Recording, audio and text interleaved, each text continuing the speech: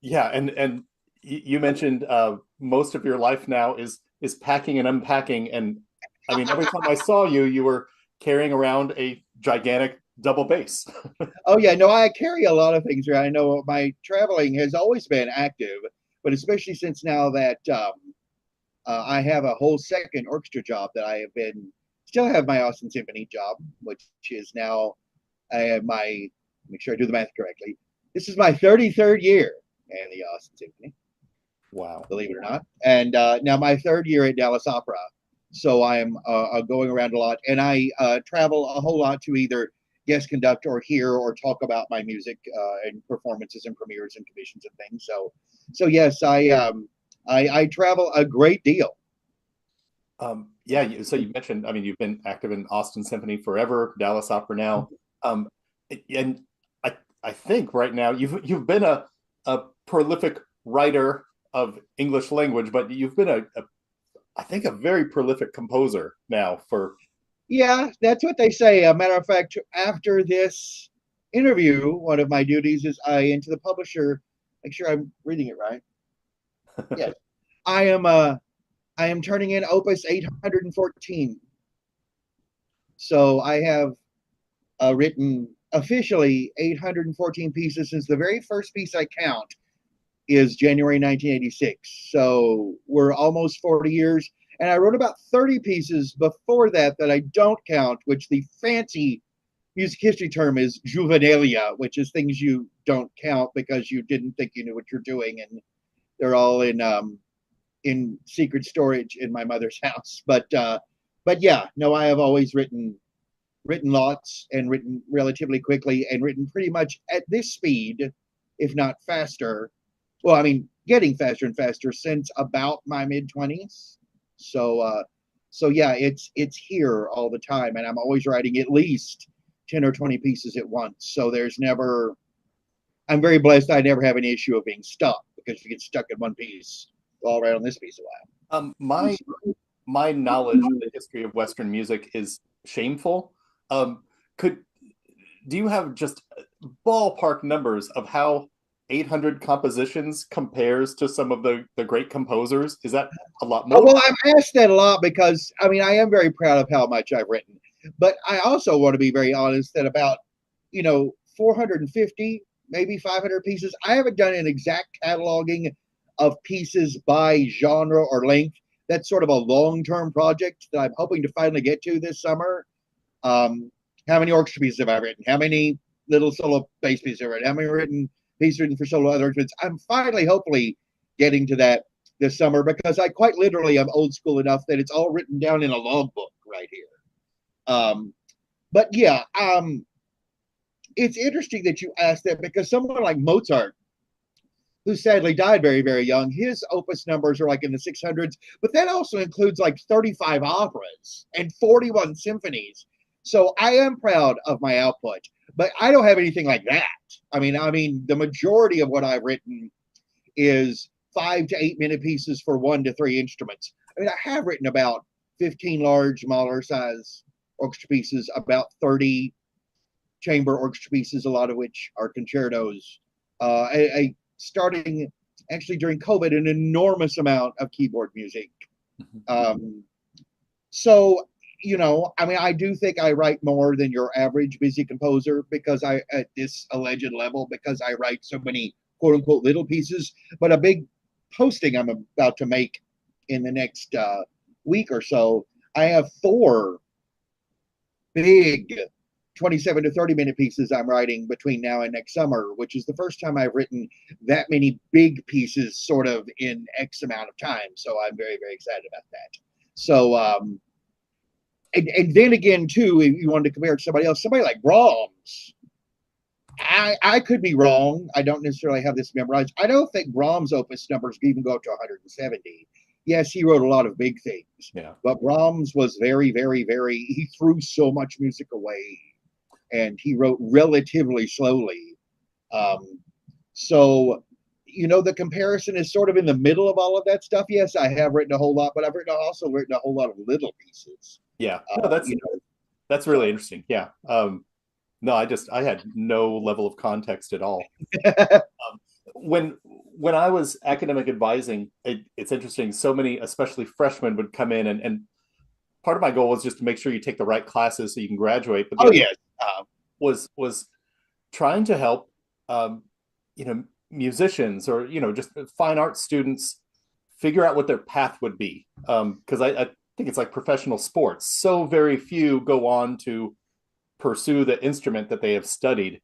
But you're doing that. I would consider you kind of. I was well, yeah, I was very, very blessed that I've done this from the beginning. I mean, I joined the musicians union at 12. I got my first orchestra job when I was 17 while I was still in high school. I also went for 5 years to a performing arts magnet school. So I have been at this at least semi or actually literally professionally for the majority of my existence. So by the time I quote unquote went to college to music school, I'd already been doing this a fairly long time. So uh, you did have an aura around the University of Texas, just how you carried yourself. It's like, oh, there's a student, and there's Kelly. He's a professional. well, yeah, I've always kind of had multi hyphenated things that while I was still a student, I was very, very busy. Also, it was always so ironic, again, that I followed such a very bizarre path of sort of doing it before you were on paper qualified to do it. You know, I had 32 pieces published before I ever had a composition lesson. I don't have an undergrad in composition at all. I had some theory study and I took some composition lessons as a kid from a place that I took lessons at, but I didn't go to composition school until I got my master's in composition at UT. So, and again, I already had 32 pieces published, and I was already lucky enough that I had a fairly extensive queue of commissions. So, I kind of went at everything backwards, as it were. Yeah, yeah. No, that's very interesting. This is kind of a trite question, but you're just wildly qualified to answer it. For someone beginning, especially a classical instrument performer, advice on how to continue to pursue that. Because well, I mean, you know, just continue to practice lots and perfect what you can on your instrument. And I just read this. I'm stealing this line. I read this in a blog talking about these kinds of things the other day. Have every door open. uh-huh. I mean, it is so hard to do what we do. And it is so difficult to get any kind of orchestra job these days, Yeah. whether it pays well or not. I mean, whether it's some little podunk orchestra that doesn't pay $4,000 a year, there'll be 60 people show up to try to get a job in that. You know, leave every avenue open, and then don't ever think you might be quote unquote too uppity to do something that may sound while you're a conservatory student to be insulting. I know plenty of people who the way they decided to make their living was to play on cruise ships, was to play 6 nights a week at a spaghetti restaurant, was to, you know, especially in Europe, there's people who make a significant living busking. If any of the watchers are not aware of that word, that's literally playing the street for people to throw money at you. And also, especially in New Orleans, I know plenty of musicians in New Orleans that their quote unquote day job, like the thing that they know brings in X amount of money in between other quote unquote irregular work, is they play on the street for 3 hours a day. So I think that may be, in a nutshell, the most important thing. But if you're going to try to make at least part of your living in being a musician, do not shut any doors and be willing to go through any door at any given time if the opportunity is there. Yep. Yep. No, I think that's great advice. Before we leave that, if anyone thinks that I'm just saying that, as you said, to quote unquote be tried or something, this is not new. If we want to talk about composers, Philip Glass still drove a cab for a year and a half after Einstein on the Beach, a very, very landmark opera in his output, was done at the Met. Charles Ives, who again is a sort of an anomaly because his music wasn't recognized or played till he was very, very, you know, in his 50s and 60s, was a very prominent not only insurance salesman and owner of an insurance firm, he wrote books about insurance actuaries that are still used. So it's not out of the realm of possibility. Don't think that, oh, well, I can't be somebody because I had to go do XYZ part of the time. This is not new, and do not ever feel sad or apologize for that. It's especially in this day and age, it's off of the reality. I have relatively had to do relatively little of that myself, but that's because I had parents of very upper middle class means who were saints and would always help if there was financial help necessary. Yeah. So they are the only reason that I haven't at times had to stop doing 60 or 70% of what I do and go work at Walmart or what have you. Yeah. So I cannot emphasize this enough. Keep every door open and do not feel embarrassed or ashamed if you quote unquote have to do something else on the side, either at the beginning of your career or the middle of your career or your entire career. Yeah. That's great. I do think a lot of artists put pressure on themselves, and yeah, if you're not making your entire living from music, there's a shame, or I'm not successful, or I'm a failure. But I think as long as you are able to play or write, as long as you're able to do it at all, you're a success. Yeah. Or even if you're not able to do it all, you're still finding your way and looking for that door to go through. As long as you're doing it, you're still a success. You're still doing it. I want to jump back on it's something that happened a while back, but I ran across you have had an original work premiered in Carnegie Hall. I think that's actually 4. I mean, I would correct somebody and say no, that's 4. Yeah, that sounded so vainglorious. No, I have been so blessed. I've actually had 4 pieces premiered in Carnegie Hall. Yeah. I would love to know, because how does that feel? And I don't know if you want to talk much about how do you get to that point. You don't drop your composition Well, off it's the front interesting door. that you ask that, because it's very, once again, I always talk in paradoxes and ironies. Yes, it was a cosmic thrill. And it's actually 2 of the most important pieces. Go back to our UT Live, a gentleman named Javier Oviedo, who is a very good brother still, and who I'm going to hopefully write more pieces for down the road. When he graduated and he moved to New York and started this thing called Classical Saxophone Project that every year does a concert in Carnegie Hall. I basically just one day, like I do many of our classmates, that's another small tangent, important thing about especially being a composer and stuff. If you go to a school as prominent as UT, stay in touch with your classmates, and then especially you'll hopefully get to write something when they go on to do something like with a capital S.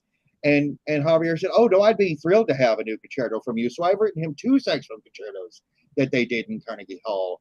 And the ironic part, because I got to make lots of friends with New York freelancers during the production of those pieces, and I'm still friends with them and gotten to write some of them pieces, because all of this kind of snowballs. Yes, it's a cosmic thrill. Yes, it was such a thrill. I can't, to put, just looking at it on paper. Oh, you've had 4 pieces played in Carnegie Hall, but to the freelancers who are playing 17 concerts that week, oh, we have to play a new piece of Carnegie Hall on Tuesday. Then we're like subbing for somebody in Hamilton on Wednesday. It's just kind of run of the mill for them. It's just another venue that, but Carnegie Hall has this fame and this cachet, like, oh, I've had music playing Carnegie Hall. Yeah. And again, it's one of those things that, when you're putting together your press material and your bio and stuff, it looks fancy on paper, So, but yeah, no, that's how that came about. It was actually relatively simple. And I had those 2 pieces done by Javier and the Classical Saxophone Project in Carnegie Hall in the 2010s. Yeah, that's great. Yeah, those may or may not, they rank wherever they rank on your personal proud moments or whatever. But I think to the average Joe or whatever, oh yeah, oh my God, that's number 1. Oh yeah, if you're doing a concert where just someone who is not particularly well informed about the mechanics of what we do, That's not meant as a criticism. I mean, we want anyone to listen. I mean, you don't have to necessarily know anything about conservatories or publishers or anything to come enjoy classical music, but it's something that will leap out at them. Oh, I know what Carnegie Hall is. A very interesting story I have to tell about Carnegie Hall, now that you asked it. I'm currently in the long term raise the money to do those two pieces we did in Carnegie Hall again here. The most important reason is we have no recording. You have to pay Carnegie Hall this gargantuan amount of money to record anything live in Carnegie Hall, and you are not allowed to bring your own recording or use your own recordings. So those two very important premieres, I have no recording, because Classical Saxophone Project does have some laudable budget to do what they do. They don't have the budget to pay what that costs. So there's you another paradoxical irony. Yes, it was a huge deal to have two concertos playing Carnegie Hall. Do I have a record of it? No, I have pictures. I have like 1 7-second section of a rehearsal. I don't have any recording of either of those pieces. But hopefully, when I can re-raise the money to do a PK Production Chamber Orchestra concert, we're going to do that here, and then there certainly will be a recording and a video and what have you. Do you think that's just because if you had that recording and you released it, recorded at Carnegie Hall, that's going to be more likely to attract buyers? Is it Carnegie Hall trying to get their cut of what you might make from it? No, it's a union thing. Okay. I mean, part of it is a union thing, but part of it is just like, if you want to record something in Carnegie Hall, you have to pay the Carnegie Hall people to do it. That makes sense. And they don't want you doing it for cheap yourself.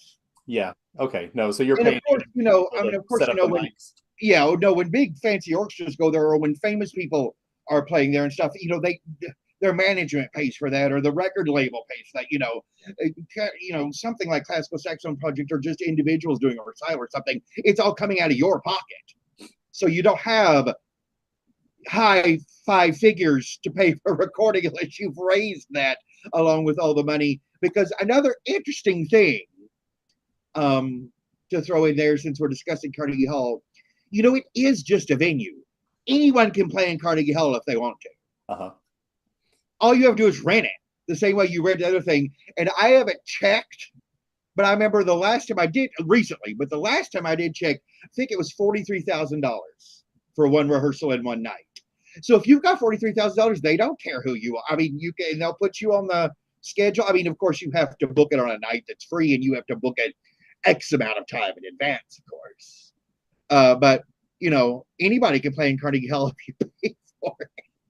I'm going to put that on my list if I win the lottery.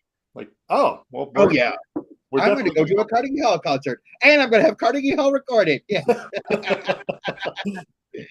Let's start practicing. Thanks for talking through all that stuff. You have so many. Oh no, I'm glad to. I'm always entertained. I have some wonderful new friends in the past 2 years who come to Symphony with on a regular basis, and they say that one of the most exciting things, not only do they get to come hear the music, is that I tell them all kinds of behind the scenes mechanics and things. One of the reasons I was really excited to talk to you in this forum is, you're accomplished at your craft. So that's allegedly on a good week. Yeah. But you also, you're not just busy and prolific as a musician. You have multiple personas. Yeah, I do. I have multiple lives. I made notes here too, like for many, many years. And I still dabble. And again, like we spoke to before we started the official part of this interview, I would like to get back into it, but I have not really been given an offer that's worth the time that they want me to put in it. I was a very active TV journalist, writing mostly about soap operas and game shows and vintage commercials for almost 12 years. I was doing that as many hours a week as I was music. And for a brief time, it was paying more than music. So I wrote hundreds and hundreds and hundreds of articles. Then I wrote hundreds of articles about random things. I think one of the funniest things I ever did, and the time that I used my thesaurus the most, I got a $1,200 gig one summer on a consumer website, I don't even know if it exists anymore, to write 500 words each about 35 kinds of toothpaste. So I had to use the toothpaste, and then I had to, I know like every thesaurus word for minty. I know every thesaurus word for chalky, because you didn't want to write the same thing every time. But yeah, I always made the joke that freelance writers, when I was between quote unquote official positions in my writing work, we're just as big a prostitutes as freelance musicians. Oh, you'll pay me? What do I have to write about? Okay, I can do that. And I wrote a political commentary for a short time. I wrote all kinds of things. And then, as we also talked about, when the TV journalism position started to dry up, I wrote music journalism for a long time. I wrote for 4 different magazines. I wrote about Americana and reviewed albums for about 3 years, and blues for about 3 years, and metal for about a year. So, and it was always, I loved doing the interviews then, because they were not used to someone who is an allegedly accomplished musician in a different genre asking them the kind of questions that I was asking them. So I loved that, but like so much web journalism, they ran out of money. Matter of fact, God bless them. My boss at one of those magazines is now deceased. 3 of those websites shut down, still owing me $1,600 that I'm never going to see. Oof. But so there's journalism life. Yeah. Other word writing life, I'm still working on a fair amount of short fictions here and there, and I have some short stories published, and I am in the middle of the second edit of what I would do 3 edits of a galley of a book of poetry. I hope to finally have published in early 2027 or early 2028. So my poem life is busy, and then my board game life. I play games a lot, and I buy and sell them often, and I am going back after an 11-year leaving it alone. I'm going back to working on, I already have 2 prototypes of my own cards and dice game that I am making, and I'm getting back to that in the spring. So yeah, I have multiple literal and metaphorical hats. What you said a moment ago, you reviewing metal acts and them responding. I mean, there's a respect. It's like, oh, we play metal, but you're classically trained.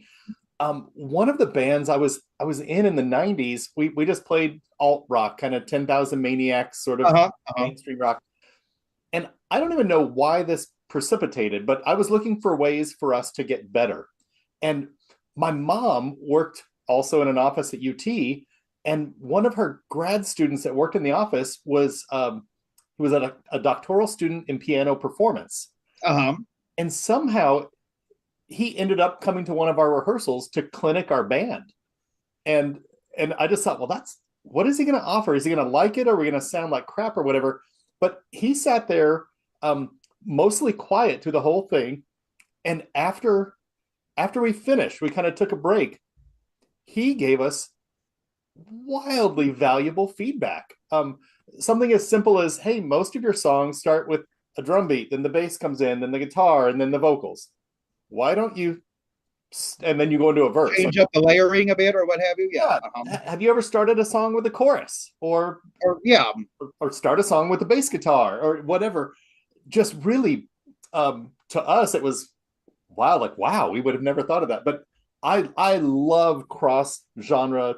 You see things that you don't see when you're in it. Oh, totally. And I mean, and also too, I mean, again, for anybody who thinks that, I mean, classical music and classical musicians already have this horrific reputation of being like in a box and in a bubble. One of my favorite quotes about that not always being the case, Leonard Bernstein himself once said, "I can tell the difference between good Tina Turner and bad Tina Turner." And I think that was very revelatory to a lot of people that, it's interesting that when I'm playing music on my Spotify or playing music around the house stuff, I rarely play classical music.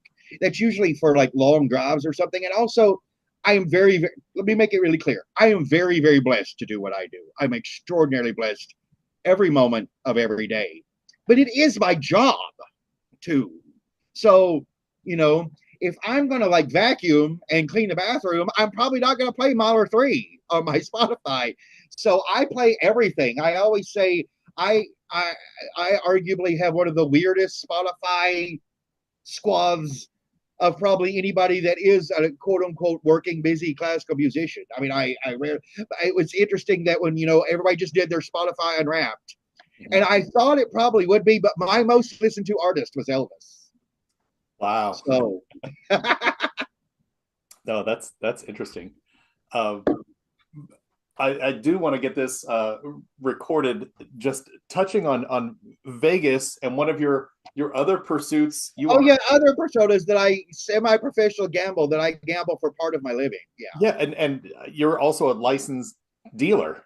Yes, I miss it, but from 2000 to 2010, I worked for a company that rented out private casinos or had private casinos at venues, and I was a blackjack dealer pretty much the first half of that time, and then for most of the last half of my time there, I was a roulette croupier because I was the person who could multiply the fastest. And I could maybe from playing bass or conducting or whatever, I could move my hands the fastest because I don't want to use a lot of technical terms that people may not know who are watching or listening. But if you see a official roulette croupier, there's someone who is counting and someone who is marking, someone who's spinning the ball, and someone else who is raking the chips and resituating them. That's called a mucker. We didn't have a mucker. I had to do everything. Oh wow. So, and they had to do it relatively fast. So they moved me to roulette once I had trained how to be a roulette croupier the last half of my 10 years of working for that company because I could do the multiplication really fast and that I could muck really fast. So it was fun. I learned a lot. I learned a lot about, when you gamble on both sides, you learn a whole lot on the other side. So That was my next question is how, I mean, it had to make you a better player. it did, but the irony, Wiley, of what do I make? Because I'm always asked this because Cal's Mr. Vegas. My next trip will be the 83rd time I've been to Vegas since 1995. Wow. And and I am not obviously not staggeringly wealthy. How do you get so many offers? How do you always win money? How do you do this? And so they always ask me, what do I play? And that again has a sort of chronological response. For the first 5-6 years, I played nothing but blackjack. I can't count cards, but I always played the statistics in the book. It's called the book of what you're supposed to do in every situation. And I always quit when I was ahead. So I always made money playing blackjack. When blackjack odds started going down using a continuous shuffler, and when blackjack minimum started to skyrocket, couldn't afford it anymore. Then I played Pai Gow for a long time. Pai Gow is a poker variant where you have 7 cards. There are rules. You have to set them. You tie 68.3% of the time. So it's not a game you're going to make a ton of money at quickly, but you won't lose much. But then post-COVID, the Pai Gow minimums went through the roof. And I was like, I can't afford this anymore.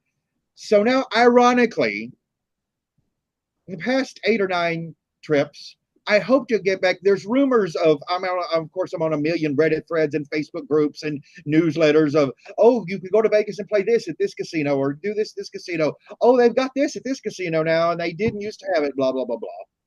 I hope to play cards again in places where they've lowered the minimums again. I miss playing cards, but I play slot machines. And I know the immediate query is it always random? Is it a random number generator? Yes, it is. But there are people on YouTube who now have millions of hits, sometimes a month, who play slot machines for a living. They really are slot machine influencers. And if I follow all their directions and go, this month, play this make of machines at this casino. Here's this new machine. Don't play it. It sucks. Play this machine. I have found, again, the magic thing of always quitting when you're ahead, which sounds really easy, but I'll elaborate on it in a moment, that Vegas was not built on people quitting when they're ahead. That all those machines, 95% of the time, if I put X amount in and say, if I get X amount up, I'm quitting, I always make it. So that will mean 82 trips now that I've always come home with profit. Wow. And what I was going to say about, I didn't mean to lose, about quitting your ahead. because I've gone with plenty of buddies before who, you're always, if you are an alcohol user, you're always some level of lit when you're in Las Vegas because you're drinking 24 hours a day, Yeah. and you're all caught up, especially you haven't been very often, and you're caught up in the lights and the neon, and we don't sleep and whatever, and you hit $300. Well, most people say, oh, that's $300 I can play with in the casino. It's not my money. And I would always say this once. Like, you're an adult, I'm saying this once. If you take at least $250 of that, put it in the room, put it in your billfold, put it in something you're not going to touch, then it is your money. That often is like talking to the wall because people are all caught up in it. Because people think I have some sort of, magic oracle wisdom of how do you always make money in Vegas, or how do you always come home with extra money, especially if now 98% of what you do is play slot machines. I'm like, you quit when you're ahead. It's that simple. No. But again, when people are all caught up in the moment and the intoxication and the experience and the lights and whatever, is for something that's so obviously inane, or I'm sorry, I should say it different, inanely obvious. That doesn't occur to most people. And also, too, let me be fair, there are a lot of people who have more money than I do who take X amount of money to lose. That's fine. That's not my business. Like, if I lose this, big deal. I had a good time. Or there are wealthy people who don't care, But for those of us, I mean, not that I'm wealthy now, but when I started going, what will be 31 years next year, I was a broke-ass student. Yeah. I was going to, like, make money. I didn't have money to burn or money to lose for fun. And also, we didn't have players cards then. They didn't track your playing then. You weren't thinking, well, even if I lose a little bit this session, at least I got the points. We didn't have any of that then. Yeah. So no, that's the root of my Vegas spiel. My approach is all points based. A credit card that gets points. And so, me too. Yeah, I go every year or two. So, there's a few $100s in playing credit. Anything won from that, we don't touch. All of that that's very smart. You get it. Yes. And then if we work our way down through it and hit zero, then it's okay. Well, we're willing to lose $100 or $200. Exactly. I mean, that was money that wasn't necessarily in your pocket to start with. That's Yeah, but we're never going to gamble more than we won off of the free money. Completely. Oh, never. No, never. And also something I do, and if people are wondering why I'm this disciplined, like most families, I have hideous amounts of addiction going back generations and certain things, not my parents, but, that I love to play games, obviously, that I knew when I started going, I had to be so fiercely OCD. Otherwise, I'd be the like, oh, here, let me sell this ring. I'm sure the next hand will hit. Or, like you see these very sad people. Oh, my God, let me get a lien on my house while I'm here. I'm sure I'll win this money back. I mean, I could have easily seen me being one of those people. And it's funny when people go with me, when I was still playing Pagao a lot, who would go with me and had never been with me before, or never been in general. I remember, I guess 7 or 8 birthdays ago, a friend went with me, and I kept adding with my eyes, like how much the chips were going up. And we were having a good time, wonderful dealer, nice place, nice vibe. And something happened. I said, get up, we're leaving. He goes, oh, is something wrong? I was like, no. I was like, I wanted to wait until we were $220 up. We are now $220 up. We're quitting. Come on.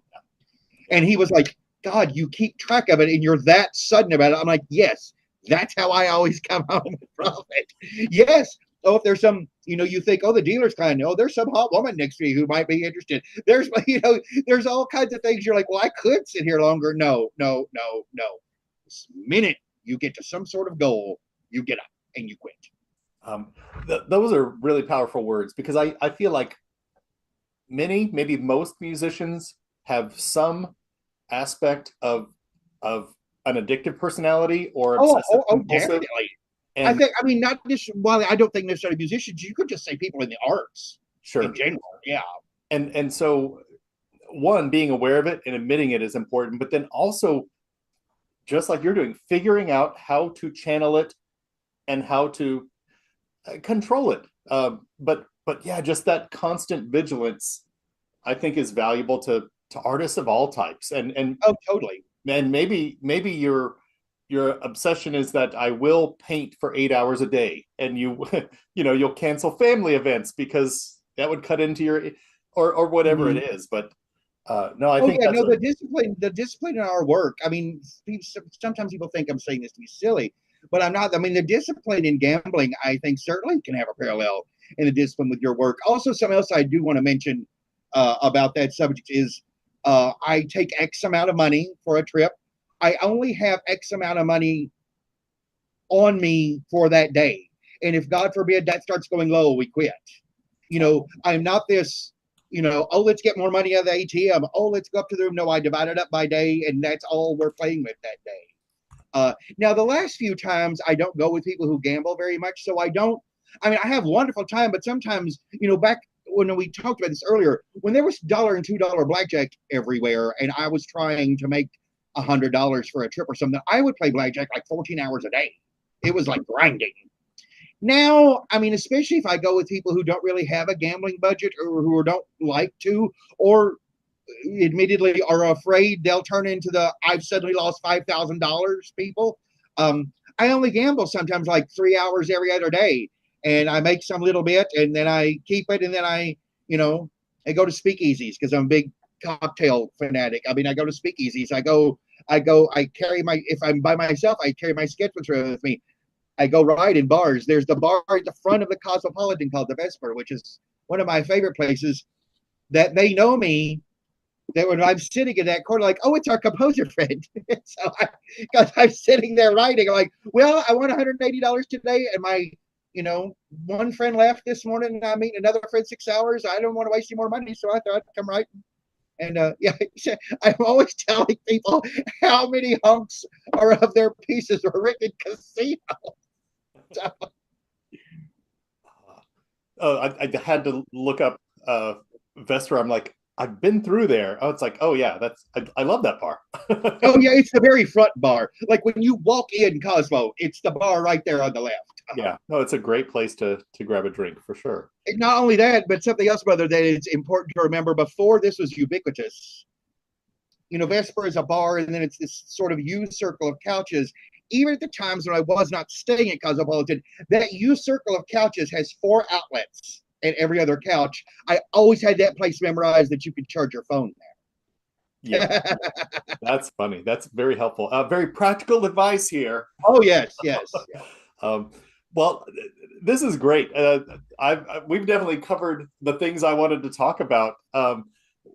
If you have anything going on that you want to share, or pointing people, you've got. Well, like I said, if you just want to, my YouTube music, the suffix is Ludwig Austin, but I mean, basically, you can put P. Kellicoatl into Google and find all kinds of stuff. I also have almost 150 recordings on a site called classicalconnect.com, and I'm adding more to that all the time. There's always stuff on my Instagram. There's always stuff on my TikTok. I mirror all these things on my Facebook, so there's always new announcements and new pieces getting posted. And yeah, I'm very thankful that I keep myself in the algorithms enough. If you want to hear any music of mine or see any videos of my playing or even my orchestra pieces or other things, you can just Google me. All kinds of links will come up. Yeah. There is one other thing I wanted to ask about, and maybe just have you address. So your Instagram handle is the VMD, the Vampire Mac Vampire Daddy. Mac Daddy, that's me. Yeah. Um, where did that persona come from? Because I mean, you're not really, well, I don't know how into vampires you are, but it's not vampire. You'd be It's more of surprised. an aesthetic. No. Well, yeah, where did that come from? Well, here's an interesting thing because you asked me because I find it so ironic that you're asking me about so many things that go back to our time at UT. Sure, sure. Vampire I've always been, since earliest memories, old vampire movies and the vampire soap opera Dark Shadows that was on from the late 60s to the early 70s. Oh yeah. I've always been fascinated with vampires, so I always and I was always a bit, since I've been about 18 or so, a bit goth, so vampire, of course. Mac Daddy was especially attributed to me because of something I did not plan, but I'm very proud of, and also shows the idea of being as industrious as I am. Uh-huh. My 3rd year at UT, 9 days in a row. This was not planned. It just fell this way. There were 9 recitals in a row, Wiley, where I wrote someone their brand new piece they were playing on the recital. I turned pages for their pianist, and I played in their little orchestra they had so they could play a concerto. I was on 9 recitals, every single piece in a row. And at the Smoky area one time, some random person said, "You're like on everything. You're just the music school Mag Daddy." And that was 1994-ish. Okay. So eventually, one time I just put Vampire and Mac Daddy together, and there you have it. So that's where that came from. Matter of fact, it became such a joke too that like I would get again, we're in the dark ages. We don't have texts yet. We have very, very unsmart cell phones. Right. But I would get emails going, "Is there something the matter? There's a recital next Tuesday and you're not on it." Like, yeah. well, there are a few every once in a while. So, but that's where that came from. It did seem almost like you were a paid employee. I did at times, did it? Yeah. Following every musician. No, that's great. And at the time, also to add to that, because I wrote so much solo bass music and because I wrote so much all the time, I know when I graduated, they did the math. I don't know if this is still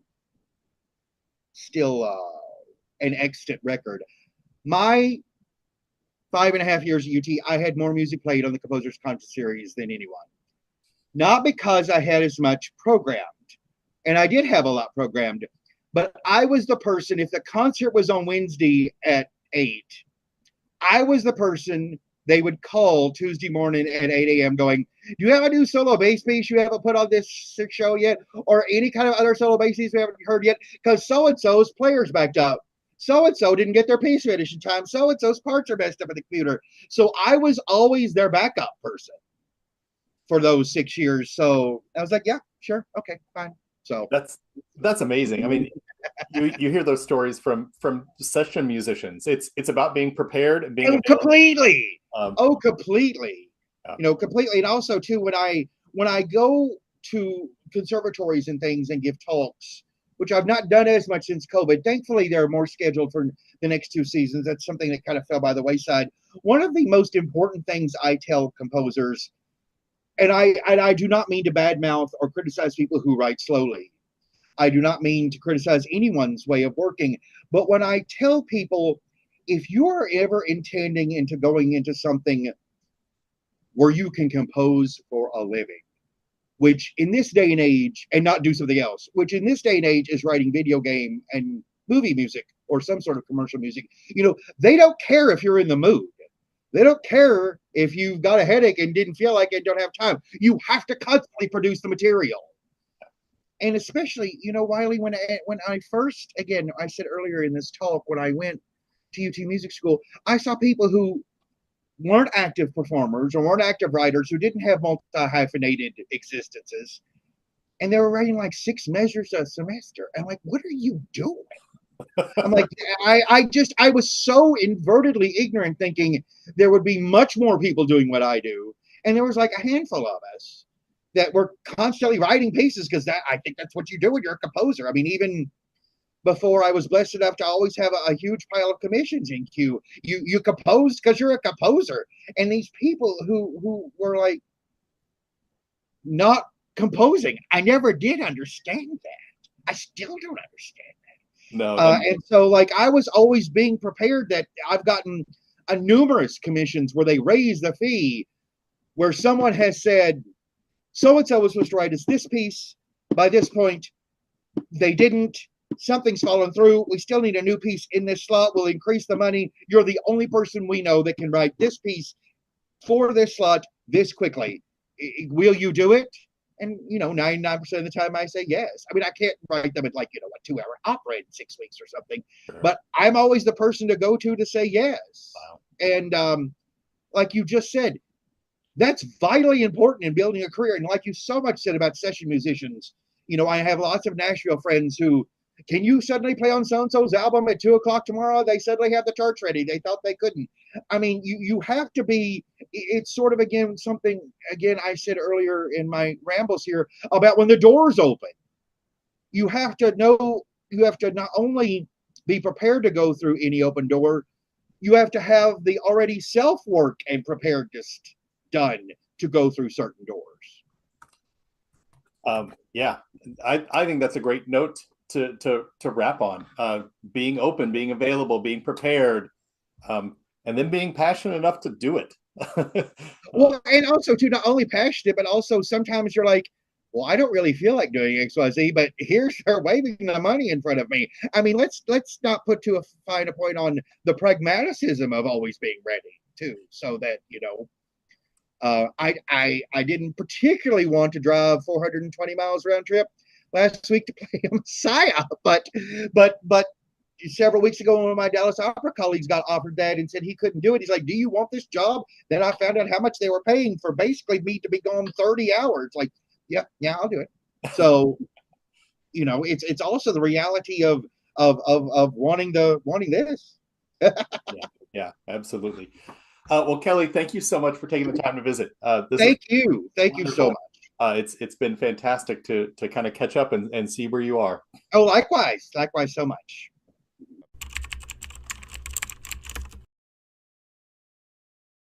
Almost like criminal type of melody on the tune. And I'm like, you know what? I really like this tune, and I want to make sure that this is solid. So Zrinski, that last name comes from definitely Eastern European, Croatia type of area. I totally researched that type of stuff, you know what I mean? So is there kind of like a little bit of a connection there? You're darn right there is,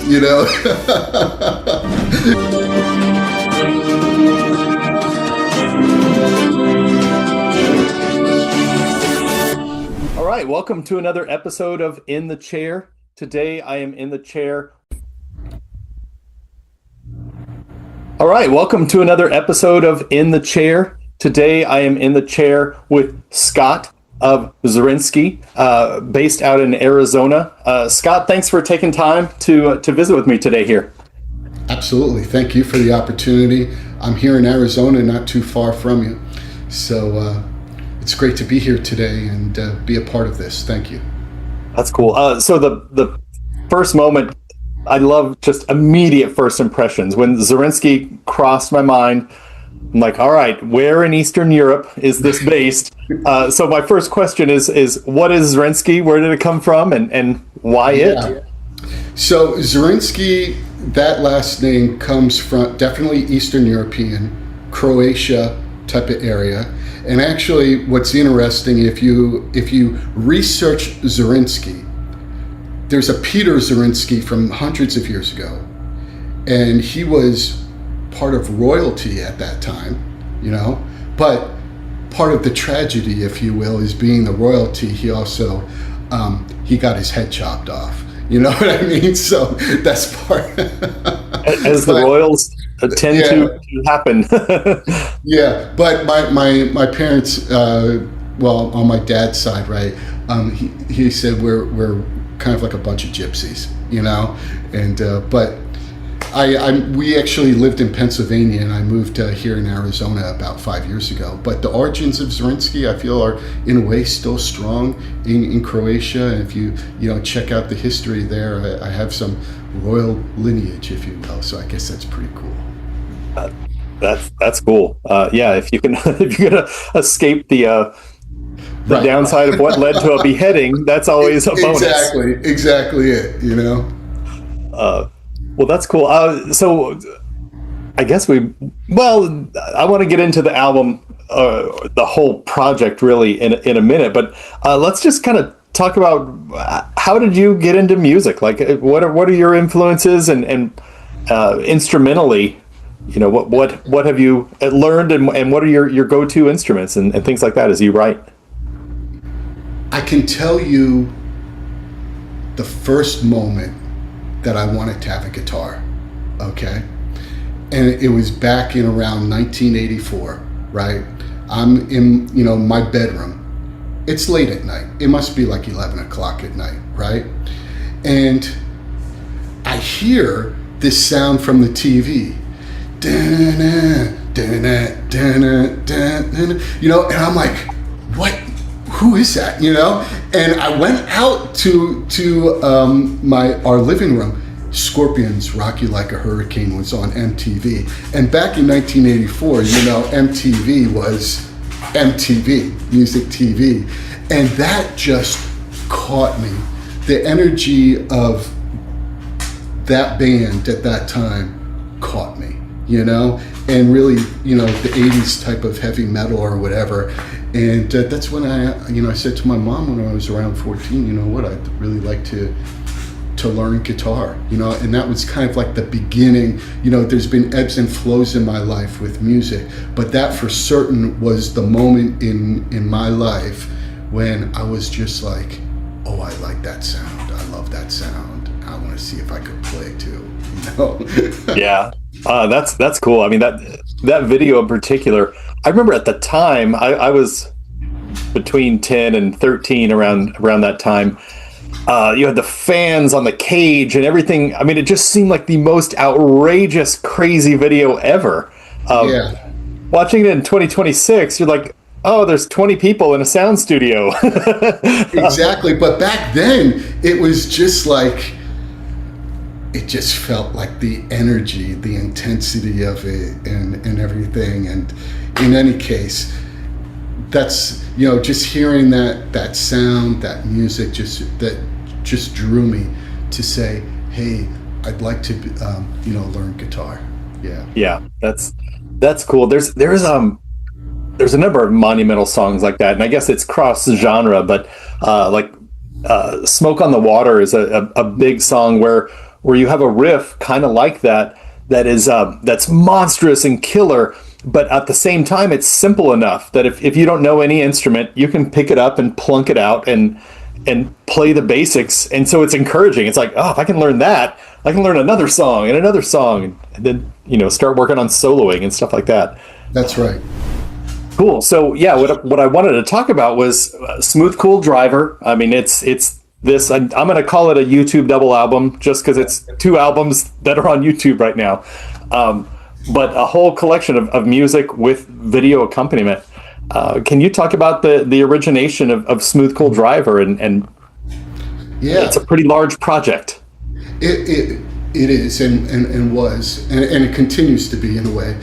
But I would say about a year and a half ago, and I need to give creds. I like to give creds when it's due.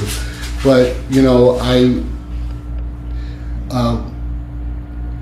back a year and a half or so ago, member of John Brown, who's Guitars for Monuments, his Modern Metal Academy, and in his academy, he has the opportunity every month to be able to create a song, and I was doing that. I think that's a good thing for me to do, create a song. And what he basically does then is he listens to every song and critiques every song. He does it in a very nice way, you know what I mean? And the first, I had a few songs that I had worked on, but then the one that kind of emerged that started this album was When I Do the Deed.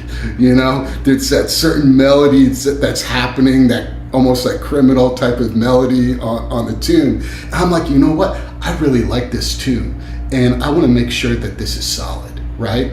And I took the steps to, all my guitars, and figured out, okay, how am I going to, get all this done? Well, the long and the short of it, I figured it out, right?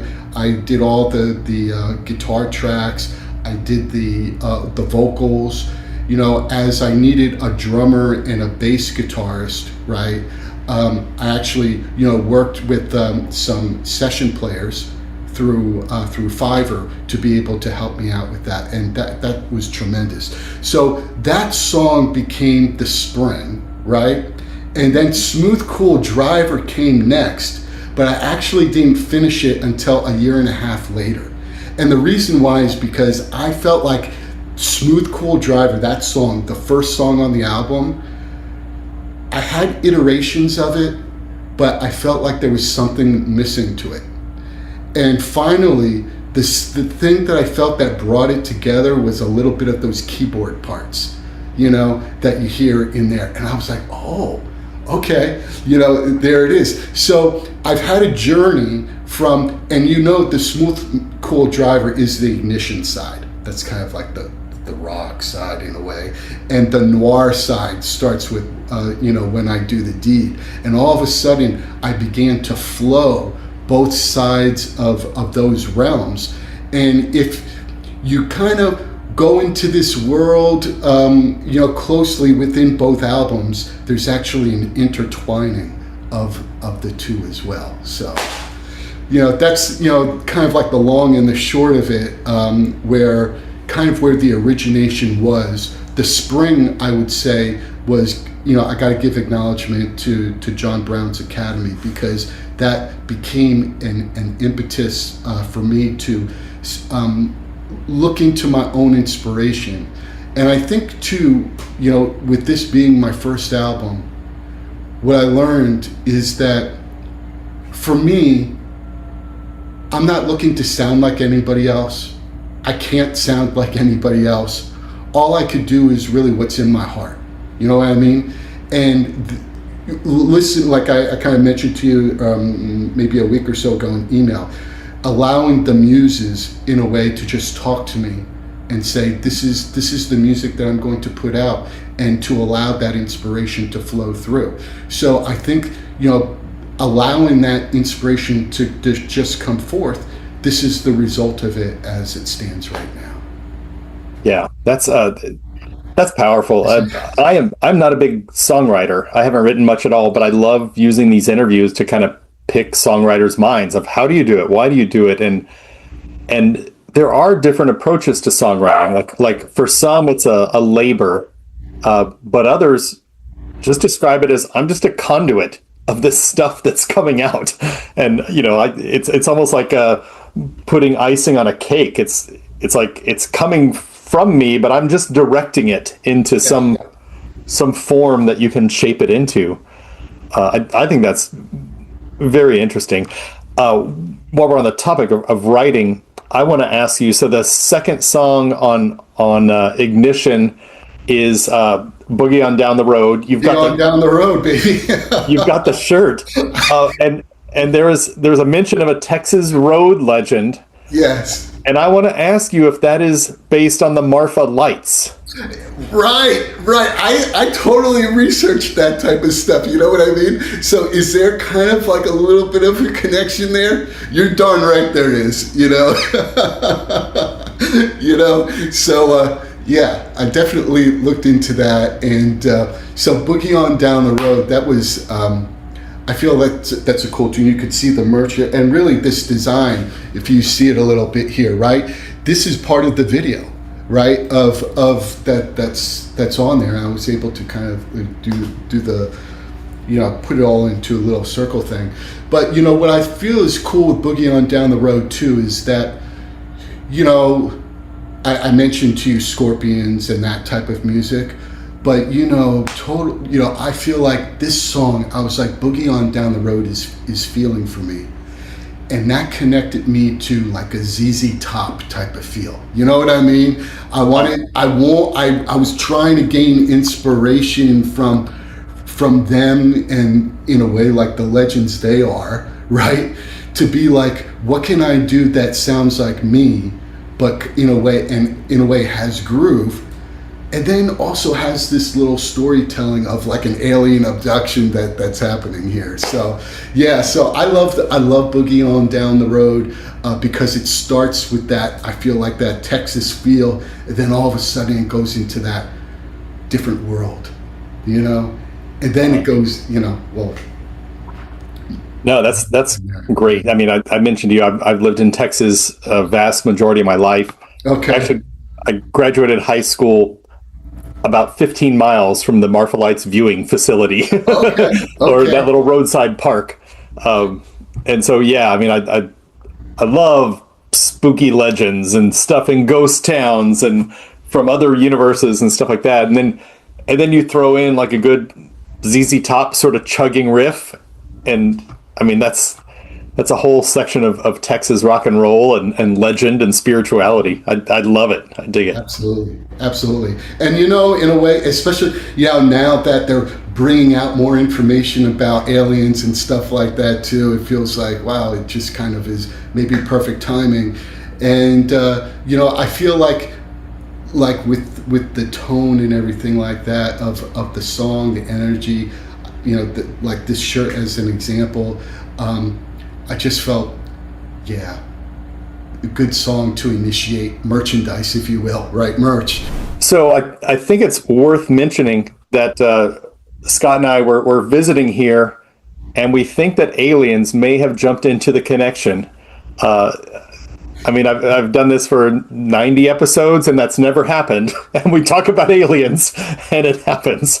So it's probably good to change the topic for leaving Boogie On Down the Road. That, you know, you never know when that extraterrestrial thing is going to happen. You know what I mean?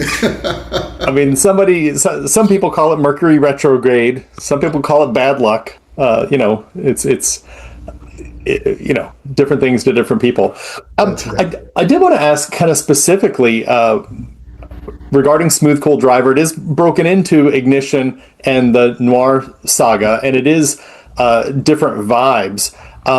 Why those names? Kind of packaging, you know, these two concepts. Yeah, so I feel like, you know, kind of like my theme in a way, like you'll see on YouTube, is two sides, one fire. You know what I mean? And the ignition, you know, when I was writing Smooth Cool Driver, you know, the inspiration of that, if I might share that with you, is, you know, back in the day, you know, a friend of mine, his, you know, sometimes we would need a ride, you know what I mean? And his sister, you know, had this convertible type of, you know, right? And, you know, we're like, yeah. And you know, she was, well, you know. And so it was just like, man, this is so cool. I'm in the back, you know, here. And really, that was like an impetus of, you know, writing that song, thinking about, you know, those times, whether it's in my life, your life, or whoever's life, when you're just driving down the highway or you're just driving down that road and you're just, you know, the stars, you know, just everything kind of aligning, right? You know, and that's like what you know, Smooth Cool Driver is all about. So I felt like too, and just, you know, there's that certain rock tone that I feel that I have in there as well. And, you know, I feel like that song sets the stage. That woman that's in my video sets the stage, you know? Because when you think about, you know, that woman that's in Smooth Cool Driver, you know, with the storyline that I have with Boogie On Down the Road, okay? She's like the grandchild, you know, she's a family person of those folks that got abducted.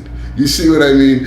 So, but when you take that down to then the noir side, I felt like, you know, when you go Smooth Cool Driver, Boogie On Down the Road, We Live to Rock You, you know, Rock and Roll Magic, Fading Away, all those songs have like a certain emotional feel to them, but they're not criminal.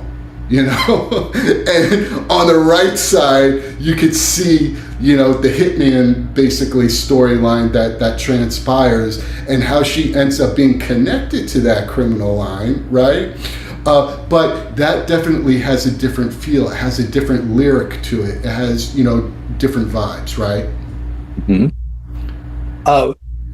What's interesting to me about this is I feel like the evolution of television shows is a good example, because you used to have a cop show or a comedy about, you know, two guys in an apartment, or, you know, the show was about this thing and their lives, or you know, like even Kung Fu was just a guy wanders, encounters adventure, and that was it. But now you do have more stories of, oh, it's a suburban neighborhood.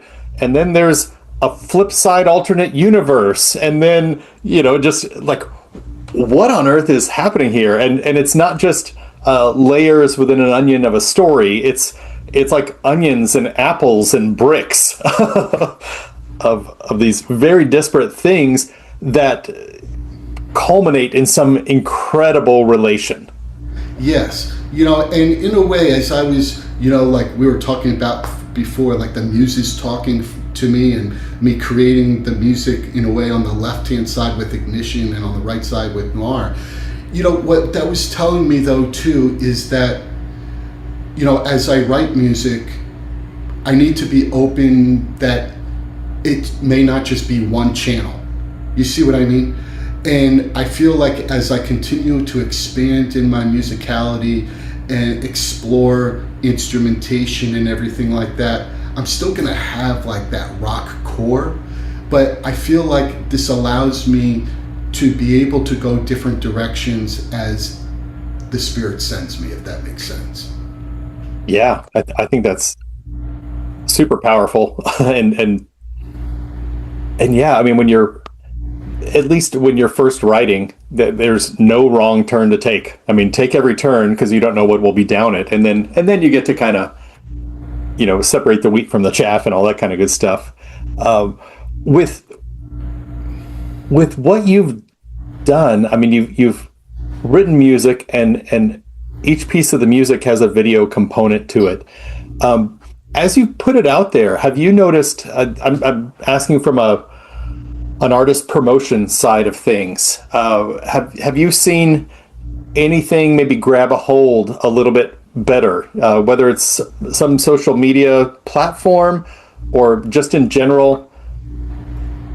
People prefer to listen, people prefer to watch, or watch then listen. What sort of things have you learned along the way in putting this all together and releasing it? I think I'm still exploring that, right? Really, as to where is going to be not only, let's say, the best channel. I feel right now from a video perspective, YouTube is my best channel in laying it all out. But I think that's part of the learning process for me. And also, as this is my debut album, if you will, right, is continuing to figure out and engage people and fans who get what I'm doing. You know what I mean? Who like that. For example, you notice that I have a certain comic feel, right? With a certain, the videos have that, So it's continuing that evolution of, keep on creating more songs, but also figuring out how I could connect with people who, let's say, want to engage in this Zorinsky world, right? So it's a work in progress for me, Yeah. I debuted the album, let's say, in January, right? Mm-hmm. And I think, as you know, like being an independent musician, it's a lot of work and going through navigating everything. But you know what? I feel that's part of the journey, and what I'm enjoying. I think what's most important is giving to my fans and my future fans from what's inside me, and that they'll get it. And then as time goes on, just continuing to build a fan base that together we get it. The ultimate world that I'm creating in here. Yeah, I think that's a good point, because I think when I was younger, you'd hear some famous artist saying, I don't do this for the money and fame, I just do it. And I always thought that was just complete BS. It's like, you can say that because you're a famous rock star. The money means nothing. But then you hear that more and more. And some of our favorite musical heroes have, been at the top and then crashed and burned. And then, kind of gone a little higher and a little lower. And you never hear an artist saying, oh, don't write what's in your heart. Write what other people want to hear you write. Like, no one ever has said that. I think when you watch, let's say documentaries of different rock performers and everything like that, I my feeling is many musicians would want to continue to make music the way that their heart is, but when you get to a certain level, when you work with the marketers, the producers and stuff like that, they may be redirecting you to be like, no, we need to fit this genre, right? Sure. Yeah, and there is a little bit of back and forth. If somebody's paying to market the album, you need a single, and Yeah. there are different players in the game, but yeah, that first concept of when you sit down to write, it just seems like the overwhelming majority of creatives is all you can do is write about your experiences or what's in your heart or the fantasy notions that you have of cars and aliens and things like this. I mean, you just have to write the ideas that are there. Yes. And then I think what happened, and as what happened with this album, is that as I completed a song, like for example, when I do the deed, and then at the end of that song, after you watch the video and you see what he does with his whatever, and at the end he's like talking to his girlfriend, hey, do you want to go to the Bahamas? I just had a big payout, right?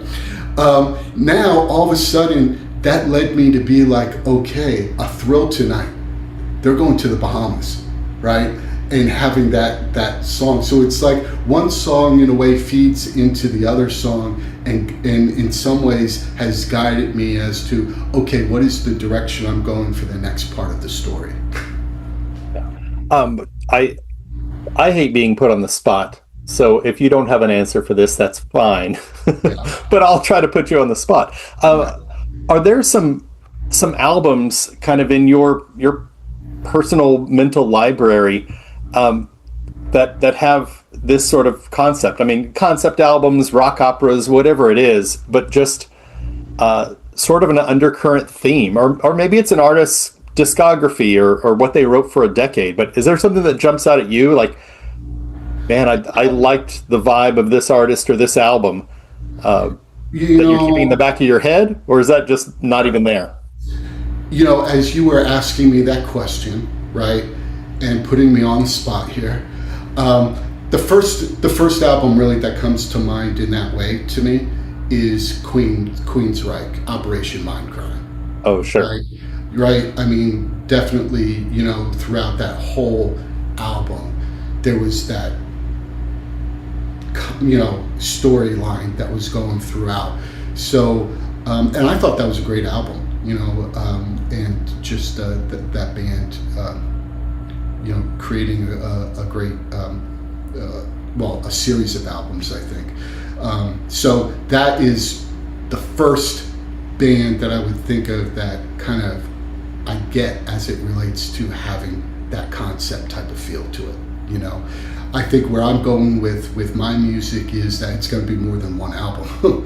You know what I mean? As to the storylines that progress, and then in a way how my musicality transforms as well. We're going to see how things kind of maneuver.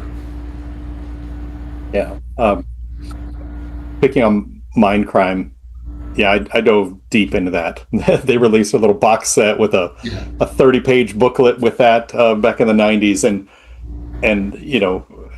it's the concept I love of I love good musicianship, but then if you want the best musicianship, go to a jazz concert. It's like no, I want musicianship, but I want something that rocks, and then I want a storyline. The lyrics can't be anything. They need to tell a story, and it doesn't have to be a novel, but I want a sentiment conveyed. Yeah, and what's interesting, I think, from back then. Tell me if you feel the same way. But back then, when I say back then, like the 80s and 90s or whatever, is you listen to a whole album. What I mean? You listen to it from beginning to end, and it was like you felt whatever that energy was of the progression of that album. And I feel like the music industry is changing a way where it's about a song or a hit or whatever, right? But I feel that I'm hoping, with fans, hey, they may resonate to certain songs that I have, which is great. But I'm also hoping that at engaging those fans, that they like the idea of listening to that story, right? Whatever that story is. Yeah, absolutely. Very cool. So with this album, well, I keep saying album. I mean, I've absorbed Smooth Cool Driver on YouTube. Do you have plans to do any special packaging of it, or I mean, I love vinyl, but that would seem very ambitious and costly to just go ahead and do that. I have ideas, okay, but it's not in that vinyl territory, right? The one idea that I have, Wiley, is it may be going a little bit in a different direction, but that I have this comic theme, all right? Well, what if I transition that into a comic book? You know what I mean? The story of the album, and then if somebody wants to listen to the song while they're flipping through the comic, they could do it. You see what I mean? So yeah. I'm thinking about that idea. Yeah, I mean, certainly the graphics on the videos and on your shirt, I mean, to me, it jumped out as like a graphic novel, somewhere between a comic and a graphic novel. Exactly. And, I do, if I may, want to give creds to, with the graphics of the video and everything like that,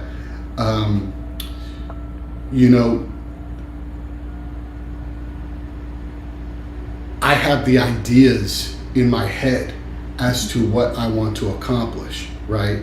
And I was able to work with my freelancer friends in order to kind of create what was in my mind, And I do have to say that, Fiverr's been a really good support of that with the connections that I've had.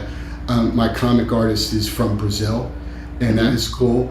I have a drummer from Italy that I connect with, and what is really stokes me here is that as I've been on this journey, I've been able to connect with people around the world in order to help me make this music and make this world happen. So I just want to acknowledge that here.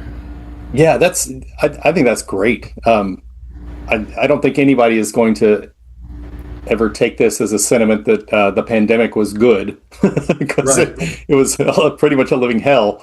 But one of the byproducts of it was such remote collaboration. I mean, you saw so many all-star bands come together and put out videos and stuff. But yeah, in the indie scale, there are so many acts now that a songwriter in Pittsburgh has a drummer from Brazil and a guitarist from Italy. Right, and it's like, hey, I could go to Luis is his name, from Brazil, right? And I'm like, I have another song for you, right? And they will collaborate as to, what the panels should be, right? And that was just a joy to be able to do that. And then from there, once you have the comic panels, how do you make them move? Right? How do you have that moving feature with it? And I was able to work with a guy, Sandy Pan from India, on some of the movement. And then, of course, for me too, I've learned on my own with DaVinci Resolve how to, work some magic myself. So it's like not only like a musician, I feel like I'm artist, I'm kind of doing all the things. And I'm also being able to collaborate with others to help make my vision happen. And I appreciate that a lot, That's cool. I appreciate someone making progress on DaVinci Resolve that I never have. But, you can do amazing things. Yes, definitely. but I cannot do incredible things. No, that's fantastic. Can I ask you? I know you're asking me the questions, but hey, Yeah, I yeah. might as well ask you. How did you like going through the journey of the album? Uh, I love it. Like I was saying, I want instrumentation that's interesting, and lyrics that you need something that is kind of hooky and kind of catchy, but in telling a story, it's not 3 minute pop songs. It's you got a story to tell. You need to morph that around the musical flow. I think it's great. I mean, I think as people that are watching this, like, oh, what's the next thing I'm going to watch? Look up Zarinsky's smooth, cool driver. Can't say it. Smooth, cool driver. Cool driver. Yeah. It's great. I mean, I think the vibe these days is finding some TV show to binge watch. So you're going to watch 6 40-minute episodes of something later tonight. How about taking a turn to an indie artist that put together this concept that is a lot more easy to take in a shorter period than the 6 hours after dinner tonight. Well, thank you for that. Thank you for that promo. I appreciate that. Yeah, I think I mentioned it before we started talking here. With any artist, I always think about, well, what's different about what you're doing. What's interesting? What's compelling that isn't with 1,000 other artists, and Zarinsky has it. I mean, double albums are a thing, concept albums are a thing, and certainly videos that tell stories are a thing. But you have all of that into kind of two separate but paired storylines, and that's a lot to dive into. I mean, you could just hit it and listen, and it's fine. You don't have to, you don't have to dive in and surgically analyze every lyric and every frame of the video. It can just be music, or when you're ready to actually sit down on your sofa and be compelled visually. I love that there's a counterpart. Cool. Thank you for that. I appreciate that very much. When I going through this progression and being able to write the songs and also kind of get some voice from John from the Modern Metal Academy. One of the things that he was inspirational to me was that he shared with me. He said, "You know what, Scott? Every time I hear one of your songs, I just know it's you. Like, you could just know."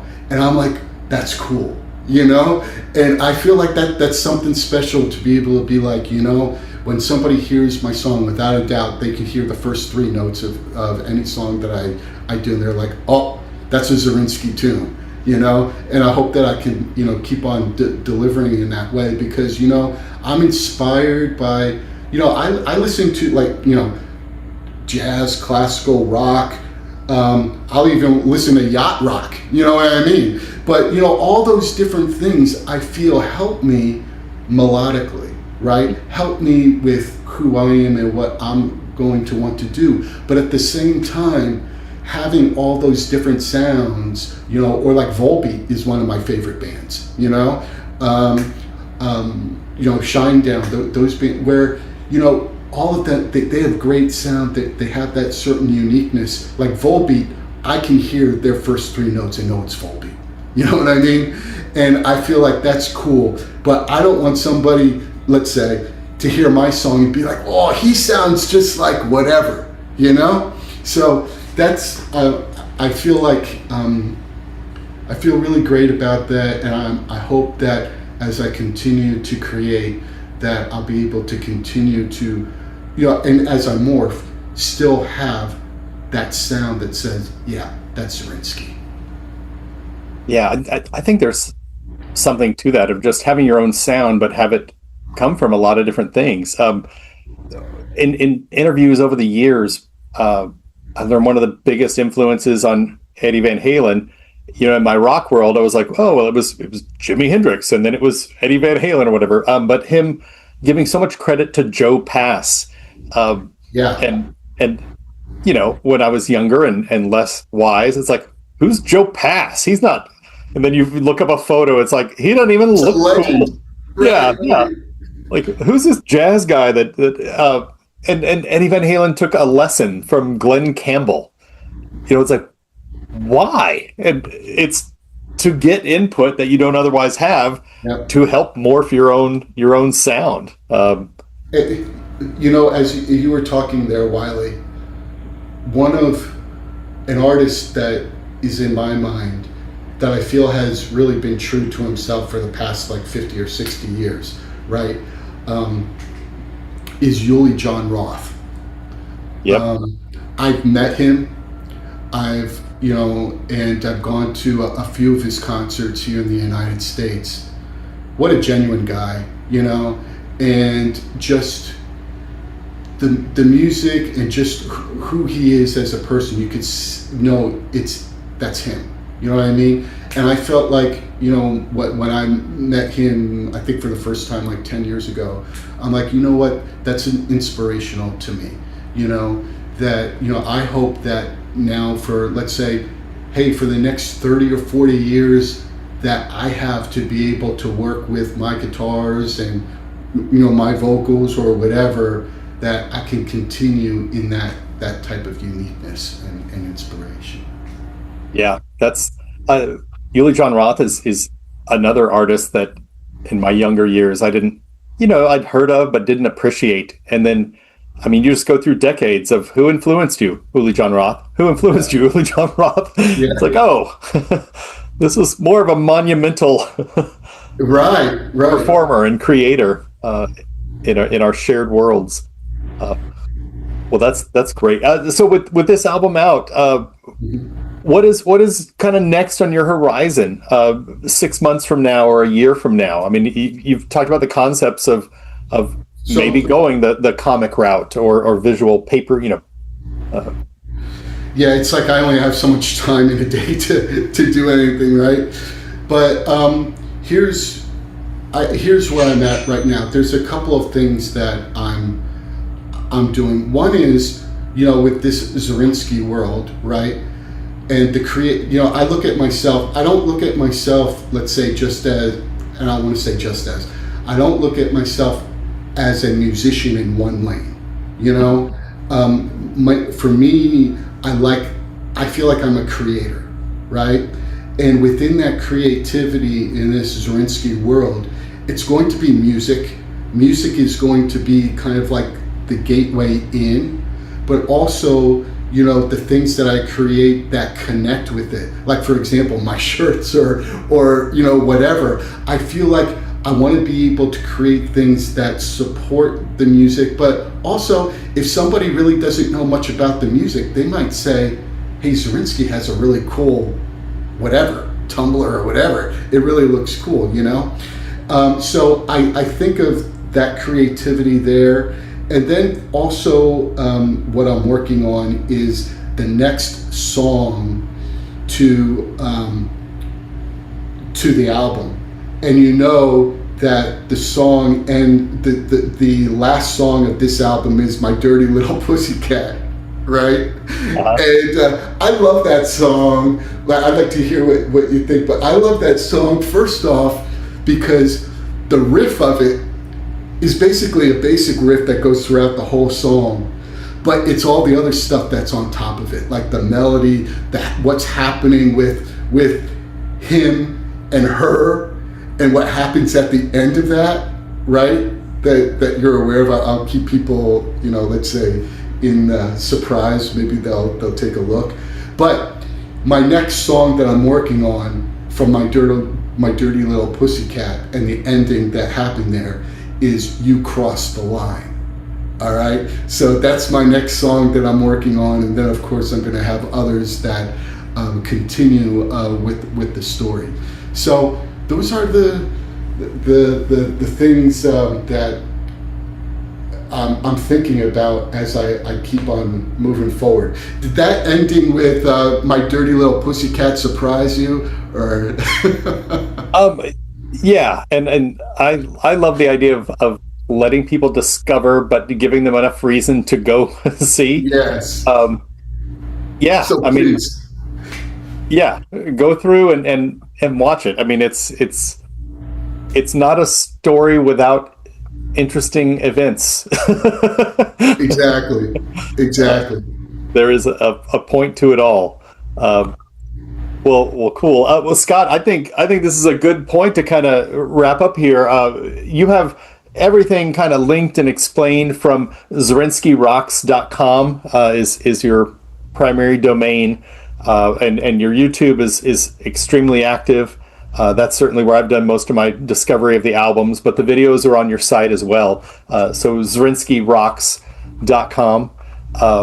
Yeah, and I want to thank you again for taking the time for weathering an alien invasion in the middle of our discussion. Well, also, Wiley, I wanna thank you, and also thank anyone who's watching this video and what you're doing. I appreciate, and I know others appreciate what you do in helping us indie artists. I'm thankful for that, and thankful for the opportunity to be able to, share who I am in a way and my thoughts.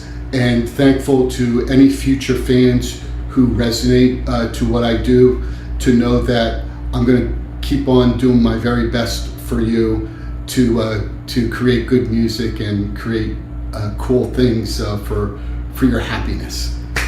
Oh, absolutely, absolutely. One of the reasons I love doing this is so that music and videos aren't just those things. I think it's interesting to know the person behind it, and I've always said, like, I'm going to go listen to both sides of the album after this, and I'm going to hear them and watch them differently than I have so far. I love the context of hearing a creator speak about their work and then applying that on the next few listens. Cool. Thank you, Wiley. All right. Cool. Well, take care. Folks, go check out ZerinskyRocks.com. Take care, Scott. All right.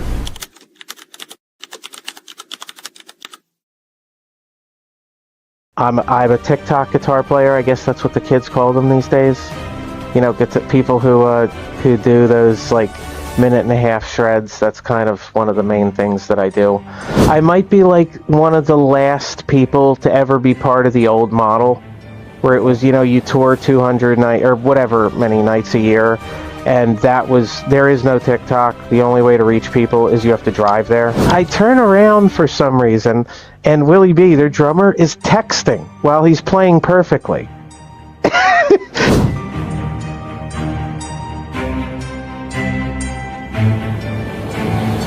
All right, welcome to another episode of In the Chair With. Today I'm in the chair with Christian O'Connor. He is a Philadelphia-based blues rock guitarist that you may have seen shredding on TikTok, or as a guitarist for Jennifer Page, as we were talking about before we started recording. Christian, thank you so much for joining today. Hey, thank you. I really appreciate it. Thank you for letting me be here. It's great to finally talk to you. We've been chatting for a little while up until now, so it's cool to finally be in the chair. Now we get to, it's called In the Chair, but I always stand. Yeah. But so I'm not in the chair with you. I'm watching you in the chair. But right. Yeah, we were talking beforehand about you're doing one of the things that is kind of getting out there are your kind of shred guitar videos. But musically speaking, can you just talk about what got you into music and specifically performing and recording it? Yeah, absolutely. So my name, just for people who don't know me, my name's Christian O'Connor. I'm a guitar player. I'm a recording artist. I have a bunch of stuff on Spotify. You should all check it out, Christian O'Connor. Don't forget the apostrophe and the OR. That's always how people. That's always the everybody wants to spell O'Connor ER. But yes, I'm a guitar player. I have several songs out. I'm a TikTok guitar player. I guess that's what the kids call them these days. People who do those like minute and a half shreds. That's kind of one of the main things that I do. As for what got me my first beginning of music. So I wrote my first. My dad was a session player. From the 80s, I guess the early 80s on. so it's been in my family forever. My sister's a very good musician. She's actually she's kind of the overachiever of our family in every regard. She but my I guess it started with my dad. He was a very good keyboard player. He still is, and he played on just a whole slew of Philly stuff in the 80s. A lot of very good artists that he worked with, and so I always knew that I wanted to do this forever. I mean, there wasn't really ever a time that I remember where I wanted to do anything other than be a recording artist. So I started before. I don't really even remember when I started. We just have. I mean, there's pictures of me holding like one of those little classical guitars when I was like 4. So I guess that's when I started. But I did my first real recording of my own solo material when I was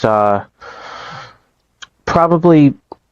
I mean, I was in bands all throughout high school, but I didn't really start officially recording in a studio till right after I finished high school. I went to Drexel, and I commuted to Drexel. I was a party pooper, as I call that in the college world. Somebody who commutes.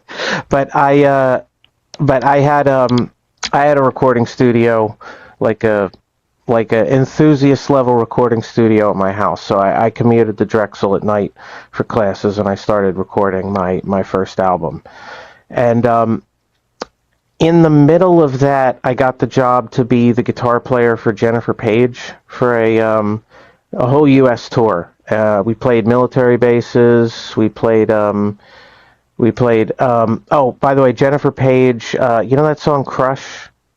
That was her biggest hit. So I toured with her for about 2 years off and on.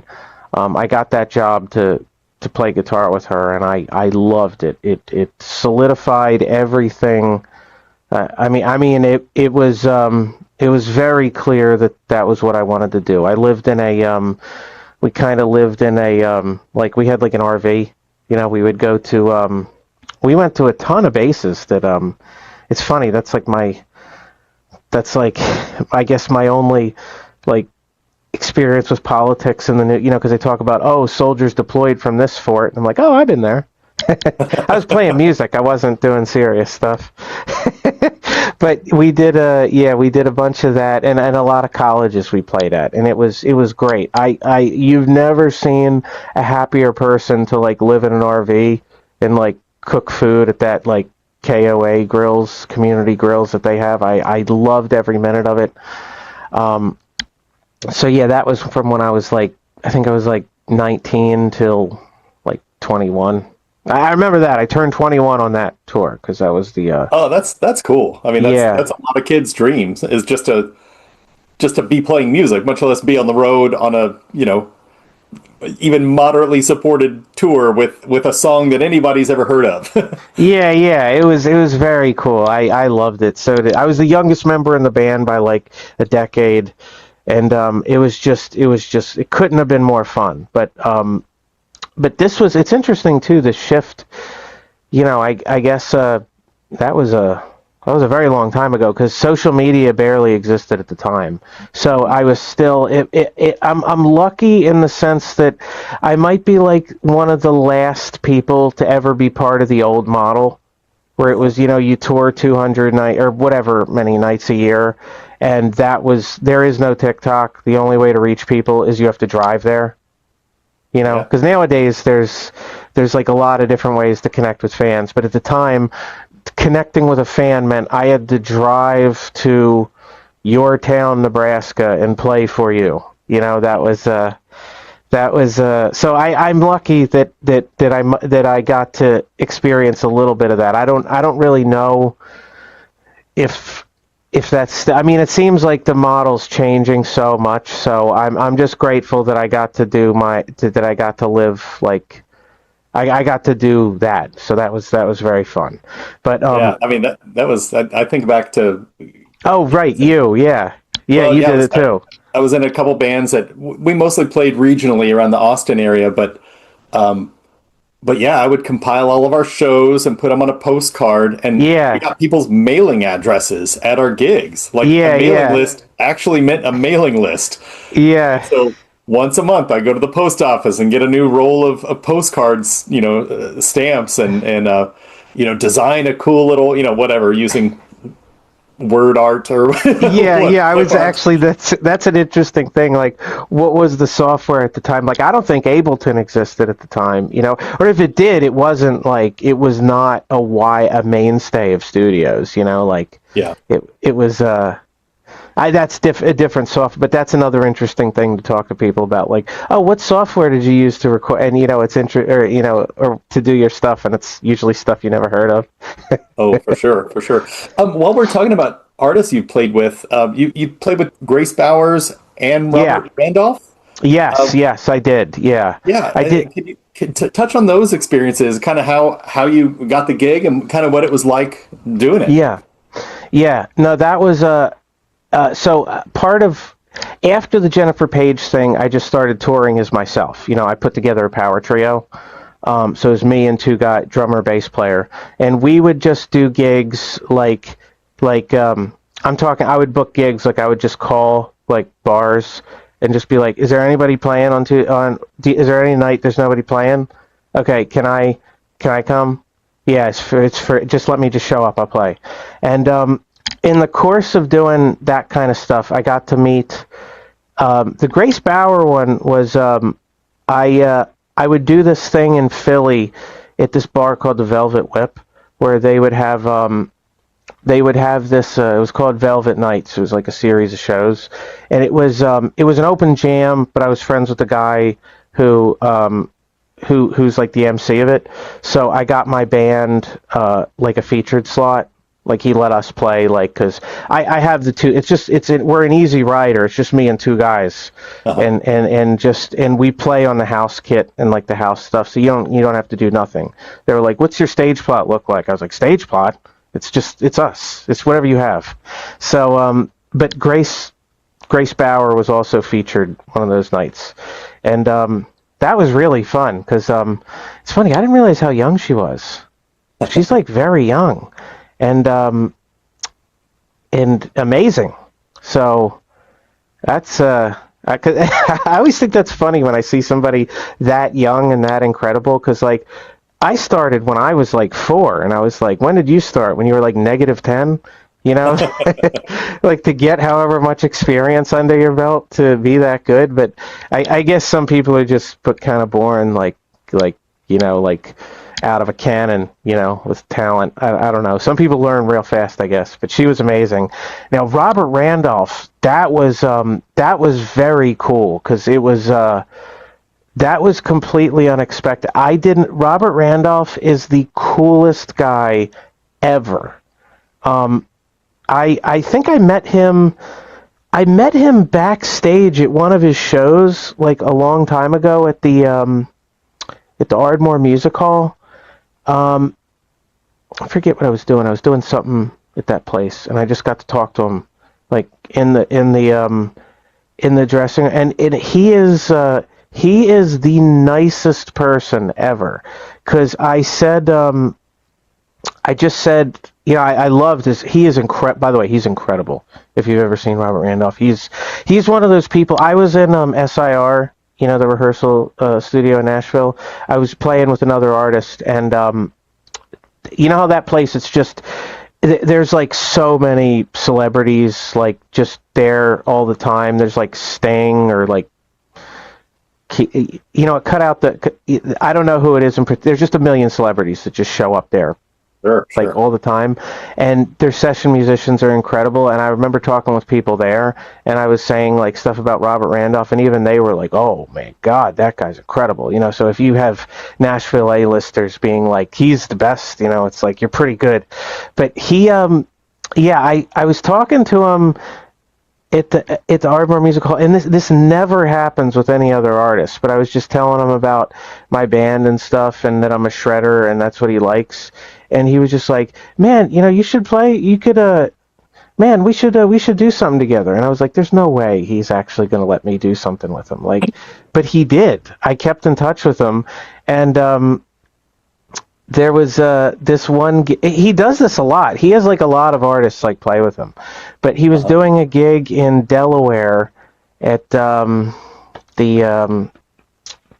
It was like one of those festivals, like you ever see like food truck festivals where like they kind of build like a makeshift little Woodstock area with like a Sure. bunch of like all the local food trucks kind of show off their stuff, and it was at the place where the ferry takes you. In Delaware to like Rehoboth and all those places, and it was just the middle of a field, and he like let me come up on stage and play center with him, which is wild. Because he never heard me like it was a complete cold call. Because I can't believe he let me do that. And same thing. And then he let me do it again. In King of Prussia. I live here in King of Prussia. That's where I am now.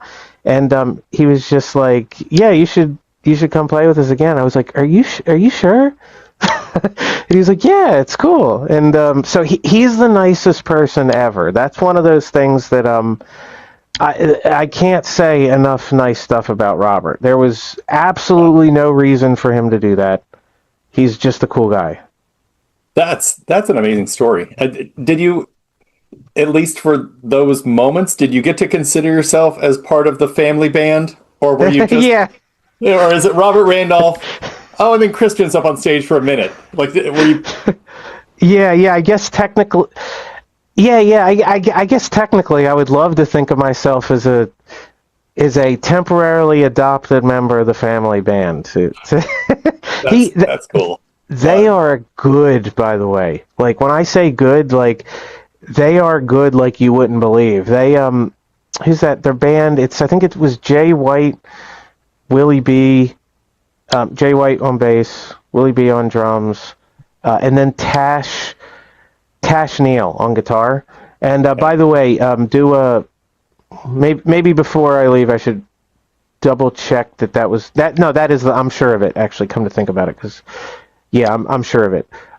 But man, are they good! Like the band, holy smokes! They, I remember I remember because I got to sound check with them too, because we needed to make sure like my amp worked, and he did. So I guess he saw me play at sound check. So like I guess he kind of did that to make sure, like, you weren't just joking when you said you play guitar. You know what I mean? But I remember doing like a warm up with them, and it was like one of those. I have a friend who pitched for the Pittsburgh Pirates for a couple games, for just a couple games. He was a minor league player. He got to play in a real MLB game like a couple times, and he said it was interesting to see how going from the minor league to the Pirates, because everybody in the minor league team is like, I should be there. He was like, of course, that's what everybody, because that's your goal. You're like, I should be there. And he said like the first time he was at bat and like he sees the ball come in, he was like, oh my God, I've never seen a pitch like that before.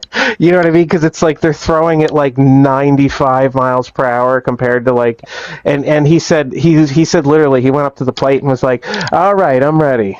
What's that? You already threw it? It's a strike? Oh, you know what I mean? Like it was almost like you couldn't even see the ball.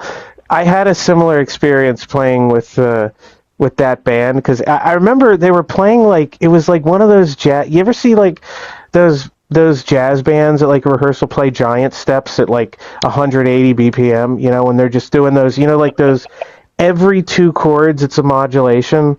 So it's like you cannot just do like you play the minor pentatonic just to keep your head above water. You're like, oh, we're in A, okay, I'm going to do some blues stuff, and if, maybe I'll think of a motif. It's like every two chords, it's like a modulation. So it's like, if you're not like, it's like the most white knuckle thing.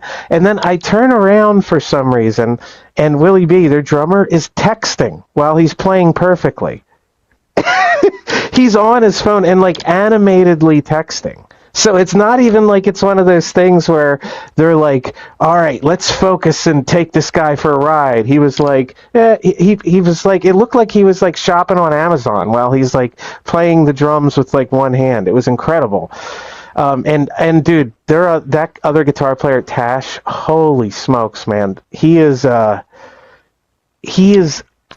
like he is like dangerously good, is I think the only way I would describe it. So it was a real honor to get to play with those guys. And it's funny, Grace Bauer kind of said that she played with him too. And I played with Grace Bauer after Robert, and she said the same thing. She was like, he's good. I was like, yeah, I know. Cool. Man, so I mean that's amazing. I love those stories of just monster musicians, and I picture a drummer just wailing and then texting, and not even thinking about being arrogant or not caring about the moment, but just I got this handled. It's sound check. I've got some other things to do right now. Yeah. Like not everybody's that talented to be able to think that way. So that's great. Yeah, and by the way, they weren't actually playing giant steps when I said that. It was just they were playing stuff like, I was trying to, if you've ever gone to a jazz jam, just to give you something of a comparison, it's basically like those things where they're modulating and like everybody's following it perfectly except for you. Is the picture I'm trying to paint. It wasn't that, I don't think they were warming up with giant steps, but they were playing things perfectly in sync that like I've never heard before. That's pretty incredible. Yeah, it was awesome. It was so much fun. I loved it. That's cool. Thanks for sharing those stories. I do want to, there's a lot of things I want to touch on, but this year, as I understand, you're releasing about a single a month, leading up to a release of a full album early 2027. Is that kind of the plan? Yes. I'm releasing. I've been releasing a single like every like 4 weeks, and at the end of that, I'm going to release them all as an album with a couple extras, with a couple extra little things to just to sweeten the deal a little bit. And also I'm going to be releasing an NFT that I've been working on to go with that. And this one is going to be it's different than what most people think of when they think of NFTs. I've kind of been instructed not to call it that, so I might call it something a little different. But it is an NFT, meaning it is an EVM, one of a kind token. So, if you don't mind, for those who have no idea what you're talking about, like when you say you're releasing an NFT, what is that? Like, good question. What in existence is that, and how would somebody decide I want in on that? Like, what is the mechanism by which somebody gets in on it?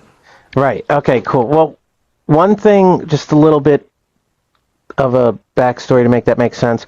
I'm also a coder. That's my other that's been my other job, since I was very young. It started out, it was just a good job to do while I was touring, because it was the only job where work from home existed, like pre-COVID. Well, I don't want to say it's the only one, but it's one of the few jobs that you could do remote, like before remote work became mainstream. So I could do it on a tour bus, sort of. Sure. I mean, I could do it poorly on a tour bus coding, but I actually love coding. I'm one of the only musicians I know that likes his, at the time, day job. You know how most people hate their day jobs with a passion? I actually loved coding. It was weird. I was one of those, every which way I loved what I did. I loved what I did when it was music, and I loved what I did when it was coding. But because of that, I was kind of an early adopter on crypto. I was very, very into crypto. Now, NFTs, I guess maybe I should also frame it a little bit before I say what an NFT is. If you don't know what crypto is, I mean, Bitcoin is the most brand recognized crypto. What Bitcoin is, I like to think of it as digital gold. It's a currency with a self-imposed digital scarcity mechanism. So there's only ever going to be 21 million Bitcoins. That's it. And that in itself makes it valuable in the sense that if you want it, there is you have to have somebody who has it give it to you. Meaning it's like an economics. It's the economic principle that it has value just because there's only so many of them, and it's a way to store value without any kind of a financial intermediary. So, where how with your money you have a bank account, you don't really. I mean, your bank could. I mean, they could put whatever limit they want on it. Technically, you don't have it; they're holding it for you. Crypto is it's you have the private key; it's yours. Every Bitcoin wallet, you have a private key and then an address. The private key allows you to spend. If you don't have the private key, you can't spend. So there's no decree. There is no governing authority that can do things with your Bitcoin without you literally doing it with your private key. I mean, they can. When I say that, it's not. I mean, if they arrest you and take your phone or wherever you have it, they have it. But my point is, it's the whole point of crypto is I have the private key. I'm the only person who can move it. There is no kind of injunction that you can do to take away my crypto. It's self-custodying your money. So an NFT is that, but is a collectible. So it's a good analogy is I don't know if you play video games, but you know how you can get like Steam achievements or I don't know. Some people would back in the day they would trade their save game file and stuff, but that's a little different. But you can get like cosmetic like things in some games. You know what I mean? Like you can buy in-game things, but an NFT is a collectible that's stored on the blockchain. So it's similar to Bitcoin in the sense that you have ultimate dominion over it. So you have the private key to your Ethereum wallet or Polygon wallet or whatever where you're storing the NFT, so nobody can take it. So if I'm playing a video game and I bought like a cosmetic item and they do an update on the game, there is no guarantee that they won't just steamroller over all the stuff I bought. Like if I like decked out my character in like boots and a gun with like sequins on it or whatever I buy, on like a third party store, if they update the game and they decide they're using a completely different API system, those items are toasted and nobody cares. Whereas the whole thing about NFTs is I own a collectible on, I'm going to say Ethereum. There's a bunch of blockchains you can store them on. I'm just going to use Ethereum for simplicity. If I have in my Ethereum wallet a digital collectible or an NFT, it's just mine. Nobody can take it away unless you have my private key. It might become not valuable anymore. People could decide that your thing is stupid, but nobody can actually base zero take your thing away. I think the way that you set that up and explained it is very nice, because I think if anybody's done any gaming, you've earned milestones and trinkets and things like this, and then lost it. If you're, and this is that sort of thing that you cannot lose. It is impossible to. Exactly. It's not that it's impossible to lose. I think of it as like it's impossible for it to be.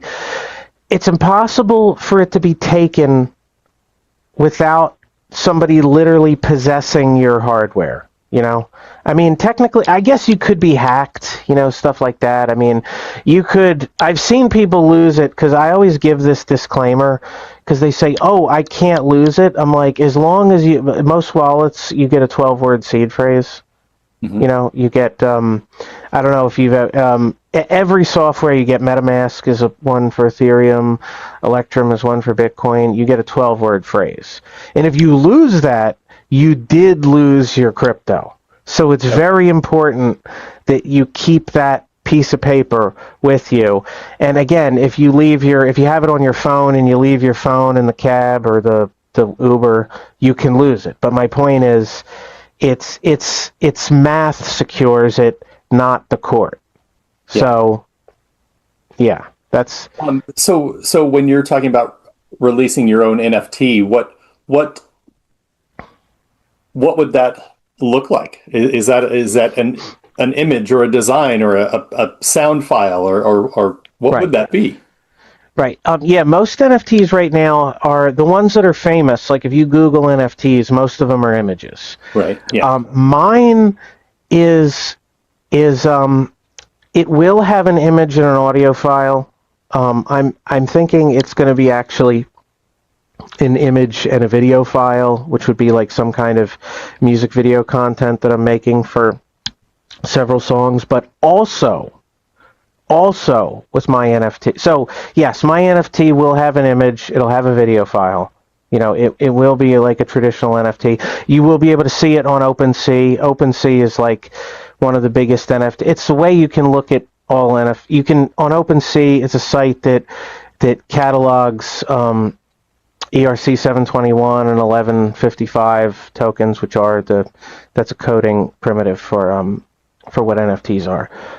So just think about it like it's like, I don't know, it's like Amazon it's like eBay for NFTs. That analogy breaks down a little bit, but just think of it like that, because just for the sake of think of it Zillow. There we go, Zillow for NFTs. Okay, you know how everyone's house is on Zillow. It doesn't mean they're selling it, but you can look at everyone's house on Zillow. Right. Yeah. Think of OpenSea like that. I don't know if they would like that comparison, but it will solve your mental model, you know, if you're trying to think of something to compare it to. I think that's helpful. Yeah, even if it's not exact. So mine will be, just to put a bow on that. So mine will be viewable on OpenSea in that way, but mine will also have a supplemental video game attached to it.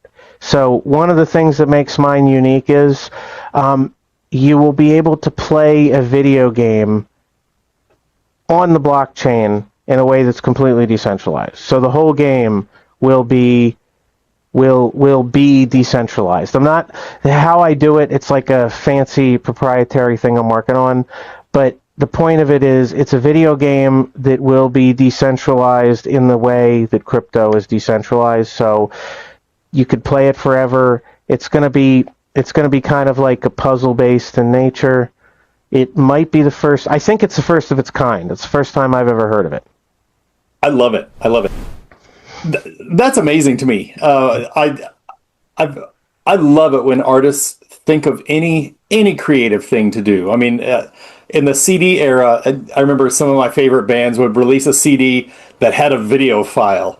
And I mean, back then you had to install you had to install some plugin or whatever to even see it, and usually it didn't work, and you couldn't watch the video anyway. But no, when people talk about the music business really being a business of selling T-shirts, yeah.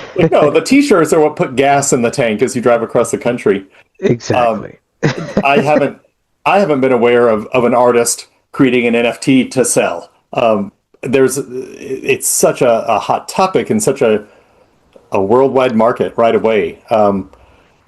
I think it's really cool and really innovative. You know, whether it is a wild success or kind of whatever, doing something different is hard these days. And I think that's a lot of credit to you for doing it, thinking it, and then getting it out there. Is that? Well, thank you. Is that slated to drop around the time of your full-length album? Is it paired with it? Yeah, I'm planning on dropping it around the same time as my album. I don't have a release date because I don't have a release date for either a firm one yet. I mean, it will. I'm going to be definitely releasing it in 2027, as early in the year as possible. I'm planning on releasing them around the same time, probably not exactly. It's funny with the NFT. I didn't realize I had the idea for that to just make something like playable and decentralized, because that was the only avenue that at the time when I started making it I had never seen yet. You know, I've never seen anybody build a playable video game that was it was stored in a way that it wasn't hosted on like a central server or anything like that, you know. It's still single player. It's not multiplayer, but you know, I've never really seen any video game with like gated access that was decentralized. And when I started building it, I started to realize why, because it's very, very hard. And it's a funny thing. Like I told some other coders that I was doing it, and they all gave me a laundry list of problems that I would have to overcome to do that, and they all ended up being very challenging. So I might have to make some trade-offs when it comes to that. Like, for instance, it might I'm erring towards decentralized. That's the thing that I want it to be, that no matter what.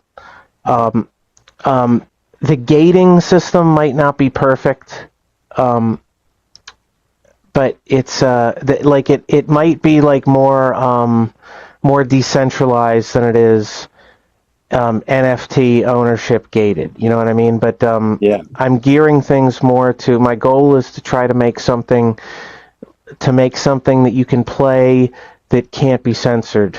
And it's more even beyond a vehicle for my album release. It's a new technology that I'm hoping will catch on to some degree. What I think will be wild, I almost want to touch base with you in 12 months from now, because you will have some people interested in your album because of your guitar work or just the genre. Like, oh, a new guitarist put in an album. Some aren't going to give a damn about guitars or the genre or anything and say, oh, this, what is this NFT that's attached to an album? And then there's going to be the crossover, like you, like me, of people who are interested in both. Yeah. And I love the broad reach. I mean, your album will be heard of in circles that other blues rock centric guitar albums will never be heard of in, and vice versa. Oh, well, thank you. So it's just such an original idea and a very ambitious undertaking. So good job. Well, thank you. Thank you. I do appreciate it. And I like that. I like thinking about it that way. High-tech blues. You're right. That is interesting. You don't see that. That's not two things that are paired a lot. The album, I don't know if this is a working title or it's done and printed. The title "Laughing from the Other Side of Fear." Yeah. That's the planned title. Yes, it's a quote from the song "Stealing the Crown." Okay. And it's the thought process when writing that was it seems like it's a fear being the thing that always holds us down, and what a great feeling it is to fear. It's almost like it's there to be overcome, and what a great feeling it is when you do. That's cool. And in a way, kind of making it is a little bit of that, because I knew from when I started this album, I was going to try to pair it with this new technology that I was making. So it's a tough, releasing a new piece of tech is always very stressful, because it might not work. You know what I mean? It's like an album, whether people don't like it or do, it still is a recorded piece of material. But pairing it with something that pairing it with a new type of technology is certainly like a challenging. It's a stressful thing to do. So yeah. It's hopefully I will be laughing from the other side of fear when it comes out. That's super cool. That's great. Yeah. Or I'll be crying from the other side of. No, I'm just kidding. It'll be cool. Deep depression on the other side of fear.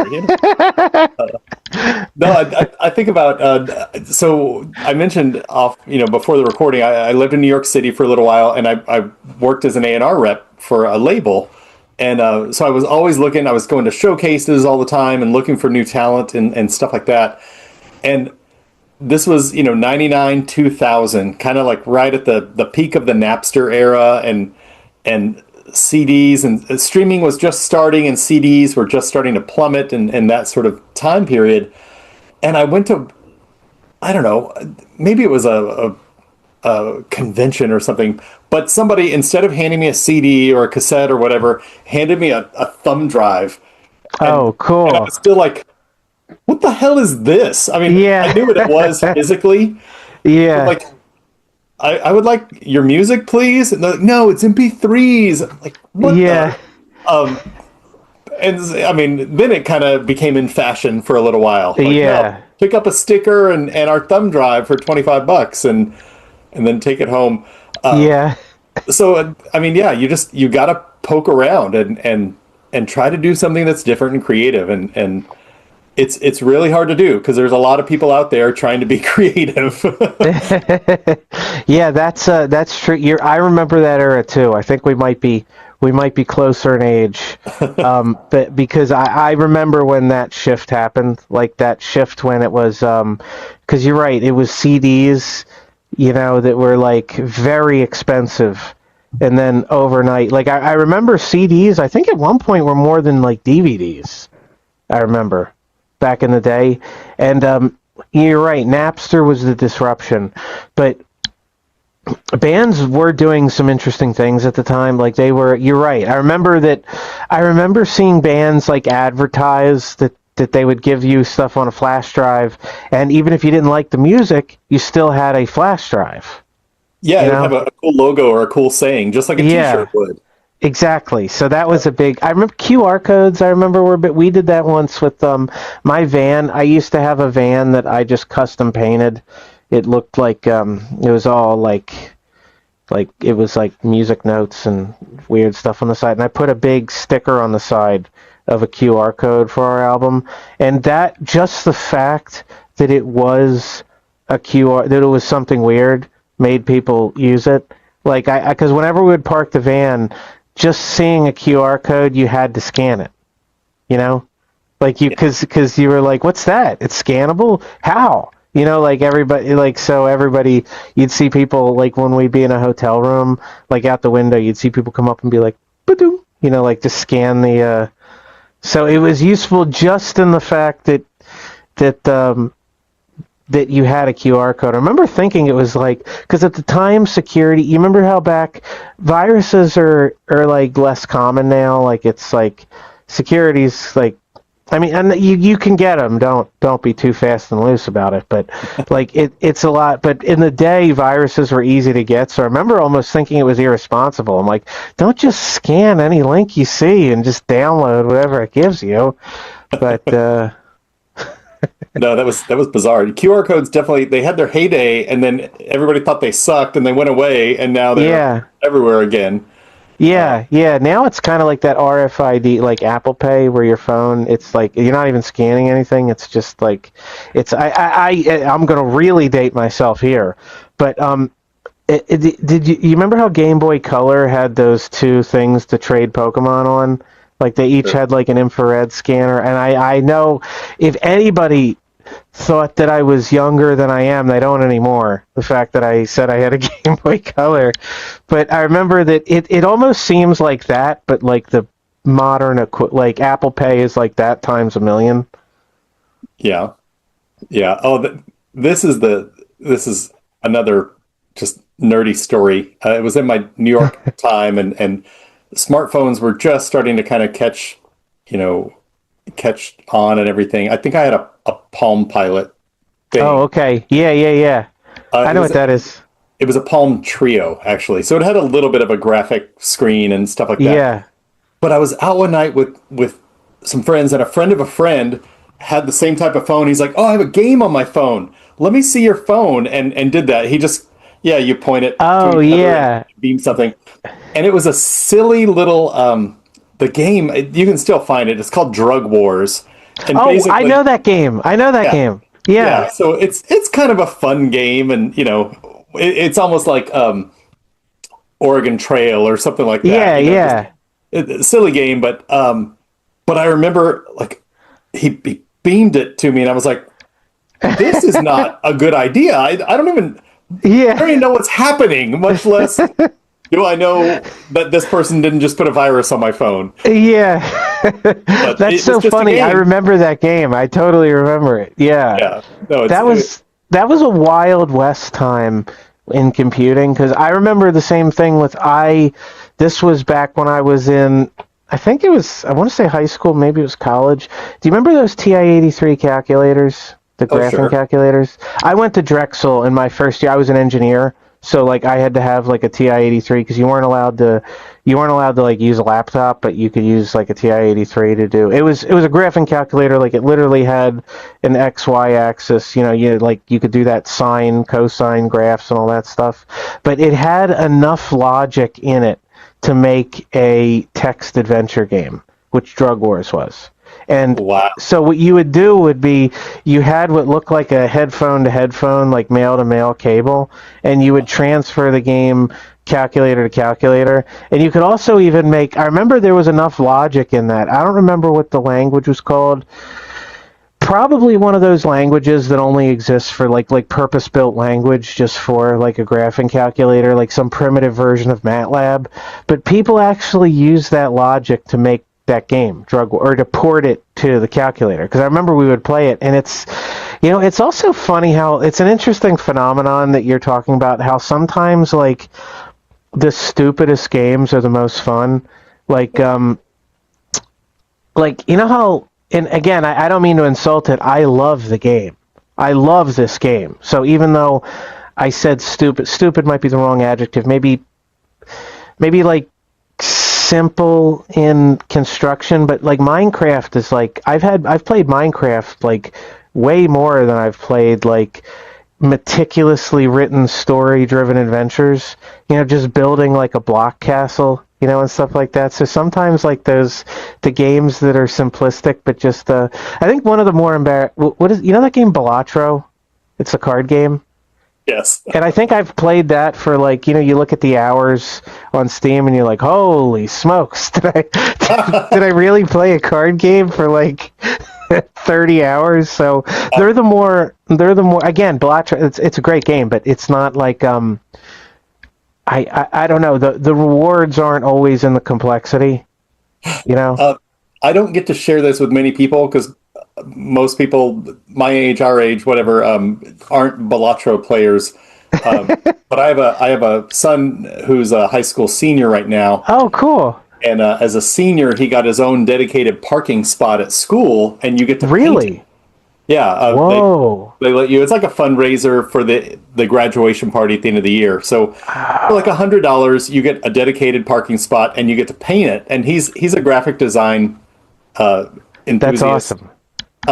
He painted his parking spot as the Joker card. It's the graduate or the jester card from Balatro. That's so cool. Yeah, I may send you a picture of it. He did a really good job, and he painted it like bit by bit. Yeah. It took him 40 or 50 hours to paint. Wow. But that's so cool. Yeah. That's a cool school. It's a thing that they do a lot in Texas, I guess. Okay. Another way to make money. But man, I just kind of recapping here. I had no idea that we were going to talk so much about technology and coding and blockchain and everything. But this has been super interesting. I think I say this in many interviews. I try to just kind of get a bare minimum idea of what an artist is like before I visit. I mean, I want to know your genre and generally what you sound like and look like. And so I kind of take a once over, but I don't dive heavy. I haven't dived heavy into your music because I like learning things like this. Right. And now, like, I'm just going to loop your Spotify profile for a day or two and put this all into context of between coding exercises, you shred. Yeah, it's funny. You'll see that if you go on my TikTok. I do a lot of coding tutorials. It is a weird. It is like a I don't know. I guess like people have called it like a bit of like a schizophrenic social media presence because it's like on one hand maybe that's not a good word for it, but it's like I do a lot of shreds and then the other one it's me with like this headset on. I'm like today we're going to be doing binary search exercises in Python. You know what I mean? Where where I'm just or whatever or like we're going to be studying greedy algorithms in Kotlin, you know, or some like exercise, which is I wonder that like if I'm going to have like a hard dichotomy with fans, like my friends list that's like mass nerd 49 and then like shred Jim 20, you know what I mean? Like the follower names if it's going to be like hard split between programmers and shredders. Yeah, and a lot of artists again trying to think of things to be creative. I mean, um, some artists will do cooking tutorials or Yeah, just yeah, random things. It's like, yeah, I'm going to play a show, but this isn't all that I do, and yeah, so whether it's a sewing circle or yeah. building an app, but I think it's very interesting. Well, Christian, I want to direct people. Christian O'Connor, that is with the apostrophe. It's been a fascinating visit with you. I don't know if you want to point people to one place. I mean, they can Google you and find you. Are you more active on Instagram or Facebook or TikTok than the other? Christian, I want to thank you for joining today. For those interested in finding Christian's stuff on TikTok, O'Connor Music is his profile. Instagram is O'Connor Rocks. That's the full name O'Connor with the full rock. So there's a double R in there. And then on Spotify, just Christian O'Connor. You're releasing music monthly with an album and an NFT dropping in 2027. That's right. And who knows what else? Like I said, this conversation has gone places that none of my other interviews has. So congratulations for that. Thank you. I appreciate it. I love being on here. It's really fun chatting with you. All right. Well, best of luck. I am absolutely going to tell people that I met a member of the family band. Oh yeah, yeah. I guess temporarily, yes. It might have just been 2 gigs, but he was in there. Yeah, I was a substitute family member for a couple gigs. That's good enough. That is a good accomplishment in my book. All right, well, Kristen, thanks so much. Take care. Thank you so much. I appreciate it.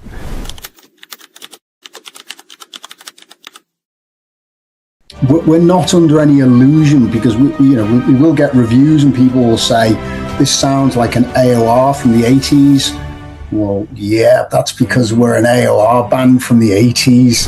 And I tend to come in with probably too many lines, but I've grown to know how to work with Rob. Therefore, anticipating a fresh set of ears listening is not necessarily a bad thing. I'm quite hopeful on that. And I'm all for play what you want to play. Why bend or pander to other people's needs?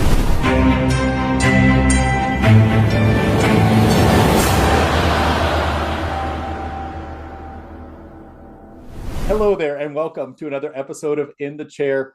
Today, I'm in the chair with Paul Kinley from a band out of Liverpool in England. The band is called Rise. Paul, welcome, and thank you for taking time out of your day. Thank you for having me on this. Thank you.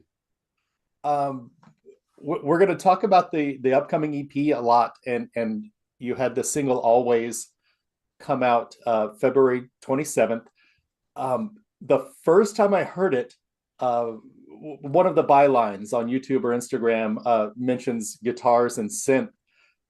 I thought it had a sound similar to Asia or a Yes Asia crossover. Can you kind of describe for others what Rise is and how it came about, influences, and it's a very deliberate approach to match in both level and space the guitar with the keyboard. So that's not done by accident. It's very much a sound that we're trying to, or we have developed over too many years, is the honest answer. But yeah, it's something that we're comfortable with. People identify. I think it's quite an easy sound to recognize, a rise sound, because one doesn't dominate the other. They tend to be melodic. They tend to be hooky in parts.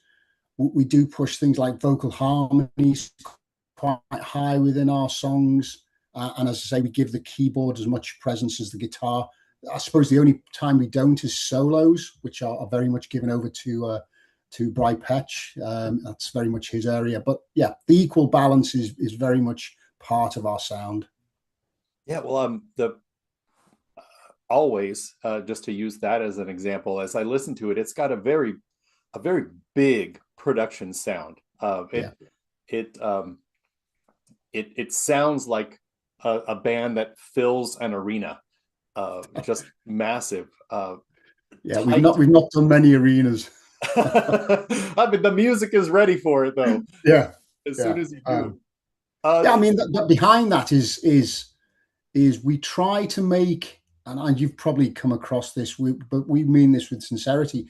We try to get the recording and the production sound as close to a live sound of Rise, and we put a lot of effort in the mix so that it sounds pretty much okay. It's polished, it's studio, but that emphasis on getting the live sound to match the studio sound is a big point for us. We focus on production, but if anybody listens to our songs, we don't overproduce either. That's the thing. We don't go for sounds or effects that we can't reproduce live. That is important again. Now we do use triggers, we do use sequencers, because that is quite a fat sound to take on the road to gig. So yeah, okay, it's supported with the use of sequencers and this sort of stuff. But by the same token, what you hear is what you play. I mean, there's a video for Always. We played that song. That was played. Okay, it was supported, augmented, whatever, people talk about stems or they talk about that. That wasn't stemmed, but it's the same point where we try and focus on what people hear live should be repeatable from our songs to a lesser extent or greater extent. I mean, when solos come in, you've got backing guitars and this sort of stuff, but you understand the principle. Getting that sound to be repeatable is the key to us. Sure.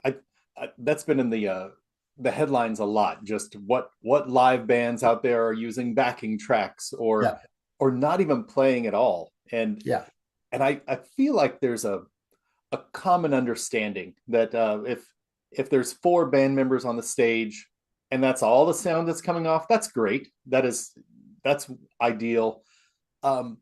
But if you throw an extra track on the recording and you want an extra keyboard track, it's not practical to always pack another friend with another keyboard. So I think most music fans excuse and sort of expect there to be an augmentation, the word you use of maybe you have a keyboard player in the back off the stage or this and that, but I think the line does get drawn when the voice coming out of the human's mouth does not actually reach the microphone. I totally agree. I mean, I'm not knocking that approach. Some people are very limited in the amount of musicians they can actually throw together on a tour to take with them, and they will take stems, through Pro Tools or whichever piece of software they want to use. We try and avoid it wherever we can, and I'm not denigrating those who choose to do that. It's just not what we do. So you will hear mistakes and bad language and all sorts on our recordings when we're trying our best, but whether we nail every note, one thing that jumped out at me is Rise is grown men. Let's go ahead and say middle-aged. We're not 18 anymore. Some of the vocals and vocal harmonies are impressively high. There Yeah, are I mean, I fights. can probably explain that it's probably worth putting a little bit of history onto Rise. I mean, Sure. Rise in its first generation was a very active band in England from, let's go back, 85 to 89. Now, we gigged everywhere. And it's the old story, which you've had on many of your guests on here. Back of a van, you do it for a number of years, you get record industry, you get publishing interest, and then the band fizzles and goes away, and people get married and go into the real world. So we had exactly that experience. We had quite a bit of record interest. We never actually made it as high as we wanted to or took it as far. But for 5 years, we gigged full time, well over 1,000 gigs. We gigged everywhere. Then we split up by 1990. The original singer was my twin brother, an identical twin brother. So there were two of me. Unfortunately, Steve, he died 3 years ago, and it was at the funeral when the original members got together and said, look, we can do something here. So Stay Mellow, or Sam Kinley, is the 20-something. He's my son. So hence why you've got a young, powerful vocalist, because he is young. We are still old, still got a hunger to do something, and we still have that point. I would probably be honest about unfinished business. Nearly every band in the world will tell you they didn't get the run they thought, or they didn't get the breaks they thought, or it didn't go their way, and then they went off to do life, So we are having a go again, but with a slightly different lineup because of circumstance. Wow, that's heavy. Thank you for sharing that. That's that's a big loss. Yeah, but it's why we have that powerful vocal. Yeah. My wife is very interested. She began a project studying harmony vocals in groups where there are siblings. Yes.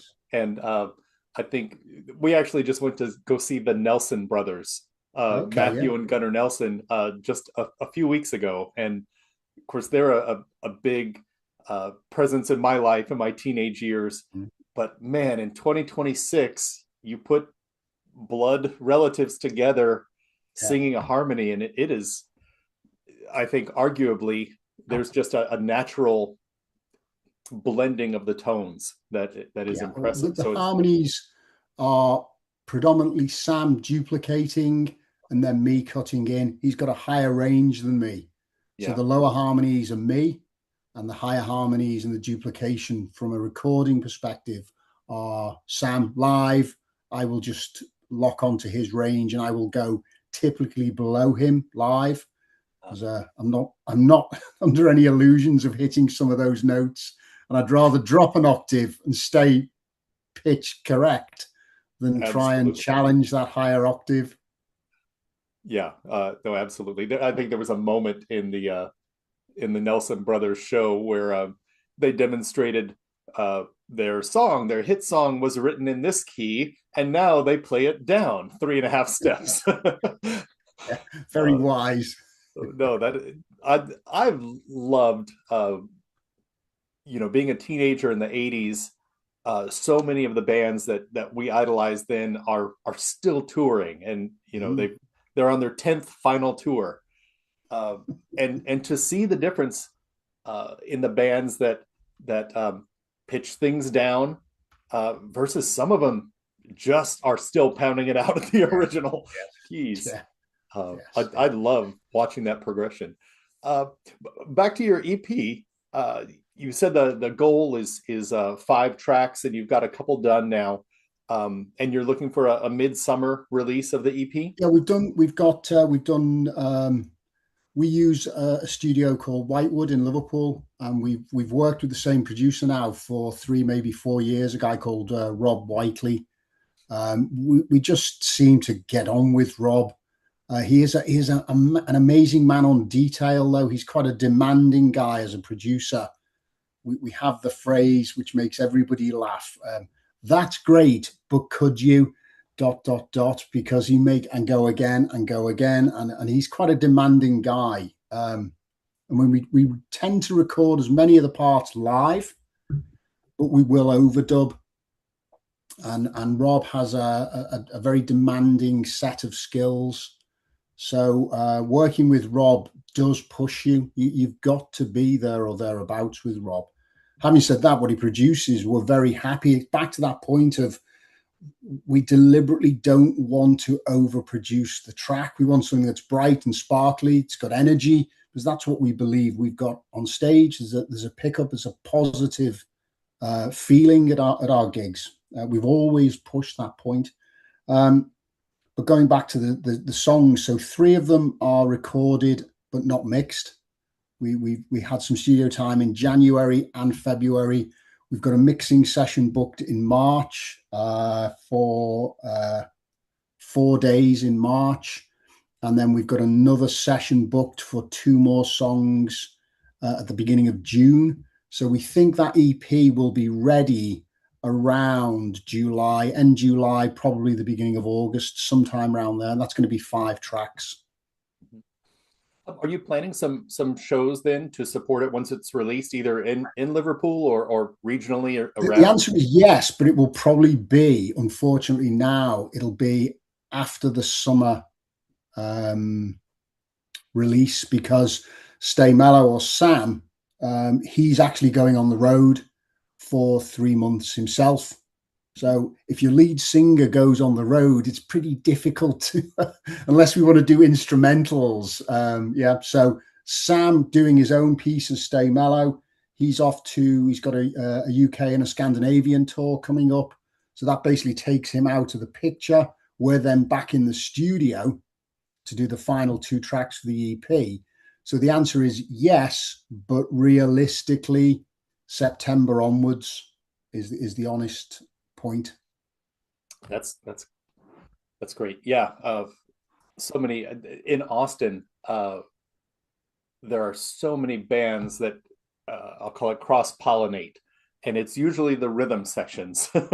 So when your drummer is on tour with so and so, you're going to either not play or do acoustic shows for a little while. Yes, exactly. Yeah. So yeah. It's when you're recording, are there particular producers or eras of sound or particular bands that you're not trying to be like, but that you really liked this sound and are trying to go for it, or does it just pour out and you kind of know where you want it to go? Well, it's quite interesting because Rob is not, call it an AOR sound or whatever you want to call the Rise sound. He is more of a UK indie rock producer. So he tends not to work directly in our genre. So it's quite interesting that if you put our sound into a producer who doesn't every day live in that field, he comes up with his own interpretation. So that was not by design. That was just when we got to know Rob, we found out that not a lot of his work was what I would call AOR rock. He has done a couple, but it's not his bread and butter, so to speak. So getting Rob's insight and his ideas, we actually had to give him. You made a good point. We gave him the first Asia album from '82 as a reference. And he's sitting there smiling because he hadn't heard it. Why should he? Guys, won't have heard it. But we did give him that as a reference. There are a couple of others in there. I mean, we're not under any illusion because we will get reviews and people will say, this sounds like an AOR from the 80s. Well, yeah, that's because we're an AOR band from the 80s. And I'm not apologizing for that. That's our sound.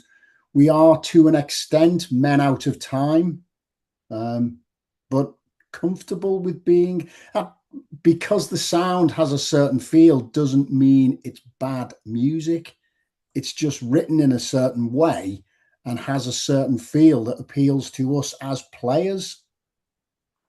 If people like it, great, but it does really start with us as players about what we feel comfortable and what we want to play. Um, so much of what you said explains to me that the band's sound a lot better than I was getting it, because I hear a lot of bands, a lot of new bands and old bands, and sometimes, um, specifically, you've had a previous band in a previous decade. The next band is going to sound like it because it's the same humans. Um, but it when I'm listening to these tracks, uh, there is that classic sound, that AOR sound. But you just saying that, having a producer from more of an indie background, as I listen to it, I'm like, well, it has this sound, but it's not. It's a fresh. I don't- I Yeah. am not a producer, but it's like it is put through a fresh filter, with a Yeah. renewed look. Yeah. Rob's approach is to take away. So I will work on the tracks from a Pro Tools perspective, bring it in probably 2 days before the session, download it into Rob's Pro Tool from mine. And then Rob does his cutting session where he just sits there, does a very coarse, very quick desk mix from what I've sent him. It'll have guide vocals and guide drums on at that point, not the finished article. And he instantly starts taking tracks away, not adding. So that tells you his approach. He wants to hear certain key lines and thins things down. I tend to come in with probably too many lines, but I've grown to know how to work with Rob. Therefore, anticipating a fresh set of ears listening is not necessarily a bad thing. No, that's great. Unless you're Phil Spector, less is more. Yes, yeah, yeah. So what we've picked up on that. The thing I'd say about probably the EP that's coming up is that 3 of those songs are a little more proggy. We've got some quite interesting timing signatures coming up in those. The classic "Now Try Dancing to That," where we do smile to each other. Okay, we've dropped it into 7/8 or 5/4 or whatever we've done. Again, we're not trying to be anything but honest to ourselves. So if we've grown up listening to Roundabout or whatever it is, or Rush or whatever it is, you automatically, I think you automatically are drawn to those influences. We're fortunate enough where we have enough skill or caliber that we can play them. So therefore, some of the newer songs coming out will be a little more, a little more proggy. They're still hooky. They're still very much Rise, but we've put a little twist into certainly 3 of the songs that are a little more difficult to play. Just put it that way. Oh, I love that. I love it. I was in a sort of a pop punk band in the late '90s, and most everything was 4/4, and we had a couple sort of 6/8 songs, and the singer just came in one day with a song written in 5, and it was so bizarre. But when we tried to make it, more listener friendly, I guess, by putting it in 6 or 4, it did not work. And so we decided we're going to have a song in 5. Yeah, yeah, good. Absolutely. Just, so you should. Yeah. Yeah, sometimes it just works. Yeah, absolutely. One thing before we started recording that you mentioned, I think this is fascinating. I'm fascinated at how artists in 2026 promote their music. And for the longest time, it was record cassettes and mail them out, or create your press kit and hand them off to labels or whoever. Yeah. And then, with the advent of social media, everything went digital, everything went online, and it is how it is now. But right now, Rise primarily has its presence on, you're on Spotify, so you can search Rise and find there. But on Instagram, Rise Music 1986, and then YouTube at Rise 1986. Yeah.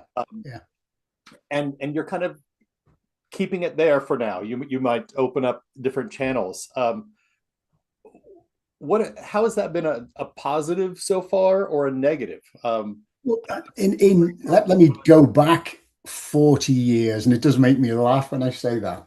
You would spend time door knocking. In our case, in the UK, everything was down to London, and we as a four-piece band would split who's knocking on which A&R door, and we would do it as that was the way it was done. Cassettes, as you say, were sent out. You'd follow it up, you'd chase it up, you'd try and do face to face where you can. Now nobody does that. Well, not nobody. I think it's pretty rare for people to do that approach now. We're not the most skilled in this area, and it's something that we can probably develop. I have to be honest, tech and the approach to tech for people of, I'm going to say, of our age, it sounds like I've got a walking cane next to me. It's something that we're not as sophisticated as we could be. I'm sure we will develop it. The guys are talking about TikTok and a few other things. But yeah, for the moment, it's YouTube, as you say, and it's Instagram. Can we do more? Absolutely, we can do more. We've got a couple of management companies chasing us and this sort of stuff. And I will probably be honest and say, look, guys, that's what you're paid for. If we can get to that position where we carry on producing and then management teams promote it, that's great, because we're doing what we believe we are good at. That's not meant a statement of arrogance. It's what we want to do. Is that a better way of putting it? And then the professionals who can promote. Yeah, I think it is extraordinarily demanding to try and fill all of the platforms, because video is in different aspect ratios. Whether you're going portrait or landscape or also attention spans. So many, even great podcasters are having to cut their podcasts into 10-second segments because that's all that audiences will get. And yeah, I kind of I feel like we're in a sort of renaissance where true musicians and creators are tired of that or don't want to do that and say, go here. This is where I put my music, and go here. This is where I think it goes beyond that as well, isn't it? The amount of people have come back to us on songs and said, yeah, can you lose a minute and a half of the song? Well, I could do. Yeah. I'm not going to. Yeah. The next one, could you make it radio friendly? I could do, but I'm not going to. One of the songs coming up is 5.5 minutes long, and it's staying at 5.5 minutes long. Again, we're trying to do what we want to do. If people like it, that's fantastic. It really does kind of support the cause, so to speak. But we are trying to be honest to ourselves. If we want to do a 5.5 minute prog in 7/8, guess what? We're going to do a 5.5 minute prog song in 7/8.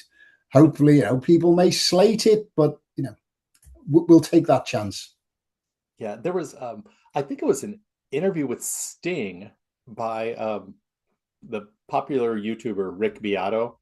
Yeah, and Sting was talking about the disappearance of bridges in song structure, just in general over the past 20 years, and he just kind of did an off the cuff ad-libbed example of a song. You miss your girl. I still miss her, and now I don't know what I'm gonna do. And then the chorus reinforces it. And he talked about the bridge being something that takes a song in a different direction. But I've met a new girl. And songs now typically just stay in that A-B, and you don't have a C or a D, which I mean, if it affects the musical creativity, and it affects what story the lyrics can tell, really. Absolutely. I mean, to me, I tend to do most of the start work on the writing. It's then flicked around the guys for comments and feedback and change this. But I do tend to believe that the black and white within a song is really important. You can't just keep going up you'll just end up with white noise. To me, that idea of peaks and troughs within a song is critical to actually getting song texture and song interest going. It's really important. You will. I can't think of a song that we've put out where it's a constant tone, it's a constant level of energy. Um, there are bands who excel at that, but we're not one of them. We tend to take it up and down where we can. Yeah.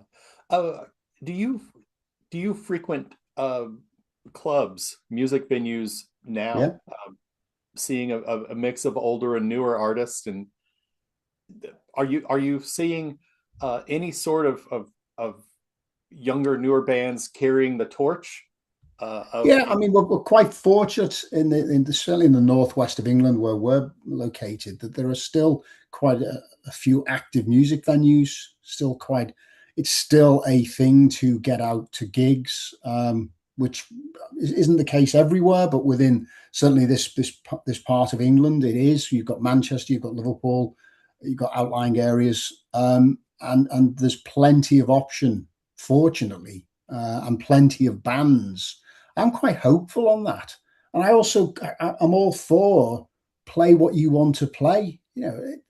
Why why bend or pander to other people's needs? I sound like a rebel here. It's not meant that way. It's just meant stick with what you believe, not what people tell you to believe is quite important. So we've seen quite a few bands, young bands, when I say young, these guys are 18, 19, 20, 22, these sort of things up there, and they're giving it everything they want to do. Fantastic, I say. I really do. There's more power to you. That old phrase, but it's true. Yeah. yeah, yeah. No, it's been very interesting. I have two, I almost said two teenage sons. One is no longer a teenager. He's aged up. But listening to the music that they have listened to over the past 10 years or so, for a while, I felt myself as very lame because what they were listening to was too noisy or too electronic. Um, but it is very interesting that even playing video games, Grand Theft Auto, you can put on radio stations in your car as you drive around, and they can be country or they can be classic rock or yeah, in any language.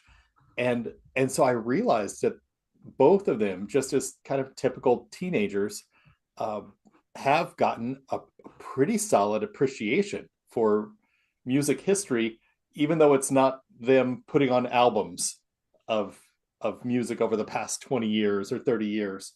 Um, so yeah, just I'm talking about when you mentioned you're hopeful. Yeah. Yeah. Yeah. Every now and then I I, hope. I there is the balance, isn't it? You mentioned Rick Beato there when he was talking about the whole rise of AI, no pun intended there, but there are some concerning lines that could go down. Um, I don't really want to get into that today, but because I am a believer in making it human, how you want to define human, but to me, it's about playing it, the creative process is a powerful process, and watching songs develop, you kick it round, you go into a second layer, a third layer, you recut, you move into different verses, if you try different things, that whole creative process is part of being in a band, in my opinion. I really do believe that. Um, and to see it coming out where press button one and there's your song, I don't know how comfortable I am with that. I'm not trying to be a Luddite because everything changes. As I say, we are a band out of time, but by the same token, there's a boundary in my mind where you use technology to a point, and you use it to enhance. I don't believe you should use it to create. There's a difference. Yeah, I think with the advent of AI video, so many artists, on YouTube especially, you want to get your song out there, but don't have a budget to go film a video. Um, some people still just put up their album art, and that's fine. You can hear it. But many artists are putting together these elaborate AI videos, and I've been reading that there's such a heavy backlash that the general viewer will see something AI and just skip it and turn it off. And maybe as the quality of that becomes more believable, we might not be able to, or we may be tricked or whatever. But I think it's got its place. I welcome the advance of technology. I am sitting in front of here. You can't see it very well, but there's MIDI, and there's this. It's technology that even from 25, 30 years ago wasn't around. So I'm all for using technology, but it's to enhance the creative process, not to lead the creative process. Yeah. There's a difference, or the two sides to where I feel I'm comfortable with it. Yeah, I do get feedback. I mentioned off camera here that I write album reviews pretty regularly, and something I hear once or twice a week is, "Surprise, you're a real human, and you wrote this review." Yes, yeah, because I do think, and I will lean on the internet when I hear a riff and I think, oh, that sounds like that one band. I will search for trying to find the fact I cannot recall. But I do think a lot of people are taking the easy way out and just listen to this, computer, and write a review, which doesn't really help anybody. No. It's not getting the music listened to. But let's see. So I guess just kind of coming back to it, you've really kind of covered the origins of Rise and kind of the reforming of Rise. I think it's incredible to bring your son into the mix. That's just very powerful. So I want to urge people, for the time being, do check out on Instagram. The profile is Rise Music 1986. I assume when the shows do start happening, you will put them out there for to go see. I always feel like I might be putting artists on the spot when I ask this, but you're still working on the EP, and it's slated to come out. Do you currently have sort of a longer term vision for Rise, say over the next 2 to 3 years? Do you foresee now, I might like to create a full length LP or do an album in a year or two? We've talked about extending the EP. That's why I'm saying the summer EP may become an album. We've got enough material to do it. It is trying to get everybody available to record. That's one of the problems, because technology allows you to do things in a faster manner. I go back to the 80s when we were recording in the 80s, and it was strangely, it was more expensive in the 80s to hire out studios than it is now, which says a lot about our industry. But anyway, we may be in a position to put an album out. It depends whether all of the band can make it. We've certainly got enough material to do that. But getting everybody into a room, I mentioned that piece with Sam, he tours quite heavily under his own banner. Therefore, you kind of have to get 3 or 4 days, especially with him, to get the vocal done. Or we don't live in the same city. So the drummer, Alex, he's down towards London. So he has to come up. Getting everybody together is harder than it would first appear if we're kind of disparate and spread around. So it's, to answer your question, what we're going to be doing over the next 2 or 3 years, probably more of the same. We've had tremendously positive feedback. People anticipate that we take it as a negative when people, I go back to that point, that you sound like an 80s band. I'd be surprised if we didn't sound like an 80s band. We write 80s type of music. We're influenced by that type of music, and our new stuff sounds like Rise. So if it sounds like Rise, it sounds like that genre of music. We have no intention to take it into a different direction, if that answers your question. The gigs are as we can get them in. We do plan on getting some gigs going, I say, but that probably won't be to the autumn. So if I look forward for the next 2 years, it's more of either EP, albums, certainly more of the singles coming through, and getting out there when we can is the honest answer. Yeah. Before we wrap up, you mentioned the first iteration of Rise was in the late 80s, and you were doing it full time. Do you have any maybe a greatest moment, or did you cross paths with maybe some artists that the viewers of this might recognize, or any good story from the road? A very funny story. We were called in by our then management team, and this would have been about 88. And the management team said, "We've got some bad news. We're going to drop you." And we said, well, we didn't say, "Oh dear, oh dear." The words were slightly stronger than that, but let's be radio friendly. Sure. And I said, "That's terrible." He said, "Yeah, we've got a new local guy we're going to sign, and we're going to promote him." And they said, "It's a guy called Rick Astley." And we went, "Who? Never heard of him." So, yeah, one of our claim to fame is we got dropped for Rick Astley. That is one of the greatest stories I've ever heard. Yeah.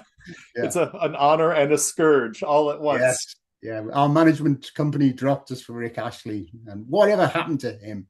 Oh, that's funny. What's very interesting about him is that he's kind of had a resurgence, not just the Rick rolling, but a live performance resurgence, even over the past few years. And yes. And he's just a musician also. But him playing drums and singing AC/DC songs is out there on the internet. It makes me happy that the little ginger kid dancing in his raincoat is actually a real musician who who does have some taste. Yes. Yeah, at least he was that there was some real music behind that. But thank you for sharing that. No problem. Well, yeah, and thank you again for taking the time. Please keep an eye out for Rise, the EP dropping this summer for everybody. Again, Instagram, Rise Music 1986, and YouTube at Rise-1986. Paul, thank you for visiting, and I can't wait to hear the rest of the album.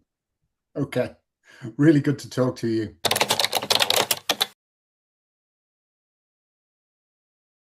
In fact, he left 2 years ago. So our ex drummer, Shindu, he was a martial arts teacher. I don't even hide it. I'm not trying to hide my influence by Eddie Van Halen. My wife Marie was in high school, and we met, and in hindsight, that's the moment this band, Immortons, started.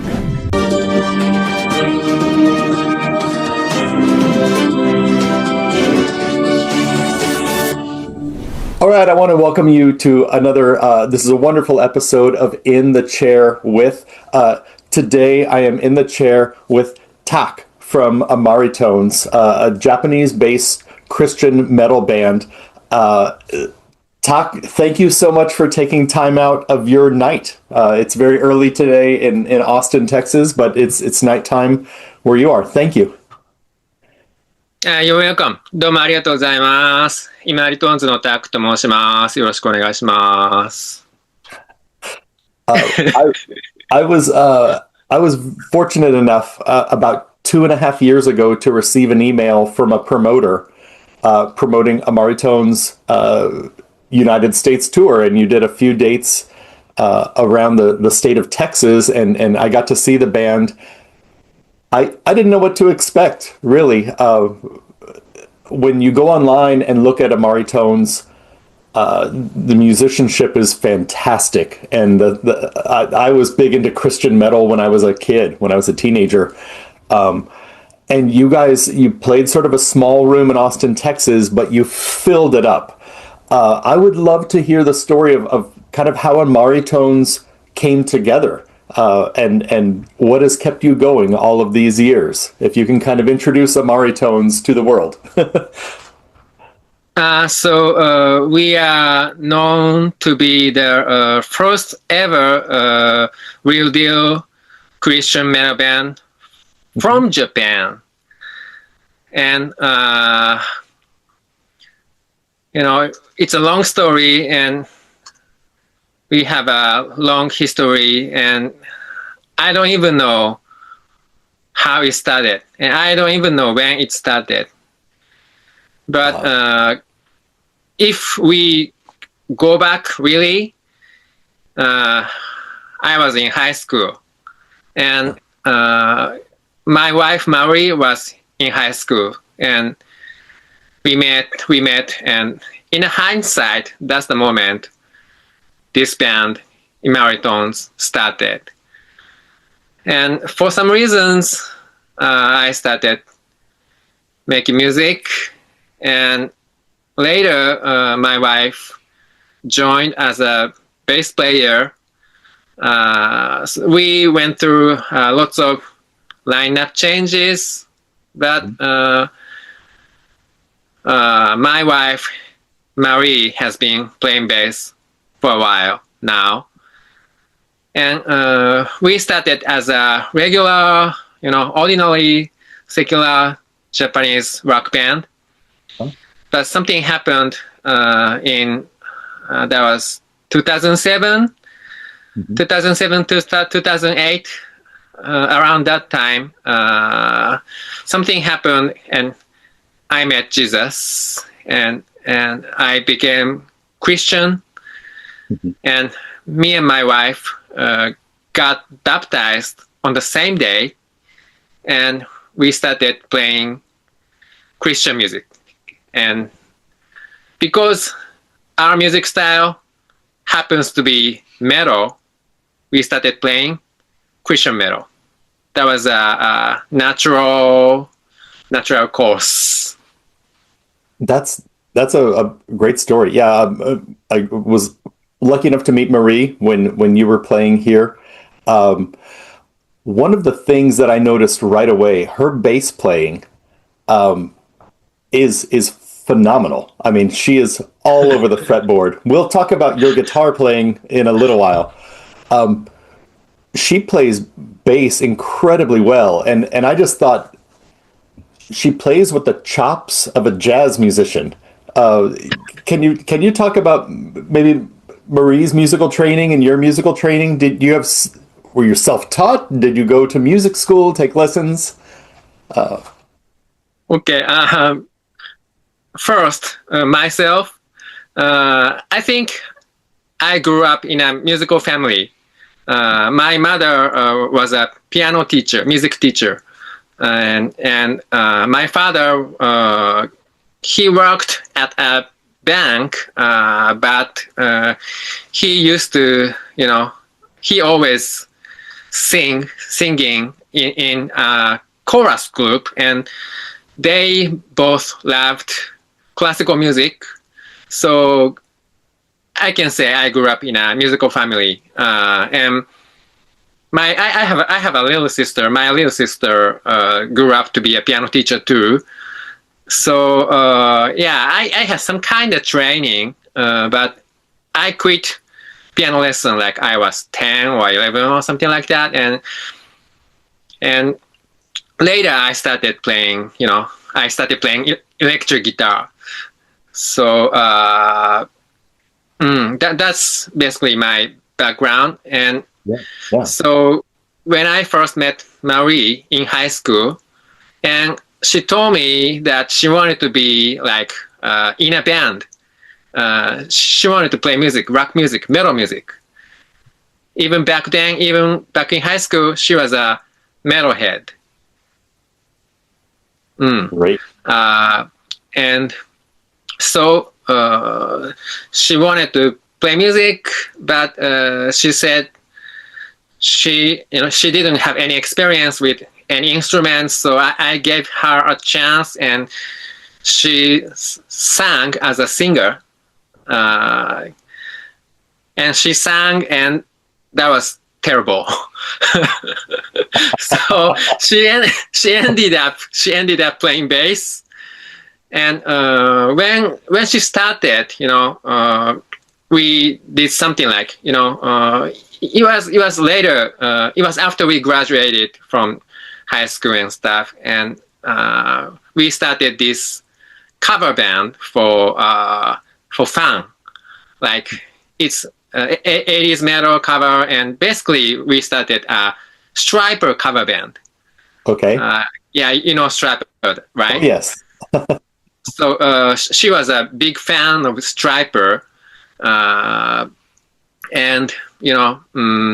so we basically started this Japanese Striper cover band, and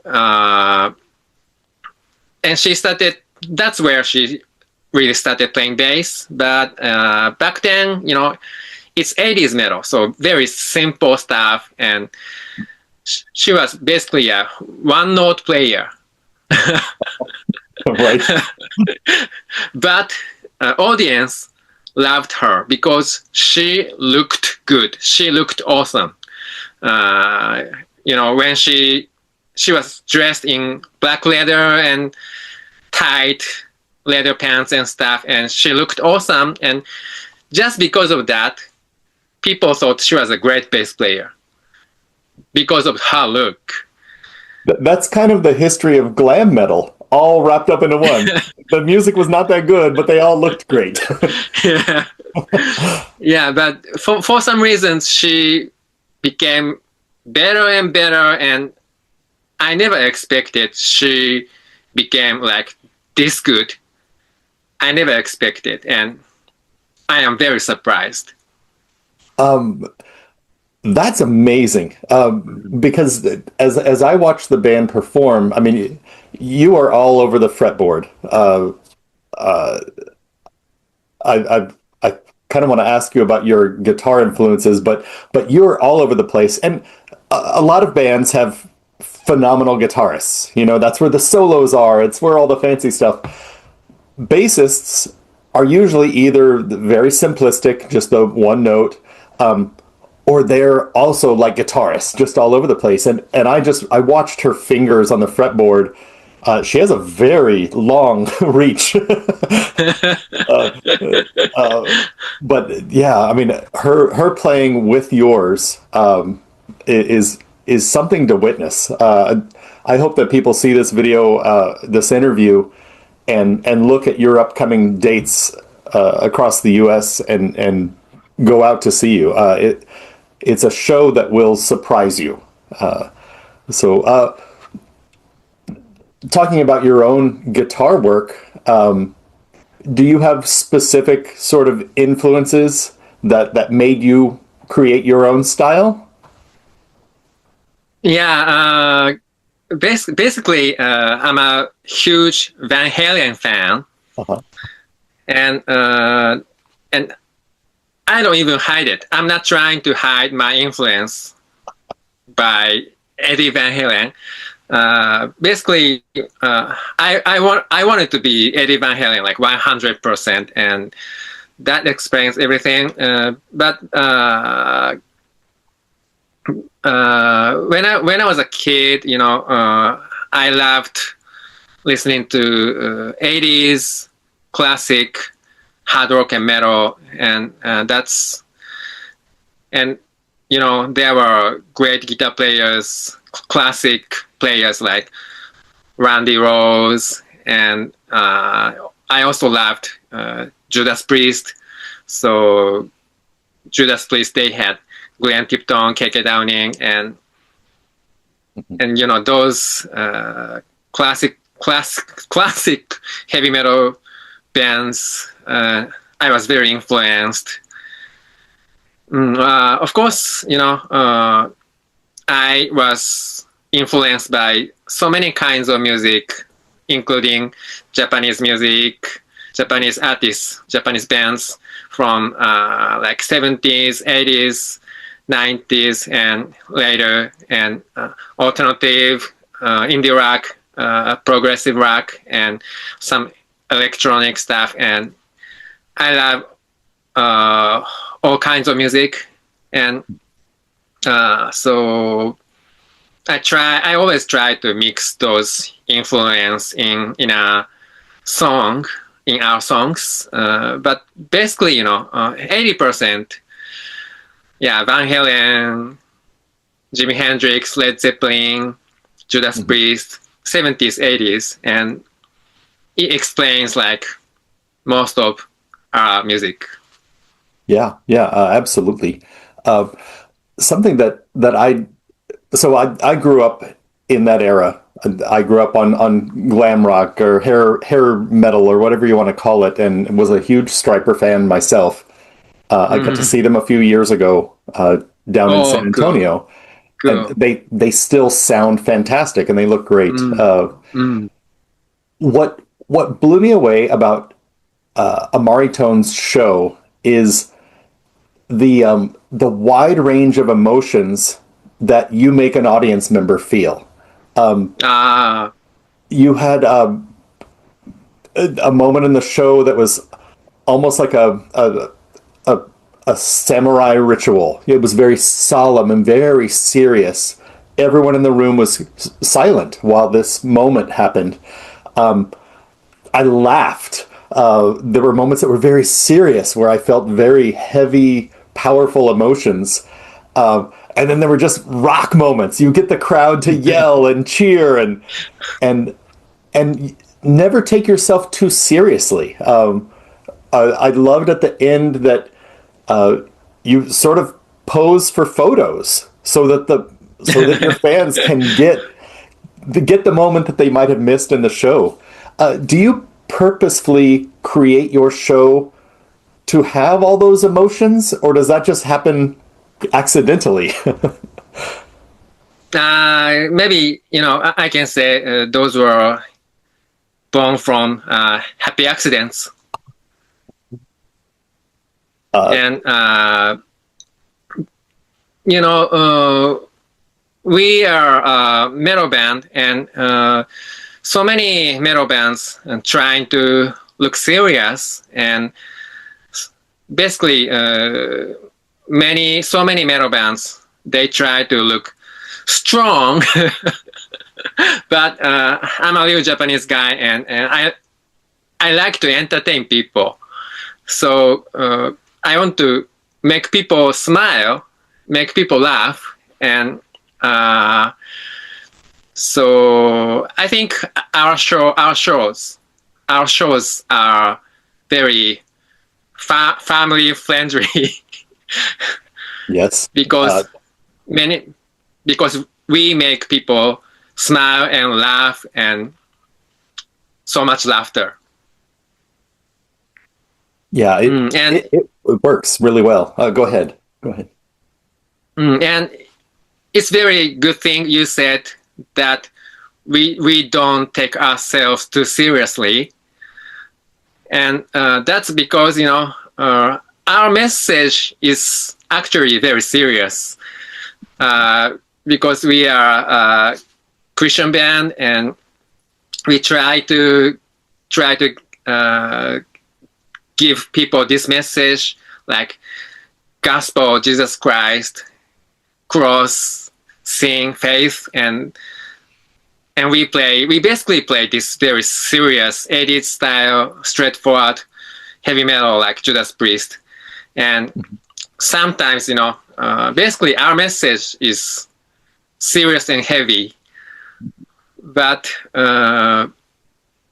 because our message is serious and heavy, we try our best to entertain, not to take it too seriously, because that's what rock and roll is all about.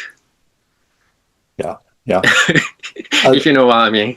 Yeah, I think you do it in the best way. I think if you were to get up on stage and say you need to believe in Jesus Christ, nobody wants to be told what to do. To me, what Amaritones does is you just showcase yourself. You say, we believe in Jesus Christ. Look at how happy look at how much fun we are having, and look at how much ass we kick. You know, you're like, you can do this and be a Christian. You can have fun and be a Christian. And there are also very serious moments as well. I think that you lead by example, and that creates more of an interest than if you were preaching at people. Which is I love the show for that reason and what you do. It's Thank fantastic. you very much. I want to talk a couple things. This summer, right now. I think you're planning some shows across the United States for this summer in 2026. How is the planning and the booking going for that? Yeah, we are still working on it, and basically the main reason we visit the United States this summer is to play this Christian music festival called Firefest Northwest, that takes place in Stevenson, Washington. It's a very beautiful camping site. And it's like three days festival at a camping site, and it's a local Christian music festival. But we played that festival before, and we love those people, and we want to come back and play that festival again. So that's the main reason.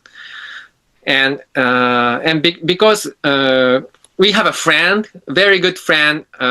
Christian musician. I think, back in 2024, we toured with him. So I think you met him. But that guy is a Funky Sunday Party. That's his artist musician name. And that Funky Sunday Party, he lives in Pennsylvania, Erie, Pennsylvania. So we need his help to tour in the United States. So that's why we are going to start this tour in Erie, Pennsylvania. And we will have to drive all the way to the West Coast. It's crazy long driving, I know. But so on the course, we will maybe visit Chicago, and we will play some shows in Ohio. So we play Erie, Pennsylvania. We play some Ohio. Maybe we will play Chicago, and probably we drive all the way to Salt Lake City, and we will play maybe a couple of shows there. And after that, we will go to Oregon and play that festival in Washington State. And maybe final destination is Portland, Oregon. And after that, we fly back to Japan. That's our plan. Wow. So you're going to get to see the entire country. Driving from Pennsylvania to Washington. I think so. That's great. From the booking side of things, when you were here in 2024, Amaritones played a mix of clubs, of bars, music clubs, and then you also played at churches. Yes. Do you think being a Christian band that you can play both sides of the fence? You can play a heavy metal bar, or you can play just a church.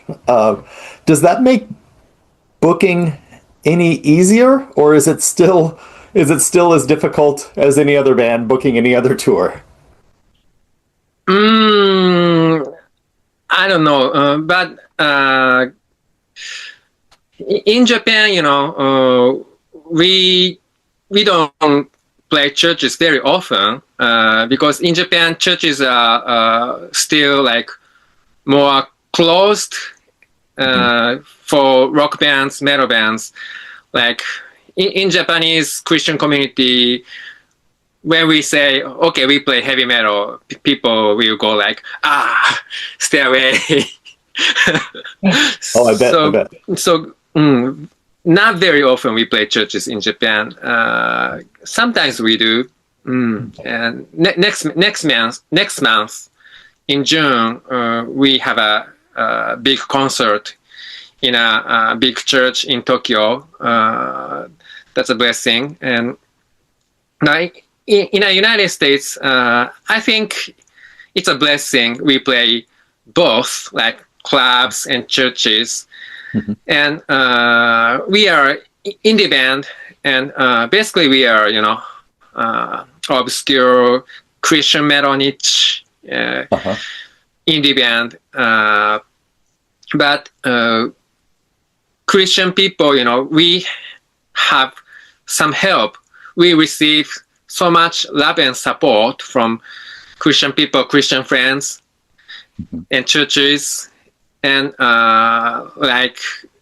very often we don't have to stay at a hotel because we can stay at a church or someone's house.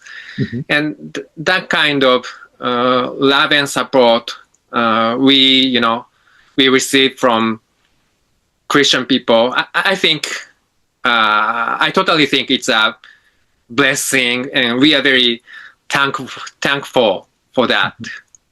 Yeah. No, that's wonderful. I mentioned earlier that part of your show, I don't know if it's always a moment of your show, was not the band playing, but sort of a samurai ceremony or sort of that. Is that I was wondering how authentic that is. Is that a real ceremony, or is it just a moment where you can put a focus on Japanese culture in your show, more of a general focus on culture? Like, how did that come about, and why put that in your show? That was our drummer. In fact, he left 2 years ago. So our ex drummer, Shindu, he was a martial arts teacher, and when he joined our band, basically he was a real life samurai, and so we decided to, include his samurai sword performance to our show. And that was like half serious and half entertainment. He has learned officially like Iaido. So he has this authentic skill and technique for samurai sword thing. But funny thing is, when you do the real thing, it's not for the show. It's very like real deal is not very flashy. Yeah. Because it's for killing. So he tried his best to make it a show, but in a Japanese way. Because, when you do that in the United States, American way, like people playing music like very boom, boom, boom, boom. Yeah. Not that kind of show. I play like very Japanese music, authentic Japanese thing on my guitar, and very this kind of serious and traditional vibe. And yes, so that thing is samurai entertainment, and half authentic, half entertainment. But we try to present this Japanese spirit, Japanese culture in this rock music, rock show package. If that makes sense. Yeah. When that moment happened in your show, at first I had no idea what to expect from the band, and I thought, is this a joke? And then the drummer came out and did very difficult maneuvers, and it suddenly took on the feeling of, oh, this is very impressive. I think it surprised everybody and impressed the crowd just with this moment of, we didn't know we were going to see this at a rock and roll show. But I love that you brought that element in and really focus on every member's talent, whatever that might be. But I also want to ask you about the physicality that you put into the show. I mean, you're grown. we're not getting any younger, but you do some pretty impressive, almost acrobatics during the show, jumps and kicks, and you're down on the ground. Do you train specifically for that, or stay in good shape for your shows, or does it just happen naturally? I think it just happened, and I don't know. Like I said, our previous drummer Shindu was a professional martial arts teacher, and we are still friends. And and our current drummer Kenshin is learning this soul technique from him. So we are all friends, and so we are still doing this samurai sword kind of thing, because our current drummer Kenshin, he happens to be a samurai boy too. So it's very funny. That's a weird advertisement to put out. Amari Tones needs a drummer. You must like metal. You must be Christian. You must be a samurai. We were very surprised to have another samurai, and younger one. He's only 20 years old. Just a baby. Yeah. But he's a really talented, very good drummer.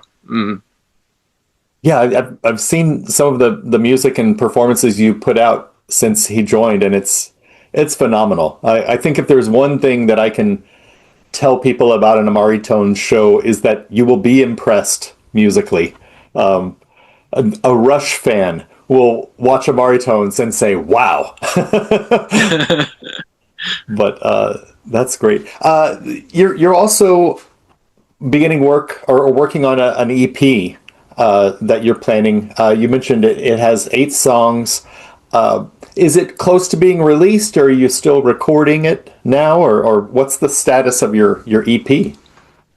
Yeah, so the thing we decided to do this. One of the reasons is last year back in 2025, Ozzy Osbourne, heavy metal legend, he passed away, right? And we had this bunch of songs we wrote in Ozzy style, like basically Randy Rhoads style, early Ozzy Osbourne solo stuff. We had this bunch of songs written in that kind of style, and it's our homage. It's a tribute to Ozzy. So we decided to record those songs and release it, maybe an EP, and we are going to dedicate this EP to Ozzy, something like homage tribute thing, and that's why we planned. We recorded these songs, and we are going to release it soon. And because it's a tribute to Ozzy, we are trying to release it around the time of his passing. It's like it was in July, I think. So we are working on it like very fast, and now we are in a mastering stage. Everything recorded and mostly mixed. So we are now in a mastering stage, and I think we can release it sometime this summer, maybe in July, and maybe in August. Wow. As a tribute to Ozzy Osbourne. Yeah. And funny thing is, this project we started as an EP, like 4 songs, 5 songs, but when you noticed, we ended up recording 8 songs. So we don't call it an EP anymore. Maybe it's an album. Uh-huh. Not like a full-fledged album. Maybe a small album. We call it small album or extended EP, which is funny because extended EP means extended play. That's funny. That's almost like a Spinal Tap moment. It's Yes. too long for an EP, it's too short for an LP. It's just in the middle. No, that's funny. Come by our EP LP. That's fantastic. Well, great. Yeah, you've got the new album. You've got a tour. Your plans right now. So you have the show in Washington, and you're going to arrive in Pennsylvania. Do you, as you schedule your shows, are you going to mostly stay in the northern part of the United States, or Yes, is there I any think chance so. is there any chance of dipping down to Texas this summer? I know that's a long way. That's a long drive. Maybe not this time. We love Texas. We love Tennessee. We love South. We love the South. We have a lots of friends there, and of course, that includes you. And I'm a lifelong Amari Tones fan now. ありがとうございます。So yeah, maybe this year, this summer, we are touring in the north, and not in Texas, but we'd love to come back. Very good, very good. I wanted to, I guess, when people want to find out more about Amari Tones, do you prefer to send them to your website, or should we go to Spotify or YouTube? Like, do you have sort of a main social profile or streaming profile that you'd like to direct people to? That's a difficult question, but it's funny, but we still have a website, and we have two websites. We have 2 websites that is English and Japanese, and our website is very, big because we have a long, complicated history. We felt we had to explain everything, so we have this huge website, and there we have all the links, everything. So maybe website, but you can visit any place like YouTube. We have so many music videos, most of them like homemade indie style videos, but we made so many music video, very fun. And we have a Bandcamp page, and we love Bandcamp and Spotify, and pretty much anywhere. Yeah. For those interested, it's amaritones.net, and Yeah, it is. It's massive. It's almost like its own Wikipedia of the band. The navigation on the left-hand side of the website has so many topics. You could spend a whole day or days reading about Amari tones if you wanted to. No, just great videos. Tak, I think this is a good time to sort of wrap it up. I think for people watching this interview, please go to amaritones.net and learn more about the band. They'll be coming to the United States this summer, and I can't wait for the new EP LP Aussie tribute to come out. That sounds for that. Did you do any solos specifically in the style of Randy Rhoads or in the style of Jakey Lee or other of his guitarists, or is it more just an emotional tribute to Ozzy? Yeah, one song is very, I don't know, very homage to classic Randy Rhoads song. Yeah. That is that song called Diary of a Madman. Uh-huh. And we wrote one song very inspired by that song. We didn't rip off anything, but very similar style, maybe a little bit of our own twist. Diary, our version, Japanese version, Christian version of Diary of a Madman. Yeah, and we have this. There is one guitar solo, guitar instrumental track, like doing something really crazy.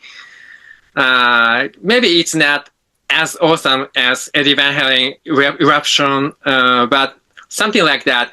I tried, and I think it turned out very well. So I hope you will enjoy it.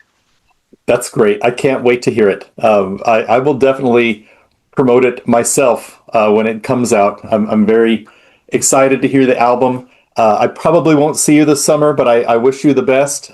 Please pass on my good wishes to Marie and your new drummer. So thank you again. And please, folks, go visit amaritones.net and see what they're up to. There's a lot going on. All right. ありがとうございます。Thank you very much.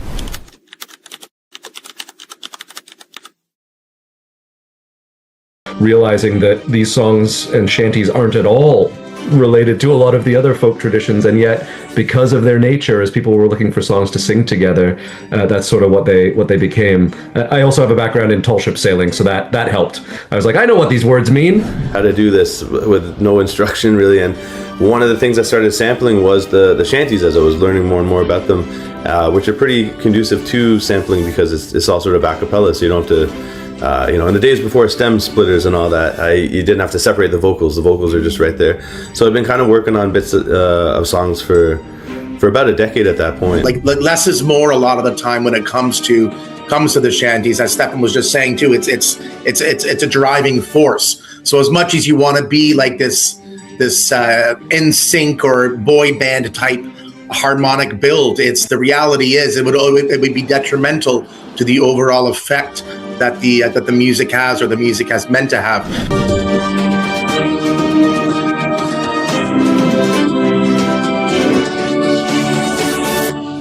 Hi, welcome to another episode of In the Chair with. Today I'm in the chair with Press Gang Mutiny, based out of Toronto. We have James, Michael, and Stefan here. Guys, thanks for taking time out of your day to visit about you and the cool things you have going on. Awesome. Yeah, thanks for having us. Yeah, pleasure to be here.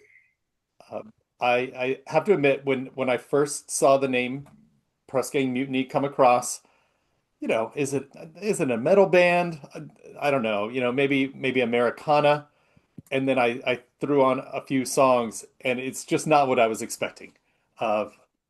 Just the new album that's set to come out soon, Departure. It's shanties. So I need to pose to you of all the genres in the world, what attracted the three of you to this pursuit of this genre? Go on, James. Well, good question. I mean, I would sort of start out by saying I've been playing music for about 25 years with Michael.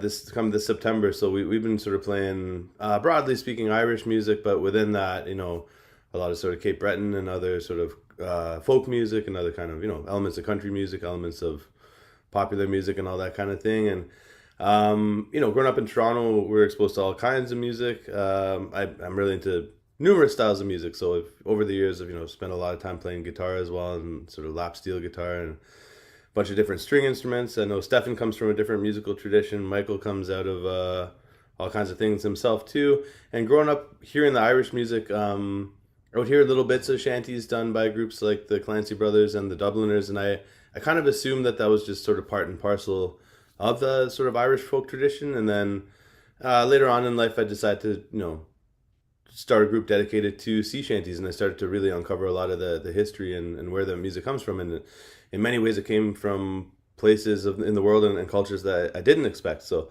it's a roundabout way of saying it kind of fell under the folk umbrella, but also I've sort of had an interest in sort of uncovering things about different styles of music as well. So sea shanties was a fun kind of rabbit hole to go down, I guess you could say. I think one of the things that we all love as well is the opportunity to sing together. I grew up sort of singing socially, in pubs. My parents are folk dancers and folk singers. And so, you'd go out and have a day of folk dance and you go to the pub and you'd sing these songs. And because shanties in particular, by their design were made to be easy for people to join in with, they made great songs to sing in pubs, which is why they sort of got subsumed into the whole folk music culture generally. So I had a similar journey to James in terms of coming into realizing that these songs and shanties aren't at all related to a lot of the other folk traditions, and yet because of their nature, as people were looking for songs to sing together, that's sort of what they became. I also have a background in tall ship sailing, so that helped. I was like, I know what these words mean. Uh, that's wild. So I hadn't thought about this until just now, but I have a son who's now 21. When he was in high school, I wanted to phrase this question as to the recent popularity of shanties, because I feel like they blew up like 3 or 4 years ago. So my high school son joined a shanty club, and during their lunch breaks, they would walk the track at school singing sea shanties. And we're in the middle of Texas. I mean, the nearest ocean is not far or is not close. Um, can you explain sort of the history of sea shanties? They've been there for ages and ages, but I feel like they went crazy on the internet in the past 5 years or so, maybe Yeah, 10. But I'm happy to take a crack at that. I think in many ways, sea shanties are kind of a great survivor when it comes to music. They started as really a technology to be used on boats to coordinate work. As the owners of these boats that were going from Liverpool to New York, and they all of a sudden the clipper ships had to arrive on time, and the owners were cheap, so they wanted smaller crews. And one of the ways that people could coordinate on ships when you're pulling on lines and need to do things together was to use musical calls as a way to give rhythm. And so it's similar to traditions that you might see in like, railroad songs or cotton picking songs, things like that, where you're trying to coordinate labor. But then when, that tradition died out and all of a sudden everything was being, moved by steam, the songs managed to sort of migrate and move and find new homes. I was just talking about how they kind of got into the folk music and folk singing tradition, but you get these spikes in pop culture every once in a while. So yeah, in the 1960s in the folk revival, there was sea shanties. In the sort of early 2000s, there was a video game, Assassin's Creed Black Flag, and there's a Canadian singer, among others, this guy Sean Dager out of Montreal, fabulous singer.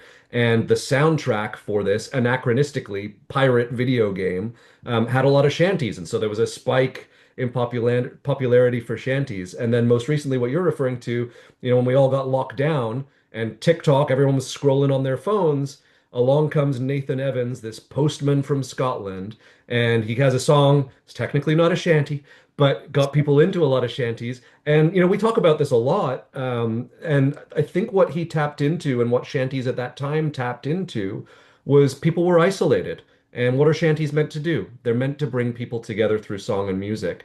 And so I think people were just looking for that connection and found it in that, and the idea of I can sing along with this through technology rather than being on a boat together or in a pub together, just again created this moment of these songs and their original purpose of getting people to bond to do task X has just survived and survived and survived. And every once in a while just sort of, pops up above the ridge of pop culture and says, "Hey, I'm still here." I think it's interesting what Stefan's touching on there too, because I mean that sort of shanty popularity through the Wellerman, through Nathan Evans, it couldn't have happened without technology, without Zoom technology and video calls. It couldn't really have happened without a global lockdown like that. And yet, what's kind of sort of ironic is it's what brought people together as a very sort of primal form of human singing, just voices alone. It could have incorporated technology. In the sense of digital technology, digital music, or digital mediums, or involving instruments, but it's sort of it's interesting that it was just sort of the raw vocal harmonizing, which again had to be done through layering because I remember as a musician in the pandemic, you couldn't rehearse live with people. There was that latency issue, so kind of interesting to think that it could have happened with any style of music, and kind of even more meaningful perhaps that it came about through just a cappella singing. And I think that also laid the seeds for where the shanties are now, where it has become a little more prevalent. Even in our city of Toronto, there's a bunch of different shanty nights and shanty groups. But what's beautiful about that is the level of interest to learn about the history of shanties and the political strife that caused them. And as James was referring to earlier, places you wouldn't expect to pop up. That's where the history of these shanties comes from. So it's funny how it comes from, as we were saying, the history of it, and then a video game spikes it. But then all of a sudden through that, people are now smitten by the history of this stuff. So not only are they just singing along to Ryan Reynolds singing about whatever, they're now understanding why they're doing it and where it comes from. And the historical and community aspect has been really cool to see, and really cool to see how it's been embraced. When you guys got together to and I don't know if you've decided one day that we'll do this, or is it morphed? What did you think about as far as voices and harmonies? It seems like the traditional sea shanties are going to be in unison, but when you look at we want to form a band, how do you approach? Do we do harmonies? Are you arranging the songs in more of a pop A-B-A-B-C sort of arrangement? And then instrumentation, what are those discussions like? Yeah, well, when we started, it kind of came out of a tour with another band that I still play with. I play in a band called the Lemon Bucket Orchestra. We do a sort of a mishmash of many different styles of Eastern European music. And in 2013, I was on a tour of Eastern Europe with that band, and we had these ridiculous kind of long overnight drives, crisscrossing places like Romania, Ukraine, Serbia, Czech Republic, Slovakia. And just to pass the time, we just would start to sing songs because even though it's not that long ago, we didn't all have smartphones and internet and everything. So we had to find sort of analog, old school human ways to pass the time. And so I started singing bits of shanties with people and all these people who, again, it's Toronto. We were playing in a sort of a Balkan band. I think there was about 12, 13 people in the band at the time, and maybe a third of the people in the band had Eastern European backgrounds. So that kind of speaks to the multicultural aspect of Toronto and the fact that people are drawn to music because they like the sound of music. And within that group, people have all kinds of different musical interests. So when we sort of came off of the tour and we decided we would get together and start to sing on a more regular basis, it was kind of interesting because you've got a lot of people that, had no background in shanty singing whatsoever. And we were just trying things out. And really, to this day, I don't think that we ever start a shanty arrangement with a really clear idea of what it's supposed to sound like. But just through the sort of experimentation and the trial and error kind of thing, we tend to sort of get to a point where we're like, okay, that's good. Try to remember that part, And at one point, there were 7 of us, and it got really sort of murky. The harmonies would get really complicated. And we sort of realized, with the shanty singing, as you were saying, Willie, like it would have been traditionally, I think the concept of harmony would have been secondary to the nature of the job being done. And I don't think anyone was ever sort of stopping the job to say, hold on, what's that part that you're singing that didn't sound quite right? It would have probably been unison or kind of grunting or chanting. And I think eventually those harmonies came in. And it's interesting because, yeah, as sort of Stefan was saying too, at the time that the steamships are coming in, the shanties are losing their purpose. They're disappearing. They're getting documented. And about maybe 20, 30, 40 years later, you're seeing these arrangements for vocal and parlor piano, which is so far from where shanties would really originated from. And there's this idea of trying to harmonize them in a classical way, which to my ears really doesn't sound quite accurate. So I think, yeah, it's a trial and error thing. And one thing I'm finding really fascinating is depending on where the person who's singing the shanty is from in the world, it will sound different. So, for example, there's a really booming shanty scene in Poland, and they've got their own take on harmonies. They've got their own take on even how the melody kind of comes across. So it's sort of inspired and influenced by the styles of music that you would hear sort of growing up, I think, which is pretty fascinating. I think anytime you're dealing with a traditional music, you have two choices, right? One is how do I do this as faithfully as I could, based on what it would have sounded like when it was actually contemporary. And I think that's a bit of a trap because, you get into academic arguments. The other is I'm going to treat this like a living tradition. And I think that's what we try to do, which is be really grounded in where this music came from, why it's structured the way it is, what really defines it as a genre, but try to make it relevant for modern ears. If we were all singing, four guys singing in unison on a stage, it wouldn't be that interesting. But preserving the ideas of this highly rhythmic music that needs to have moments of emphasis that when the pull would have happened or as the guys are stomping around a capstan in unison, that this is, and I think this is actually something that a lot of shanty singers miss, it would have been improvisational. The shanty man had to sing for however long the job went on. So we try to bring that into our shows, that this was a group participatory music. Okay, we need to make sure in our shows that we're creating moments for the audience to really sing along and participate. And I think particularly interesting for us is, the sailors would have been going into the foremost music halls of their day in some of the busiest, most metropolitan ports in the entire world. They would have been exposed to so much contemporary music and would have been bringing that back into their own singing. And so with this latest album, Departure in particular, we're trying to showcase a little bit of, shanties came out of a musical tradition that has deep connections to other musical forms like hip hop, like dance hall, like reggae, like soca. So let's kind of showcase some of that because it might give new listeners who aren't familiar with shanties a different kind of entry point that isn't reenactment. It's a living tradition.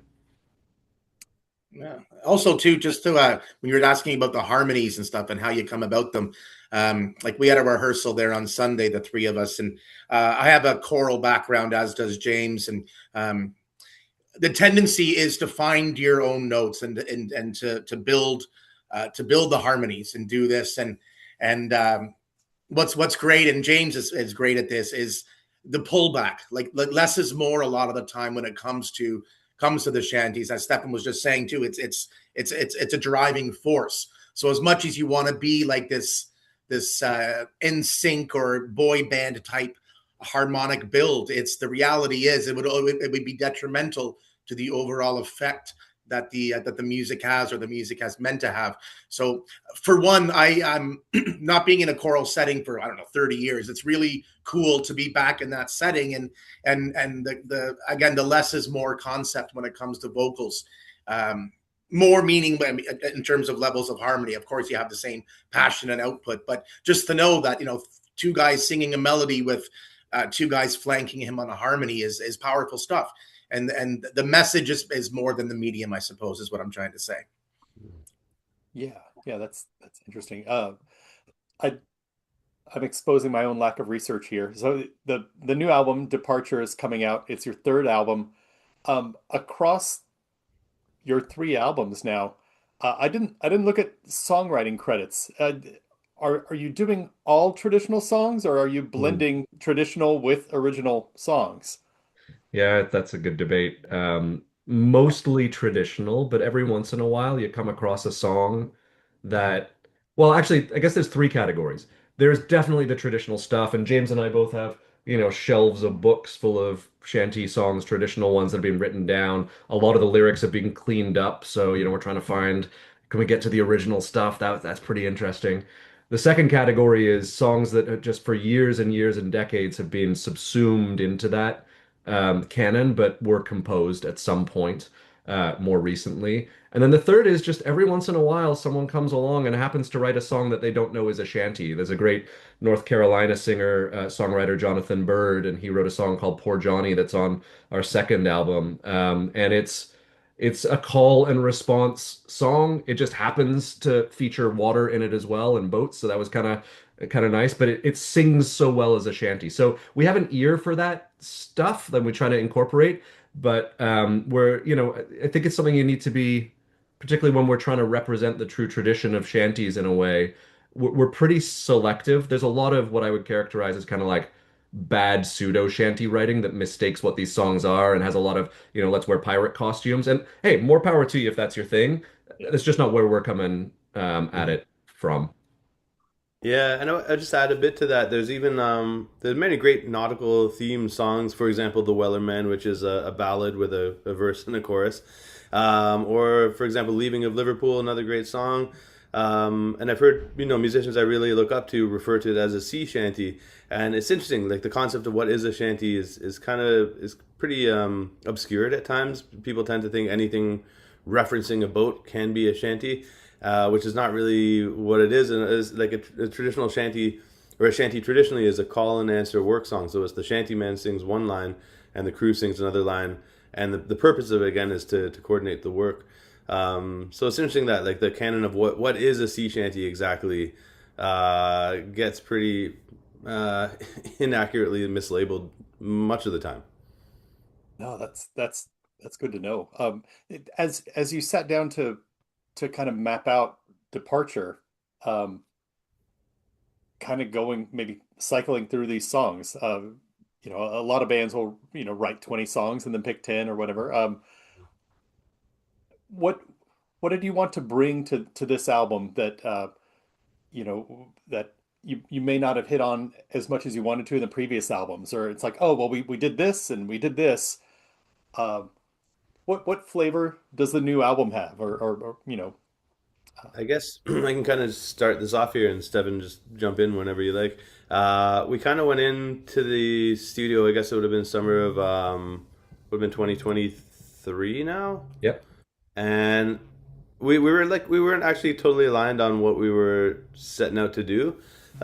Stefan's idea was, let's just do sort of a representation of what we're currently doing, and that's a mix of a cappella stuff that material we've uncovered through our travels, through traveling around, through hosting the shanty show where we've interviewed numerous sort of shanty experts and scholars around the world.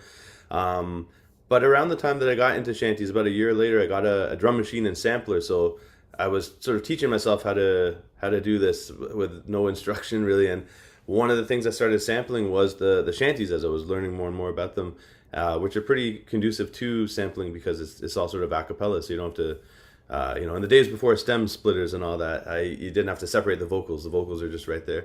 So I've been kind of working on bits of songs for about a decade at that point. So we were sort of including that, and at that point we sort of had this, yeah, kind of like a mixture of different sounds, which was cool, but wouldn't necessarily make a what would be the word there? A Coherent coherent album. album. Yeah.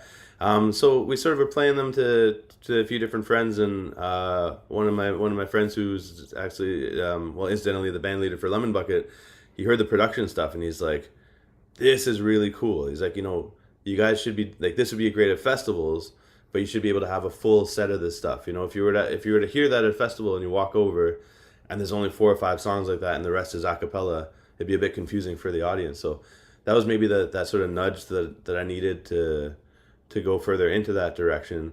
So with that said, we've got a bunch of other tracks that we recorded back then, which are a cappella, which would be great for a subsequent album, perhaps. And I think this is worth pointing out for those that haven't heard the album. Our first two albums are completely a cappella, and there's some great singing on that. I think the first one has 7 guys on it. The second one is a kind of core 4.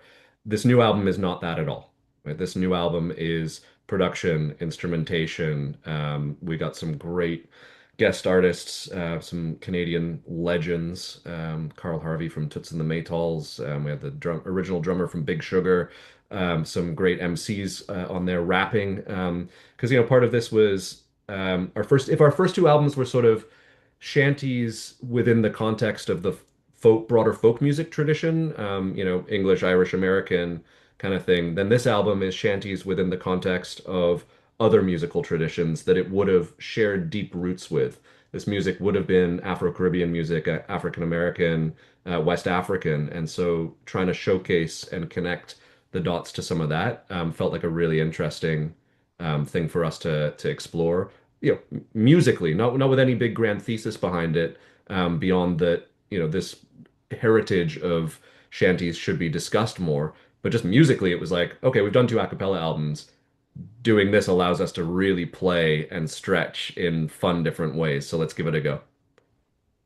I think it can only embiggen the genre itself too. We did a video not too long ago, and the director had an interesting quote when he was prepping the video, saying like, "You boys have redefined or are in the process of redefining this genre," which I guess also redefines the accessibility of the genre too, where bringing all these different diverse things and maybe some cooler, hipper ways of presenting the songs is going to generate a bigger audience. And it harkens back to what is a true shanty. And sometimes that doesn't really matter as long as you get ears on it and stoke the interest and pique the interest, and that in itself will just generically grow everything and teach everyone what it's about through our presentation of it. So that was a really cool thing. And Departure, I think, kind of encompasses all of that thing, because it really is a journey, but it's a journey into, where we don't know yet. It's on its way, and it's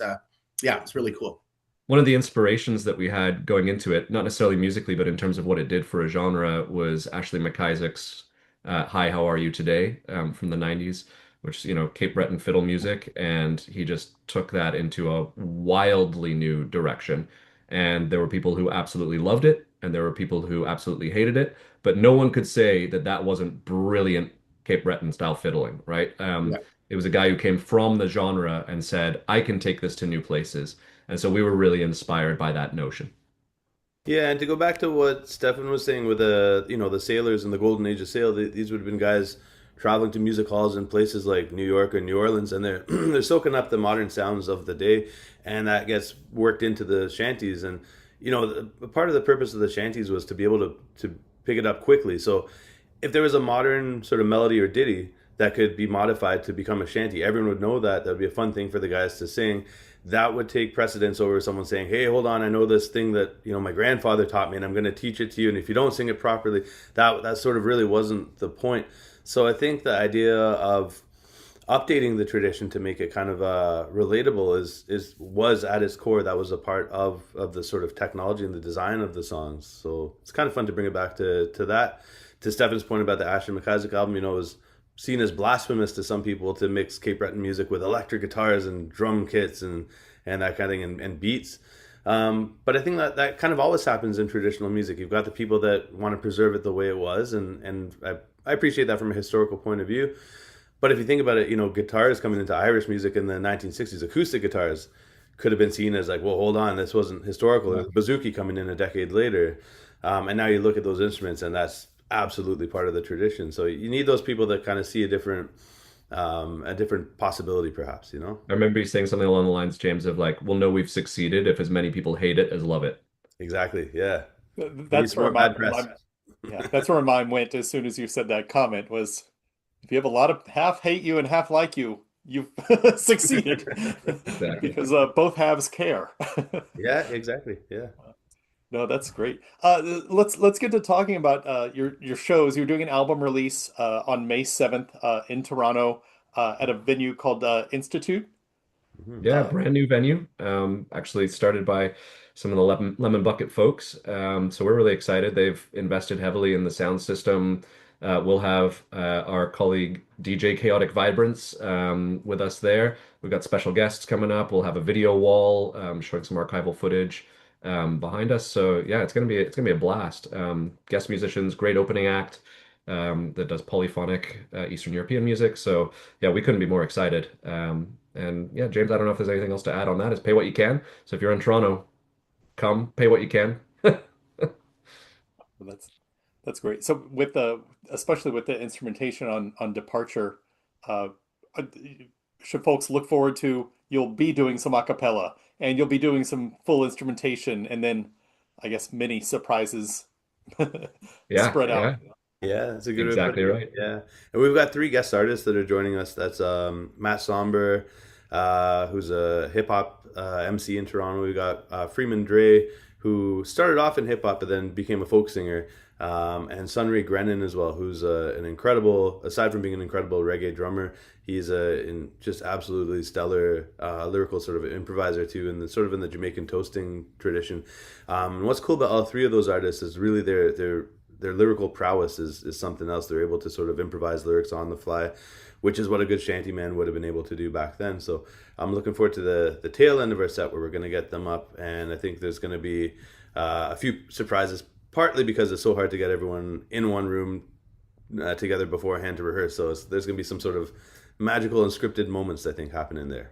I think what we're particularly excited about is, in many ways, this is the prototype of the show that we'll be taking on our UK tour this summer in August. So we're going to be appearing at Sidmouth Folk Festival, Folk East, Whitby Folk Week, and Shrewsbury with a couple of smatterings of gigs in between in Derby and Swansea, Bristol, hopefully. So we're really excited about that, but we're bringing Matt Somber with us and the DJ, and so it's going to be, I think, a pretty interesting thing for us to surprise those festivals with. But yeah, that this will be the first real kind of presentation of the new show behind Departure. So pretty exciting stuff. That Thanks for doing that. That was going to be my next question is so what should people look forward to in your UK shows? That's amazing. So the band to date has done I mean smaller shows, but then you're on festival stages as well. Do you personally gravitate toward either one of sort of a smaller, more intimate setting, or just outside and it's hot and you can feel the sun and maybe the rain or whatever? Both can be great. Both can be just fantastic. I think it's about creating that connection with the audience, and sometimes that's easier in a more intimate kind of setting. And then there's something also really powerful about getting hundreds or thousands of people singing along. I think that's the sort of human connection that we're often missing. And it's interesting. A few things have sort of popped up on social media for me recently, and one of them is the concept that all ancient people made music together.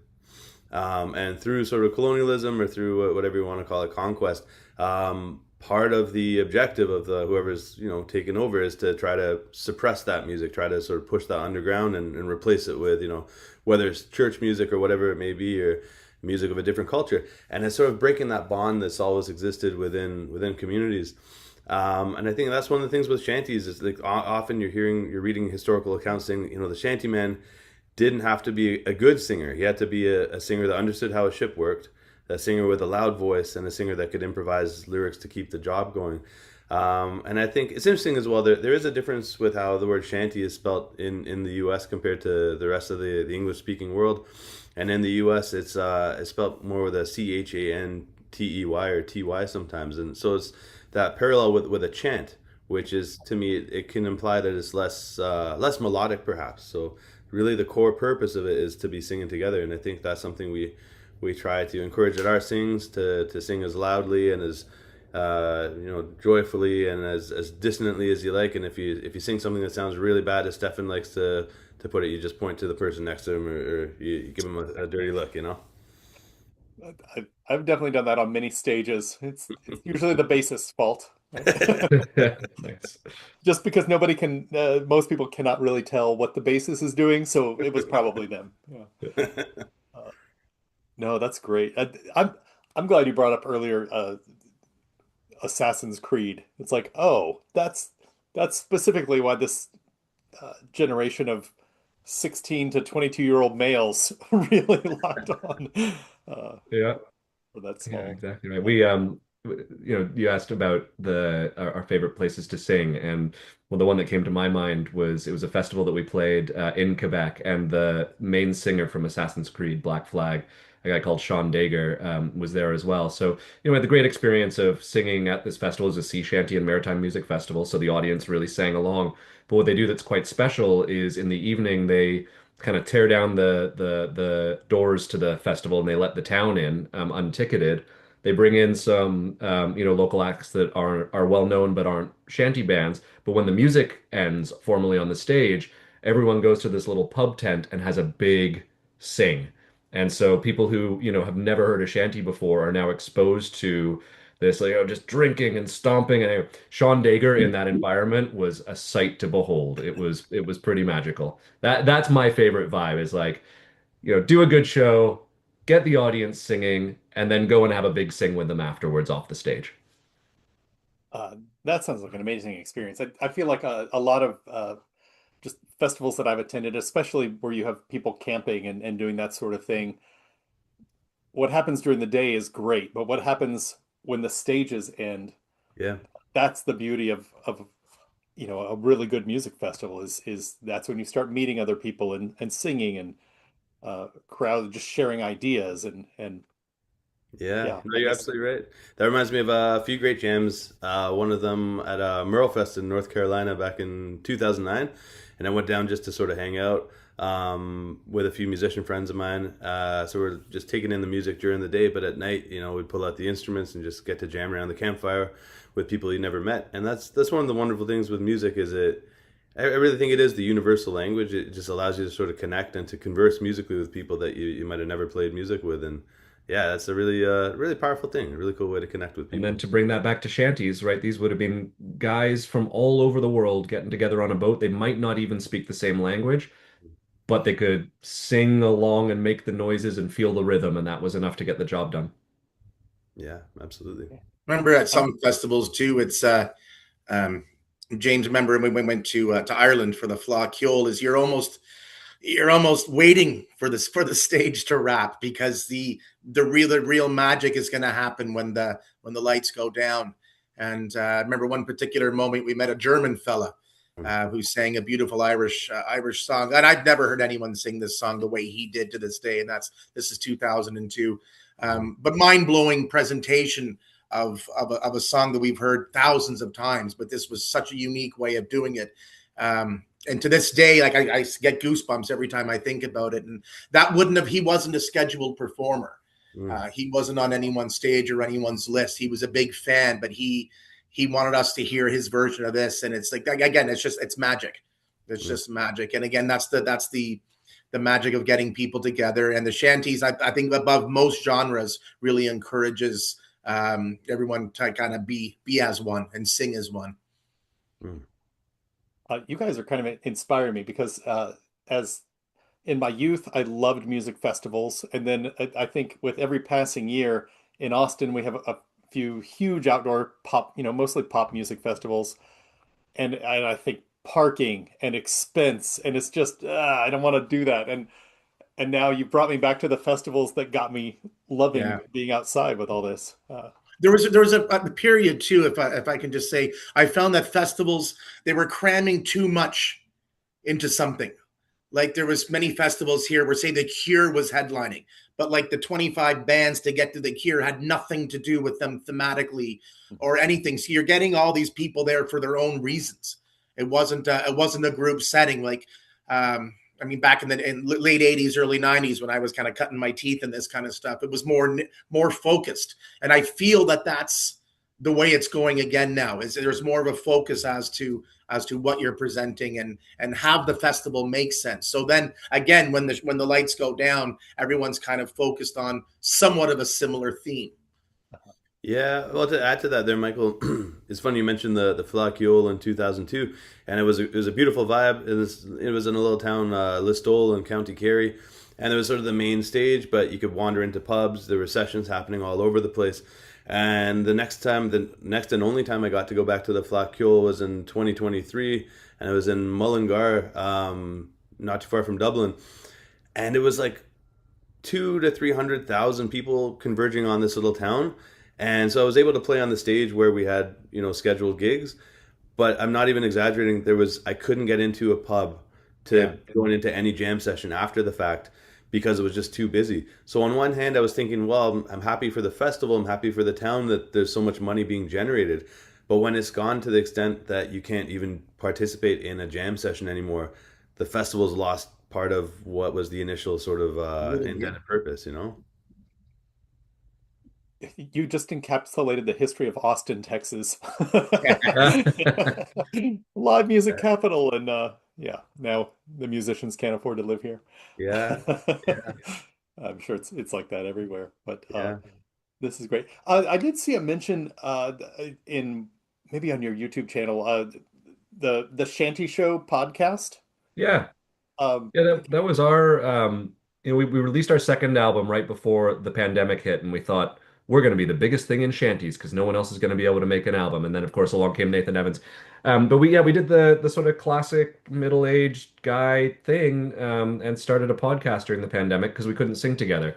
And we thought, well, what a good opportunity for us to reach out to shanty singers from around the world that we've long admired, that we have something to learn from. And we do a conversation much like this show, and we'll talk to them about shanties. In the early episodes, we would sing on mute and then try to stitch it together into and see what we had at the back end of that. And some of that worked really well, and some of it didn't. But what was lovely about that is almost uniformly at the end of it, because we were talking to people from sort of far-flung corners of the world, they would all say, oh, it'd be great when we could sing together. And like, why don't you come and visit? And one of those, and at the time, I think perhaps the one we thought was least likely to happen, was with a group called the Barely Whalers out of a small town called Barely in St. Vincent and the Grenadines. And we actually did get the opportunity to go down and visit with them. And what was special about that is one of the guys in that group, his name was George Fredericks. He went by Tall 12. He was actually the world's last living shantyman who sang these songs for work on a boat. Barely is a town that for up until I think about the 60s or 70s, the only way you could reach it was by boat. And their prime industry was whaling. And they still have a exemption to the International Whaling Convention to this day, and it's subsistence living. And so he and five other guys every morning would row out in a boat with a harpoon gun and a little sail and hope to catch a pilot whale, a blackfish, and bring it back into the town. And they used these songs in the way that they would have been used. They were improvising. They were singing about the people in the town. We'd learned a couple of his songs going down, or of their songs, and then walking through the town, one song would mention somebody and be like, "Oh, that's so and so's grandson." It's about real people in the real town. So that was an amazing experience. We got to go into the schools and talk about the shanties to the kids that this is their tradition. We got to record a little bit of stuff, but mostly we just got to hang out with this amazing, septuagenarian force of nature, and learn directly from him. It was just an unbelievable experience. wow, yeah, that's amazing. And I guess the beauty of a podcast is now I'm going to go back and then check out some of the episodes because they're Please do. there for Yeah, reference. exactly. Yeah, what an amazing experience. I also, but before we wrap up, I have a number of friends who are musical artists in different parts of Canada.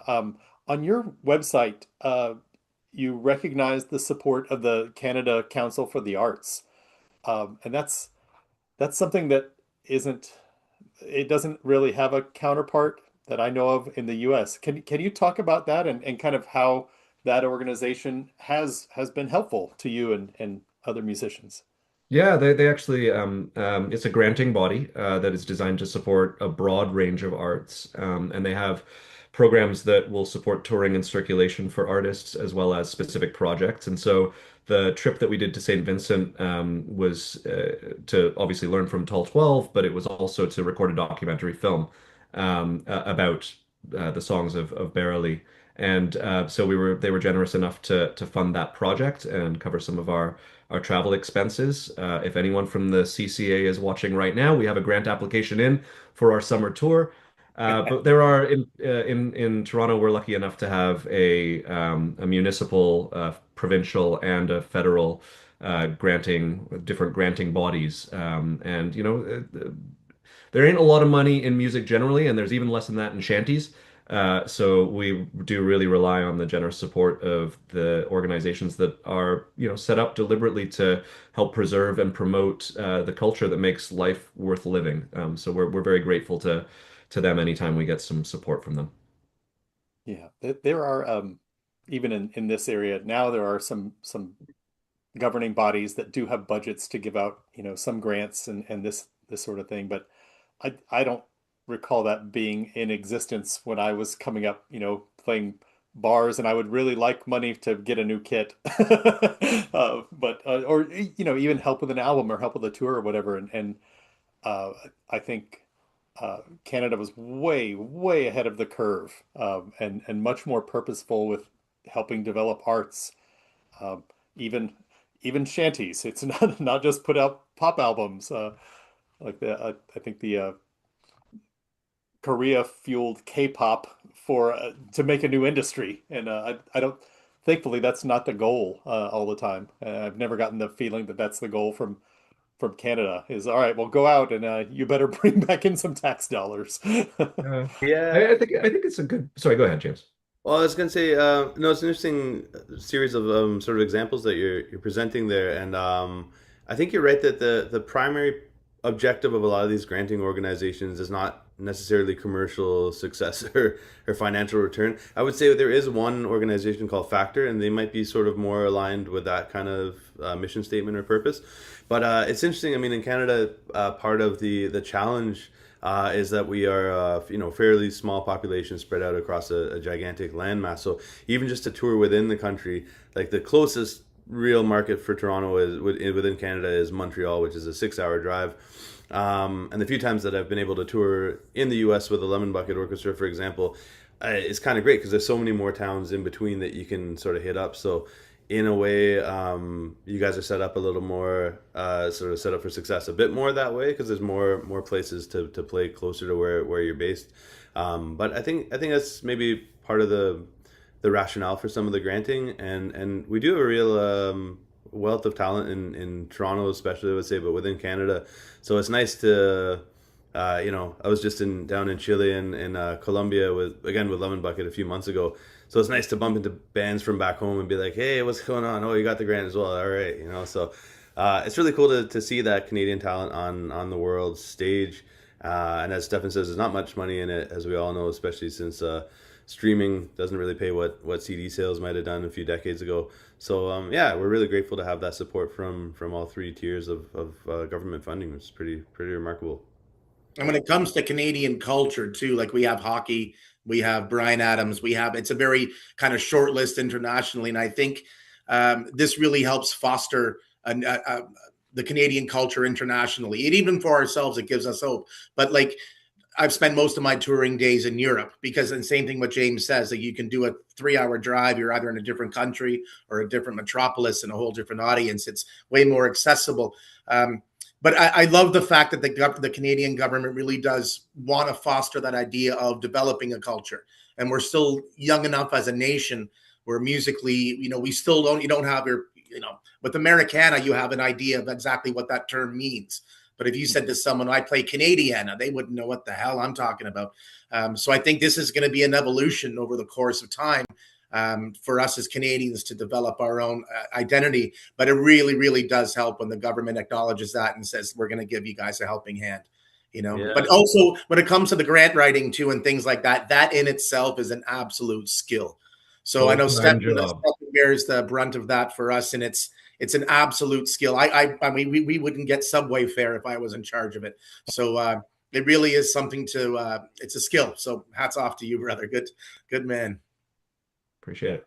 Yeah. And I Every would just business add to has that, maybe it's promoting it's not just a singular Canadian identity like like the examples that Michael just said, like hockey and Brian Adams, which is probably what comes to mind to a lot of people in different parts of the world. But for example, when I was just touring down there in Chile, there was a francophone klezmer band from Montreal. So that's not necessarily what comes to mind when someone thinks of Canadian culture, but that's what we want, right? Yeah. Yeah, it's just one of the sort of facets of and there's so many different styles of so many different sort of outlets of Canadian culture, and it's kind of being redefined all the time. It's kind of loosely based, I would say. Yeah, that's what defines it is all the many different things within the whole. No, that's great. I did get to visit your city. I stayed in the Gladstone Hotel, Oh sort of an yeah, old great spot. historic hotel, and got to experience a little bit of live music on the strip there, and then attend a conference that was not music related. But it does. There's an energy in Toronto, even just kind of walking down that neighborhood of hearing different styles of music come out of different restaurants and bars and venues and things like that. Um, that that yeah, it made me so happy. Like there is art that is living and breathing and very vigorously exhibited. Yeah, well, that part of town you'd been in, I would say that's sort of like the entry point to Parkdale in a way, which for a long time was sort of a really rundown neighborhood. And I think for that reason, a lot of artists started sort of gravitating there. And the last 10, 15 years, it's gotten a little gentrified. So it's still really cool. But some of the places that used to exist no longer exist. But yeah, for example, like when you're mentioning the Gladstone Hotel, I think of the times that I would have played bluegrass there, because there was sort of a really happening bluegrass scene in Toronto. And just a bit prior to that, I remember there was a great place. Was it called the OV? I think it was this massive place, and they would do sort of country and western music and line dancing and stuff like that in the Cadillac Lounge. And again, that's not what you would really think of Toronto being sort of synonymous with sort of country music and bluegrass and all that. But that's again part of the micro cultures that exist side by side in Toronto. Next to heavy metal bars or hip hop places and stuff. And my wife's at a bluegrass and old time jam once or twice a week. Well, no one's perfect now. Come on. And there also seems to be a bit of a renaissance in Toronto when it comes to places opening up. Coming out of COVID, a lot of places didn't survive, and that's just the nature of the beast. And of course, the big box places came in and bought up these little ones, and we lost a tremendous amount of really beautiful and intimate venues. But I play mostly Celtic music, and there's this wave of new Celtic places opening up all around the Toronto area, and every single one of them has live music at least 3 nights a week. And they're also doing traditional sessions, say on a Monday and stuff. And it really is nice to see, because there was a time there where it was just like every day there was somebody else was closing. And but now, like it's amazing to see that everything's kind of coming back, and people are believing in it again. I'm tripping out here, but yeah. That was that was obviously a struggle all over the place. But here we have so many just long time honorable music venues, and they were just closing like every month. You just see another thing. So the few that made it through, you appreciate that much more. And then I think now things have settled down enough where there's room for growth, where it was kind of cut short before. Well, guys, I want to thank you again for taking the time out of your day to visit. You've got this album release party on May 7th, and then you've got the UK shows happening kind of throughout May and June. It's all August. August for UK. Is it all August? Yeah. I am. Oh, yes. Sorry. Canadian shows May and June. UK in August. All right. I did make the note. I just can't read. So that's great. We do have, with Cupchairs being based in London, we do have feet on the ground over there. I'd love to see if somebody can make it out to a show and capture a little footage. But thank you again for joining Press Gang Mutiny. I can't wait to go listen to podcast episodes and sort of A/B your first 2 albums against Departure with a little bit more background knowledge. Oh, that's awesome. Wiley, thanks so much for having us, man. Yeah, thanks, Wiley. Appreciate it. I appreciate that. Yeah, thank you. Take care.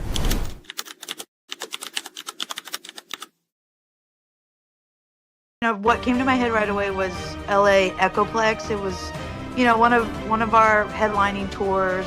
This is probably our top, success of our own crowd, and we almost did we sell it out? I think the most important thing really is communication, because if anything, if I feel like if it's gonna kill a band or cause you guys to like split, it's really the lack of communication or the way you're feeling. You know, we had met her at the Michigan's Women's Fest, and she's so kind to us. And you know, when I was walking, she's just bubbly and happy-go-lucky, and she's like, "Can I get you anything?" And it was just, "What?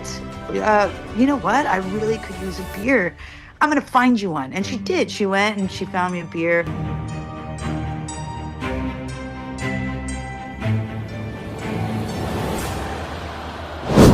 All right, welcome to another episode of In the Chair with. Today, I'm very excited to have with us Fanny Diaz and Jen Alva from both the bands Fea and Girl in a Coma, who this might change, but I know them as Blackheart recording artists. We'll dive into that in a little bit. Jen and Fanny, thank you so much for joining me. Oh, Thanks thanks for having us. me. I've been a fan of y'all's bands for a long time, and you started so early. I don't expect you to cover a history of the bands, but can one of you or both of you just kind of talk through? I mean, you started as young teenagers and kind of haven't ever stopped Yeah, no, Jen and I started playing in the 90s, actually, like in around 96, I think, right? I Yeah. always get dates weird.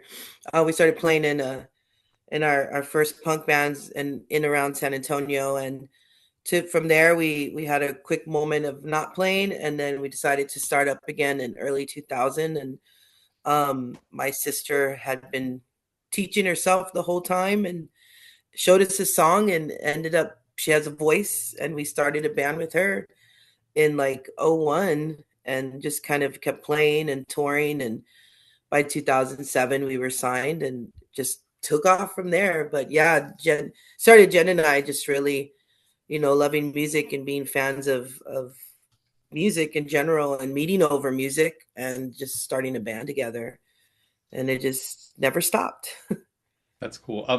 From the outside, it seems like, I mean, almost from day one, especially you two have almost been like best friends. Oh yeah. or like the old grumpy married couple too. Oh God, yeah, we joke about that. I think we're at that point of they're just Bert like and Ernie. Yeah. Bert and Ernie. Yeah, we get called that, or I think we just self-describe ourselves as that. But yeah, we've known each other over 30 years at this point. So it's always been a bond of music and traveling together and just kind of having all kinds of experiences together, and it's been cool. It's been a cool adventure. That's Best awesome. friends. Yeah. Best friends. No, it seems like you've always put so much of the band on social media, and just reels from inside the tour van or whatever. Even when somebody's super pissed off, or you've had a flat Oh tire God, or it's whatever. always me mad. It's just because Jen's good at trying to capture stuff and record stuff, and tries to encourage us to be a part of it. But I'm the grumpy one. It's always like, get the damn camera off of me. I just don't. I got used to it now, but yeah, Jen used to. Yeah. Jen used to get a lot, and she would be doing almost like TikToks before TikTok, like just capturing what she could, and then we would upload it to YouTube, and just goofy moments and editing videos together, and of us on tour, and reels really of just stuff we were doing. And it's kind of funny now, because now we're trying to get used to like TikTok for real, and how to do this the whole new system and algorithms and all of these things. And but back in the day she was already doing all of that stuff, so it's pretty cool. Yeah. We had like a little Zoom camera that was given to us by Cyndi Lauper when we played True Colors. She gave us a little swag gift, and I would use that little camera, and we would edit on the road, like when we were in like hotel rooms, and Yeah. we'd upload like vlogs, and yeah, we were pretty active with it before it was like super a thing where when you have to do something, it becomes not as fun. So I think we're trying to keep up with the social media and whatever else we can do. Yeah. Yeah, how there was a really cool interview a long time ago with Questlove, and he was talking about the Roots and how they would do like Sunday morning waffles. And he was like, every band needs to have whatever their version of waffles is, where you aren't talking about music. You go do a thing and you just be Oh, that's friends and see cool. what's That's a going good on in each other's idea. lives. Yeah. You're like, I like waffles. Huh. You all have worked together for so long. Are there is there have you found secrets to longevity so you haven't killed each other or just I think one day it's too much shit to put up with? I think the most important thing really is communication. Because if anything, if I feel like if it's gonna kill a band or cause you guys to like split, it's really the lack of communication or the way you're feeling in And that moment. space, which is, on the other end of the spectrum. Space, Mhm. communication, that really helps. But I mean, to be completely honest, it's not an everyday thing that you find like a sister, best friend to work with. And, it branches off from there. We have a big connection with Letty and Adrian now in Fayab. We've always had a very unique and special relationship with Nina and Girl in a Coma. Um, but yeah, I mean, I don't think it's common, like Fonny and I's relationship. That's true. I mean, it's my sister, and Jen and I met forming the band together and just kind of bonding as friends and over music. But um, it I could be, and then we learned how to start a band without having a family member. We put out an ad to get Letty, and I found Adrian online, and it's just kind of like people Well, that we knew Adrian, but yeah. yeah, we were like familiar with, but we didn't like have special bonds with, and just kind of grew close as we were doing music together on the road. So but really learning that if you don't talk about how you're feeling or not getting the space you need, or it's gonna drive you mad. And I can understand. I mean, we've been there why bands do break up, and it back then when Girl Nicole broke up, it was a lot of not communicating, a lot of Mhm. not telling each other how we felt, or not liking this, not liking that, and just going with the flow because we had to do it. It was part of the job. We were so deep in this band and we didn't want to disappoint, but at the same time, everyone was having their inner turmoils of, just of self doubt or not being able to talk about certain things. And so it's communicate for me, definitely communication and definitely space when you need it. Yeah. um since you touched on Letty and Adrian, I think, I mean, every band tries to find the right lineup, and Mhm. Faya kind of went through it. Letty's not the original singer, and then Adrian, like I remember, Shelly Shredster was in the band for a while Yeah. and was like, I mean, what a phenomenal guitarist. Oh Um, yeah. Yeah, she's awesome. and Faya kind of started and still very much embodies Chicana punk. Mhm. Adrian is not. So how can you talk about navigating finding the member to fit the vibe? And then Yeah. even with Adrian, in some ways she doesn't fit that vibe, but you all have been together. She's been in the band now for a while and it looks like it's going Right. really well. We Yeah. we started we had an idea of what we wanted this band to be, and it was definitely that, like, a Chicana punk band. Jen and I really grew up in the whole Riot Girl movement. We loved the Kill Rock Star label. We were supporting a lot of artists coming off of that, like Huggy Bear, Bikini Kill. And like we that's kind of what we wanted to do with Girl in a Coma, but that morphed into what it was, just because of the way Nina was writing and stuff. And that's kind of what happened with Faya. I think, like, we had a vision in mind and we wanted it at first to be all girls, and then it just started kind of filling itself. Then it was like, oh well, then we'll have our friend Aaron join, or we'll have our, we know this guy Bobby, we know Shelly, it just, we had like what, 5 6 guitar players before we landed on Adrian. um it kind of just wrote itself Well, almost. it's been like, I think if you were to ask me, maybe shortly after certain guitar players, I would be like, oh, this is a nightmare. Like, oh my God. And, this really sucks because you want to find the perfect person. We were having guitar players that maybe didn't have the knowledge of the music that we were interested in, and we were having to give lessons. We were having to show them how to tour, and that was a lot of pressure on Fonnie and I as well. But now looking back at everything, I'm almost glad all of them happened, because it really taught us a lot. And although Adrian is not like the vision that we might have wanted for, the guitars for the band, she brings a lot of attributes Knowledge. that we, like, she's a seasoned musician. She's very positive. She has like very little ego. She's just kind of a down to earth player, which is nice and refreshing. She respects, the culture. She's learning Spanish. Even though Bonnie and I should probably brush up on Actually, that Bonnie as knows well. more Spanish than we do. Yeah. Like she studies in the car. Like, she understands it and respects it, and that's enough, for us to Right. to have her. And And I have to admit, it's probably like, especially in this day and age where it's kind of like you're on this side or that side when it comes to political views. I feel like having Adrian is like, she's very logical. She wants to know what they're saying over here, what they're saying over here, and it's interesting to hear her points of view. And when it all comes down to it, she's exactly what the band needs, for Fea. Yeah. I agree.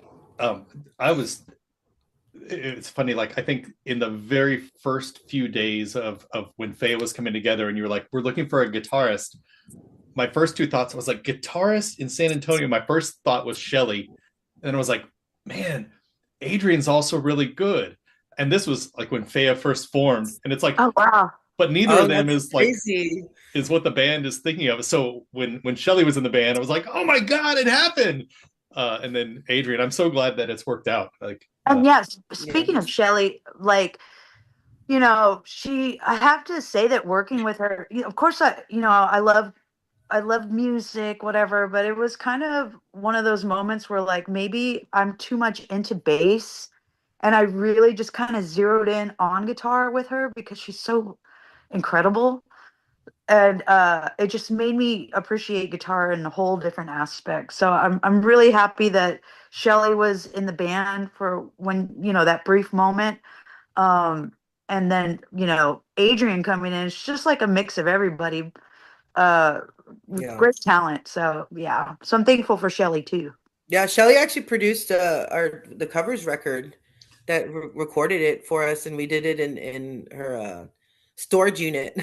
So we went and did everything there, and Blackheart put it out for us. And yeah, I mean, we definitely from every guitar player, whether it was good or bad, we learned something from each and took it with us. And we do appreciate having each one. Yeah, I think when Aaron left the band, you wrote a post that was so well worded. Just it's like, hey, we didn't think we were gonna have a guy in the band, and and I'm paraphrasing totally, but you said, it has had some positive effects that we didn't ever think about. It brought something different to the band.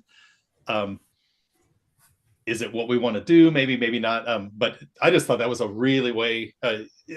Departures bands can be so ugly. Yeah, no, they can be, and trust, like, it's, you just want to, if somebody's going to leave for, even if it's a negative reason, there's no reason to cause like a big, outcry or make anyone a victim, or they're the bad guy or the bad guy or who, whatever. Just basically didn't work out, and that's that. And you appreciate what you had. For us to share later. I mean, if anybody cares, well, I'm sure we'll share that later on. All those details and ups and downs and stuff like that. Like, when you do want to write the book, I love writing. The Jen and Bonnie book. Yeah. Something that I don't know about your history. I mean, you're just young kids in San Antonio, and I remember like videos playing the mall on the Riverwalk. Like you just had Yeah. you were just playing like anywhere, and We played in HEB. We even played there. so many, especially younger kids, have the stories of we got signed and we just got screwed. There's a vulnerability with young people. Mhm. I haven't ever heard that from you all's point. Like how you got discovered and Girl in a Coma started blowing up. Did you hit pitfalls where people were taking advantage and you just finally found a good home with Joan Jett at that point? Or Yeah, I mean, starting out so young, we were naive, there was a lot that we didn't know, and we were just saying yes to everything and jumping into any show. And, like you just learn growing up. And then on top of that, being three females, we got picked on a lot, not being girls in our ability to play. You know what I mean? Like, how good are we as players? Like, we were getting judged by that. And then looks was a thing. Like, like we weren't pretty enough, or if we're being too gay, because Jen and I are gay, and it's like, oh, it's a dyke band, or they're too fat, or whatever. We got picked on as opposed to a guy. You don't hear them picking on guys about they wake up looking like shit. It's like, who cares? That's cool, rock and roll. But if we show up that way, it's like, ooh, it's like a double standard there. And we got crucified online, in the day of like YouTube, where we would go and there's all these fucking comments of bullshit. And at first it was a little off-putting, but we kind of started getting a thick skin and not caring, and it made us stronger, I think, as a band and as people, and having, believe it or not, more confidence. Even though it was like stabbing at us, it was like it fueled. It was more fuel, if anything. yeah. I was introduced to Girl in a Coma by my old bandmate in Scorpio Rising. I think. Oh yeah, I remember. We played with Feo one time, and the bassist Wonderbread. Just one day, Girl in a Coma came out. He's like, "Have you heard of them?" And I was like, "No." And I think it might have been the HEB set, actually. Yeah, we played in Nile in HEB. And yeah, he just had such respect. He's like, "These girls don't give a fuck. Like, they're at HEB, and not."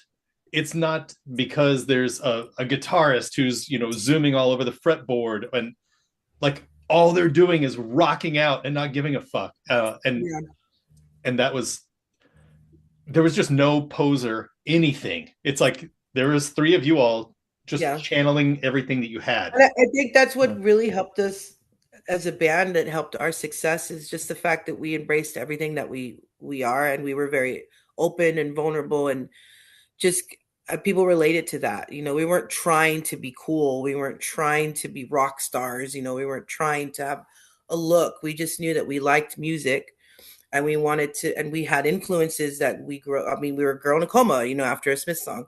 We were showcasing what we liked and being who we are, as we were learning with people. We were fans with people. And I think that's what garnered our fan base, and then still to this day, and they're so loyal, and they still come back, and they're bringing their kids. And that had a lot to do with us reuniting, seeing that at our farewell shows. Like we saw that there was a fan base that still existed, and they're like, this is my daughter, and she was 2, and now she's almost 30, and it's like, oh shit, and it's cool because they're so loyal, and I think it's just because they relate, and we grew up the same way, and it's cool. Right. I think, I was just rewatching the Selena documentary, and there's a lot of similarities in the sense of touring with your family, and it's a lot of fun.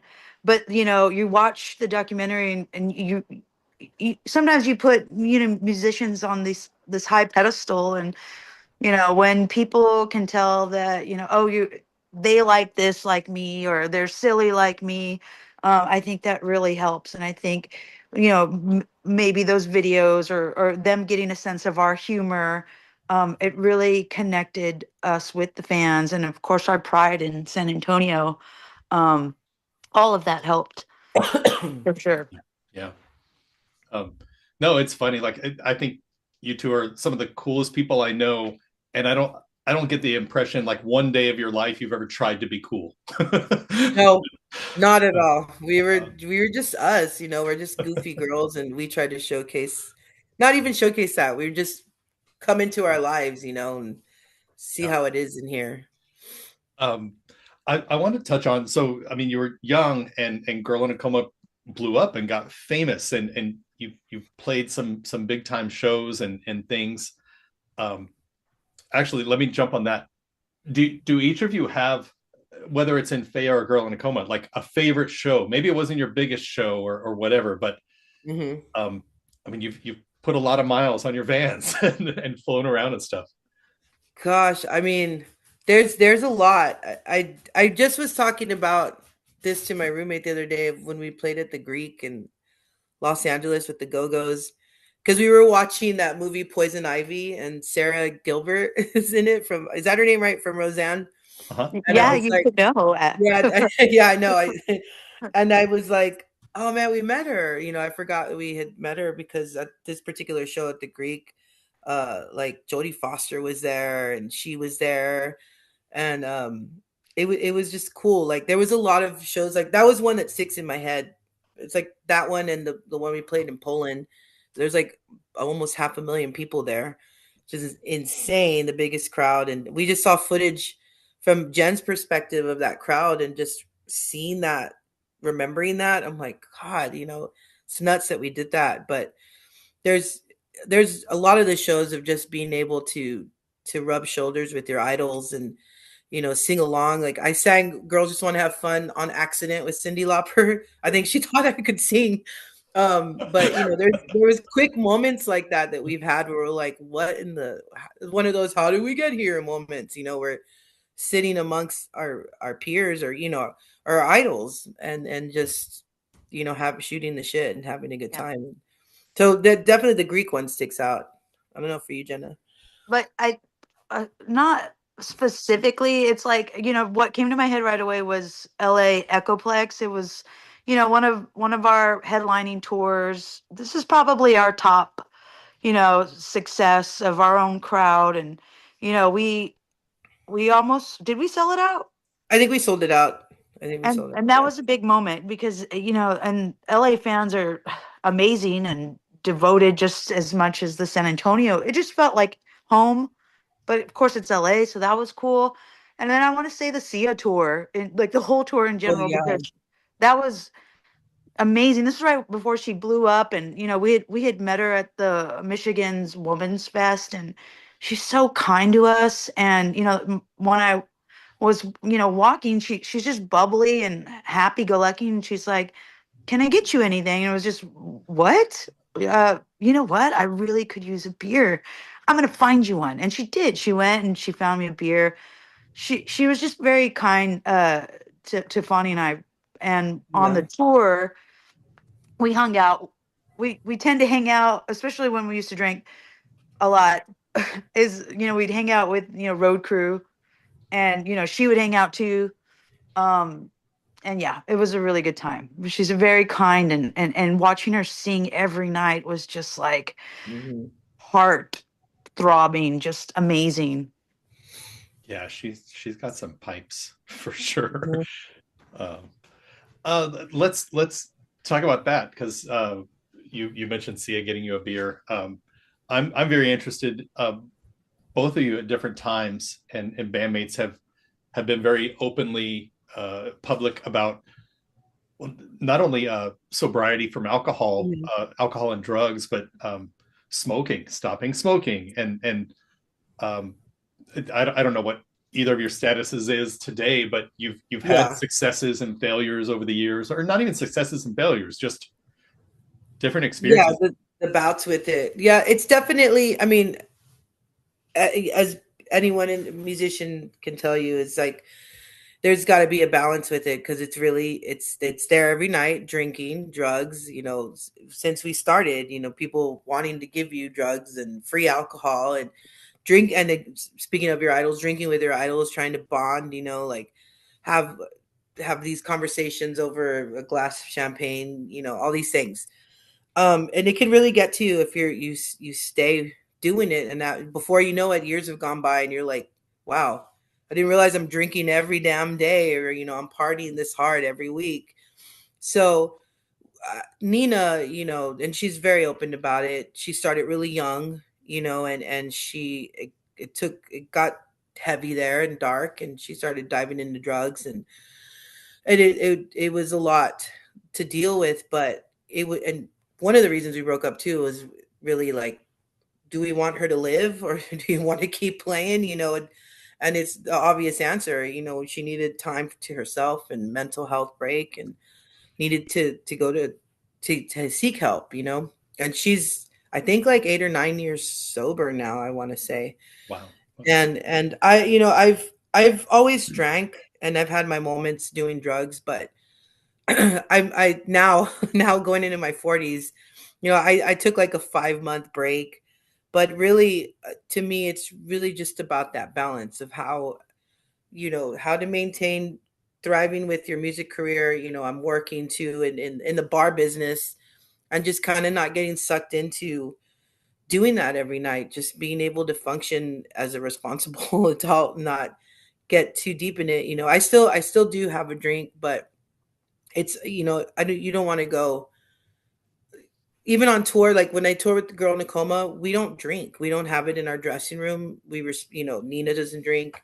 So it's a lot more clarity and a lot more fun. I did my first Fea tours. I had drank the entire tour with Fea, and I did my first 2 tours, 2 or 3, I think, of not drinking, and I liked it. And it's, I think I prefer now to be on the road and not drink and not party, and just kind of have a more clarity of moments. Because, as much stuff as we've done, there's probably moments we forgot because of going so hard. And, it's to me, it's just finding balance. And, but so for some people, they can't reach that and they have to go sober, and it's okay.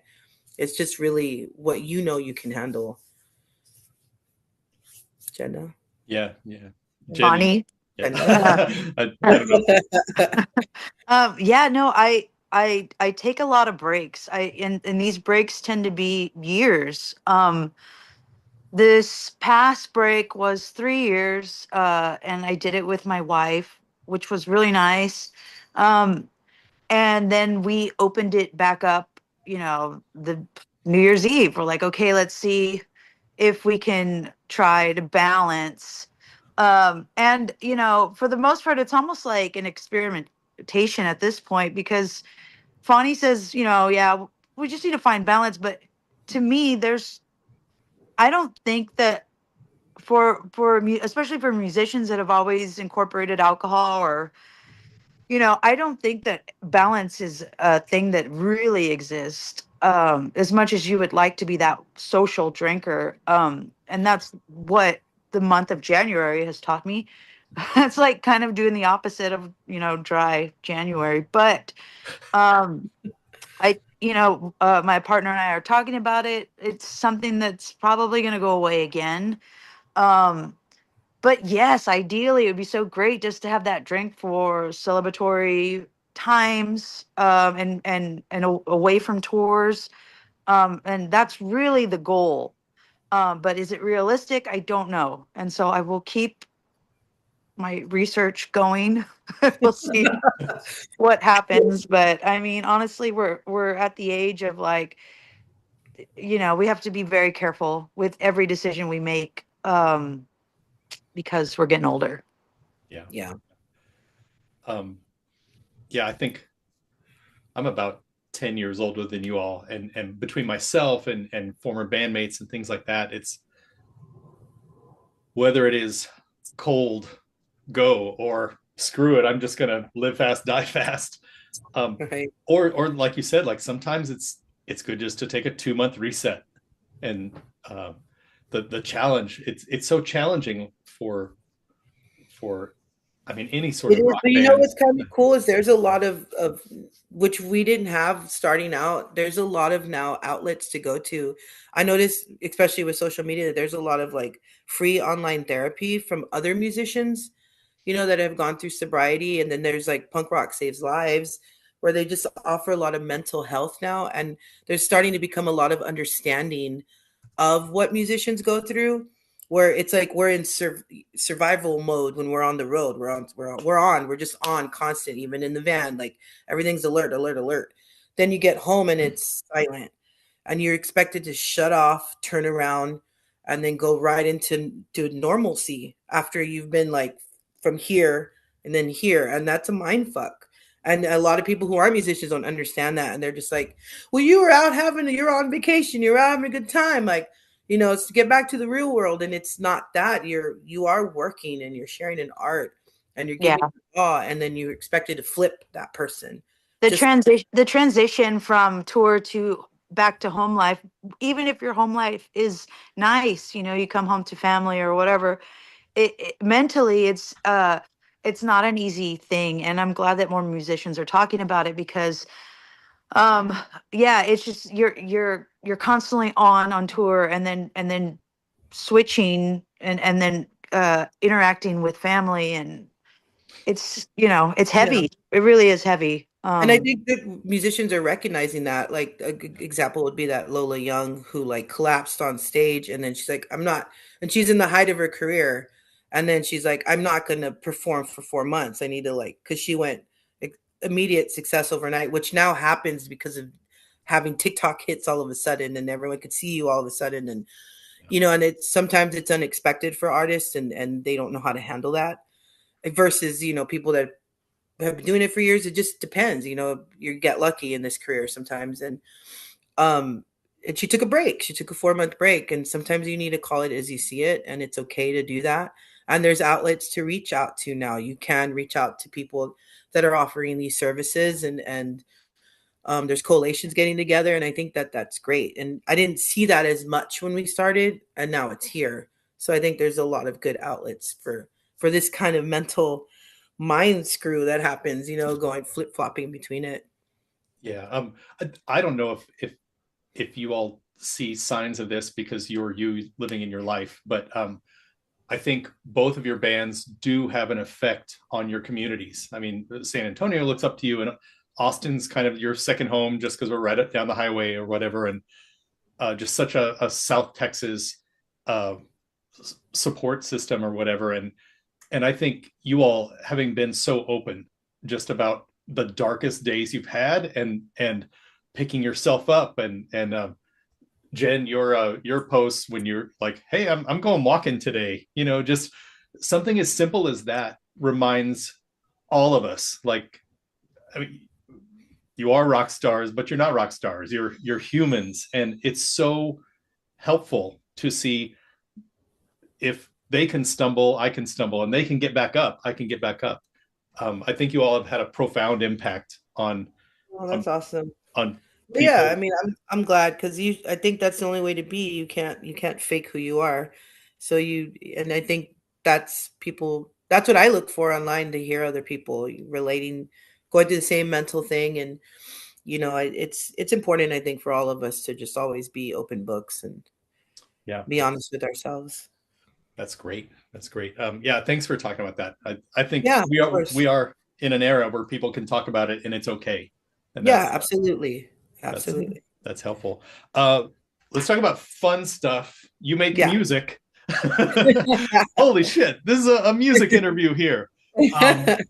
So before we started recording, you mentioned Fea's got a tour coming up, a new record. Girl in a Coma has a new tour coming up. And you mentioned Fea on a new label. Is this breaking news? Is this an exclusive? It is. I think I feel like it's okay to talk about, because we're already right? Do you think, Jenna?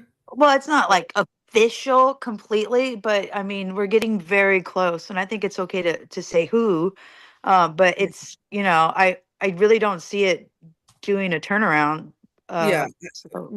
Yeah, we've been with Blackheart since '07, and we're still close. That's gonna always be our family and where we started. And they're a big support system even with us now transitioning. There's a label out of Los Angeles called Cosmica Records, and they used to have Carla Morrison on it, who's like Grammy winners. I think Las Santa Cecilia's done stuff. We're actually kind of one of the first punk bands they're signing because they do a lot of like indie pop kind of stuff. So we're stoked. We've known the founder Gil since our Grown Coma days, and he's been a big supporter of the bands and the Fea, and we've always stayed in touch. And yeah, we've decided to kind of like not just go to another punk label. I think it's kind of cool that we're thinking outside of the box and going to this completely new label with a new sound. They're taking on a new sound, and we're going to a label that's we're new Right. to them, and they're really heavy on. They have a team so far that's been great, and they're going into that world of social media of like how how can we come into that and be a part of that and kind of impact like doing TikTok and content and all these things. So that's going to be we're going to learn from them how to do this kind of stuff and maybe like teach them our world too and just, so we're excited like we're about to hop on there and discuss when this record is going to come out and we finished a record. We did it with Gabe Gonzalez, who did our first record with Grown Como before I'm gone. And we went to Sonic Ranch, which is one of our favorite studios of all time. It's here in Texas. It's in Tornillo, Texas. And yeah, we have it done, and we're stoked about it. And Cosmica's like stoked about it. So we're really excited just to get that out and get videos out and do the whole shebang with it and get back on the road. And yeah, fast touring in support of that. We have some stuff in the works. And Total Chaos, that's coming out. That should be announced soon. We're doing a Texas run with them. Okay. And yeah, so it's starting off very like slow year because we're not when we don't play for a couple months, we start going crazy. We're like, oh, we need to get out there. But there's a lot to come. Like with this record coming out and Grown Coma touring and then we're gonna be like, God damn, she kept our mouth shut. Because now we're really gonna Right. Be careful what you wish for yeah. sure. Yeah. So so that's going on with Fea. We're stoked. And yeah, you're the first. We're telling you, like that's the label. This is exciting. So, I'm gonna tell the Cupchairs producers like get this online ASAP. yeah. It'll be old news in 2 days. With I'm realizing I have so much I actually want to talk to you about, but I don't want to keep you on for hours. But I mean, you have Fea and Girl in a Coma, and you're both members of both. And then I don't think that Letty's in another band, but Adrian's very active, both solo and with Hell's Bells. Hell's Bells was on an episode a few months ago, Nice. and they're crazy. They're wonderful. Yeah. How hard is it to navigate? I mean, if you have two bands going on tour this year, and then Adrian's pretty active with Hell's Bells. How hard is that?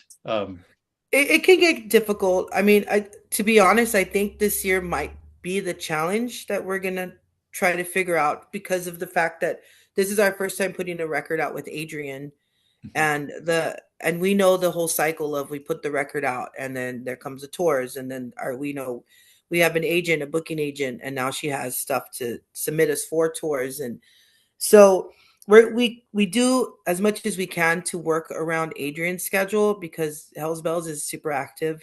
They're booked like a year in advance almost. Like she'll send us her calendar and I'm like, dang, it's like 9 months from now and she already has like the weekend full, So we're trying to figure that out. Like we love Adrian and we definitely, she's not going anywhere, but it might be that the whole discussion of like where we're might need to bring a touring guitar player just to fill in where she can't go. If it's a tour that's like big enough or worth it for us that we can't miss it, and we understand like, we support Adrian and we understand that she has to do these gigs because as we all know as musicians, you don't make that much money and and Hell's Bells is her main bread and butter. So I don't blame her, and like we are starting to kind of navigate having to maybe bring in a filler here and there when we need to. And it's going to be someone local from here that we know, and that Adrian will know, and we're all working together because we all want this to be successful, and we want the record to do great. So that's actually new territory that we are probably going to have to dive in this year. And everyone's aware, in the band of we've talked about it with Adrian, and she's done that with Hell's Bells, where she's talked about, sometimes some of the members can't come, and I'll bring this member or this member, and she was the one that said, if you guys have to do that, I get it. And but we don't. She's our guitar player, she's Faya, she's with us, but it's, we're getting into that, so we'll see. But that's new for us to what we're learning. Yeah, that just from afar, as I've seen just on socials, they do their Alaska trips and things like that. It does seem like Hell's Bells downtime has corresponded really well with you all having longer tours. Yeah, it's been working out, but there's a couple of gigs that are potential this year that already she's not able to do, and we don't want to lose. So it's we're starting to touch on that, and we've had the discussion, which is great. Communication, it's important. So that's, we talk about it, and we knew it going into it. Like Adrian just wanted to do the audition, and then she nailed it, and we were like, wow. But she was like, oh, but I really can't. But if you need me, like almost like if you need a extra guitarist for helping.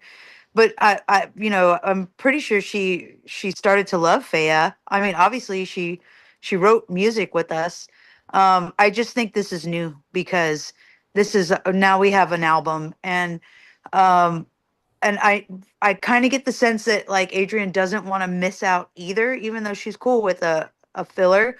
um so yeah, but also, we're an original band, we have to make it priority as well. So we're just trying to, I think we're going to navigate it together this year, and just trying to see what makes sense for everybody, and make sure everybody's happy, and that we're working as a team as we get through this cycle. I mean, because we have a band too. We have another band. We have Girl in a Yeah, Coma. yeah, and that too. We leave with Girl in a Coma, and then that leaves a gap for them. So that's why it's been working out with Adrian, and also with Letty. Letty has a kid, and she's, he's young, and she needs to be home with him, and we don't want to like take her away from her kid growing up. So we all work together as a team to just kind of make sure everybody gets the space. Everyone has a job at home, everyone has a family. I have a dog. I'm just kidding. That's all I have. And so it's we just are just navigating together as a team, and we're gonna learn this year. It was, I mean, a dog is a child. Yeah, my dog Potato. I'm obsessed with my dog. So yeah, definitely. No, that's cool.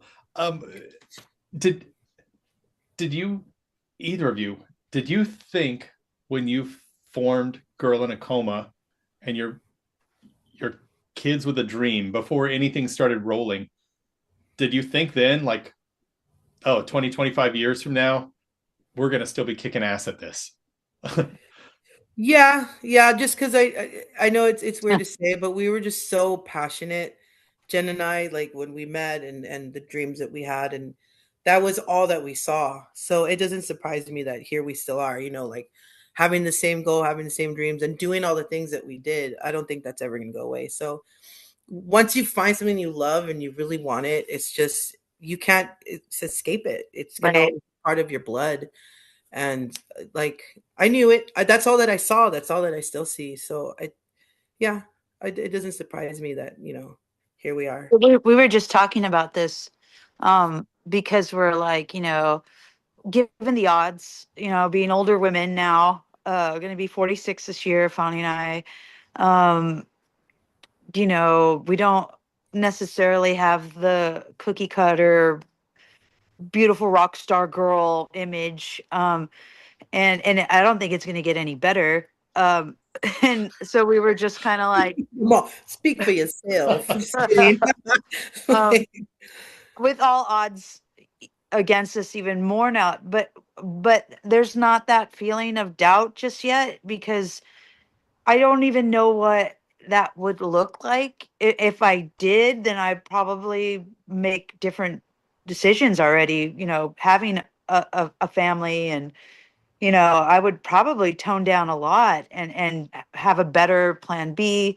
But for whatever reason, Fonny and I are like, there's this weird magic that just is there, and we can't give up hope because we feel like there's still something that's going to give and going to happen. And Well, we just don't see that. It's like what you're saying. Like I just can't envision anything else if not having music in my life or doing it.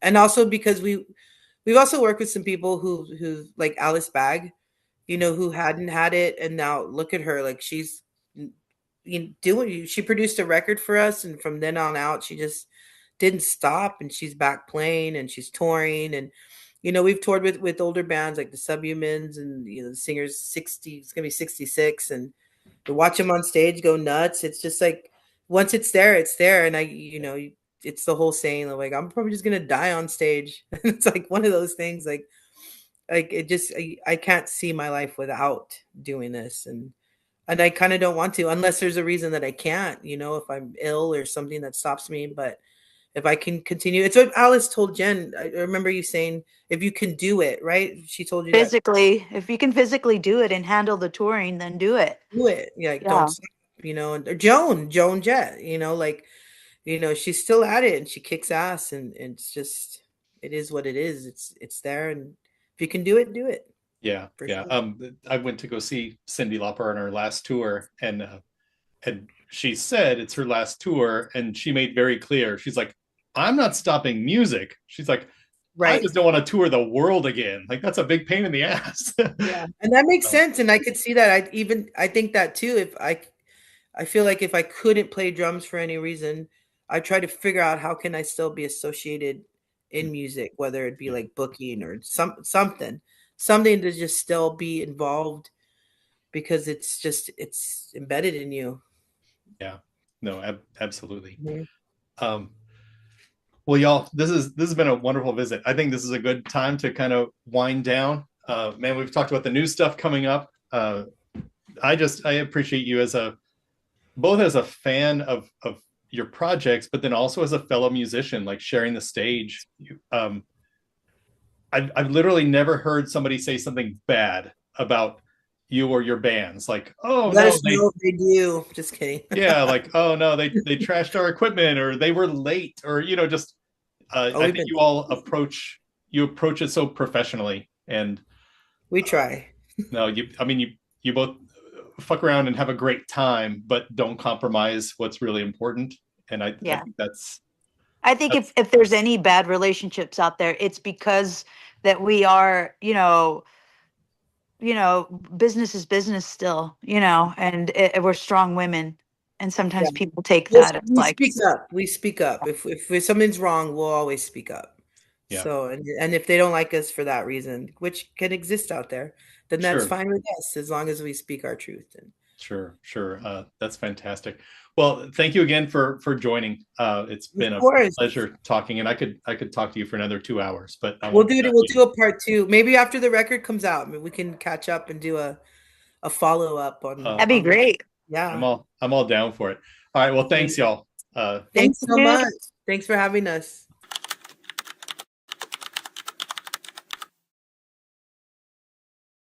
Yeah, because there were a few venues that we're trying to book, and then Alex is like, he goes, no, dude, we're a little too loud for that joint. Like, it's not going to work. The first times that I heard like Chris's voice in my ears, I was just like, holy shit, dude, this dude can sing. There were girls in the front that were just losing their minds. It was like a Beatles show, but a pop punk Beatles show.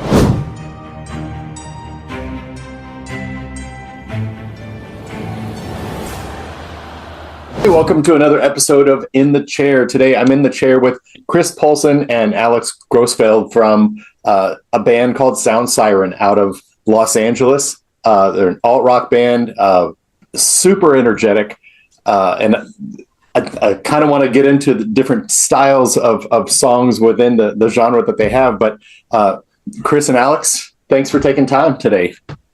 Thank you for having us, Wiley. Appreciate it. Yeah, thank you, Wiley. Yeah, if you can just kind of introduce the world, everybody who hasn't heard of Sound Siren today, to what Sound Siren is, and what the vibe is that you all put out there.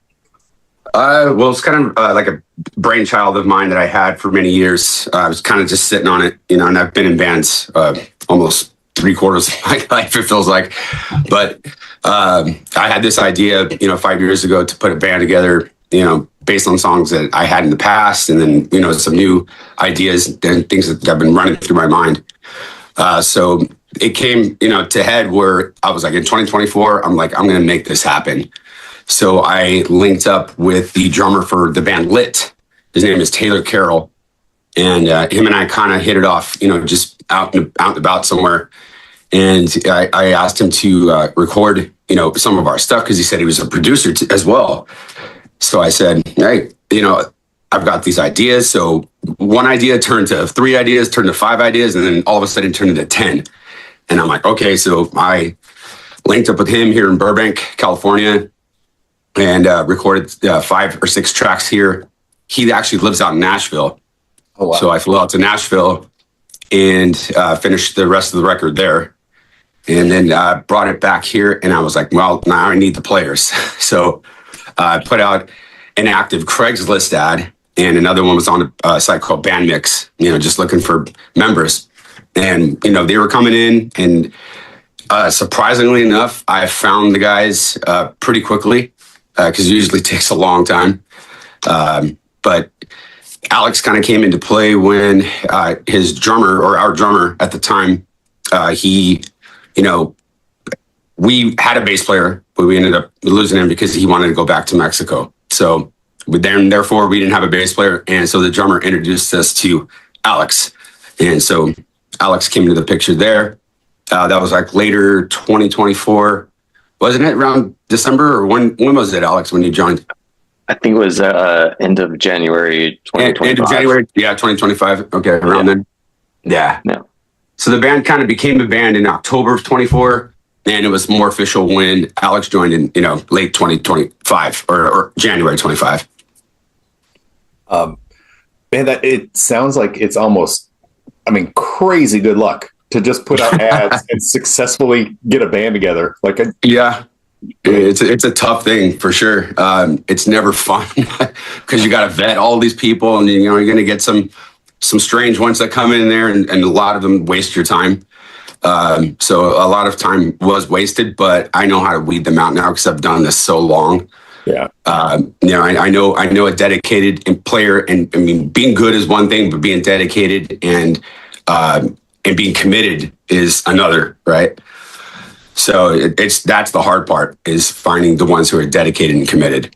Yeah, that's crazy, because online dating is hard enough, but it's almost like, no, I need to find 4 successful matches.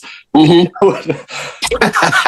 I need to swipe right on all of these 4. What are the chances of that sort of parlay? Coming together that quickly. No, that's cool.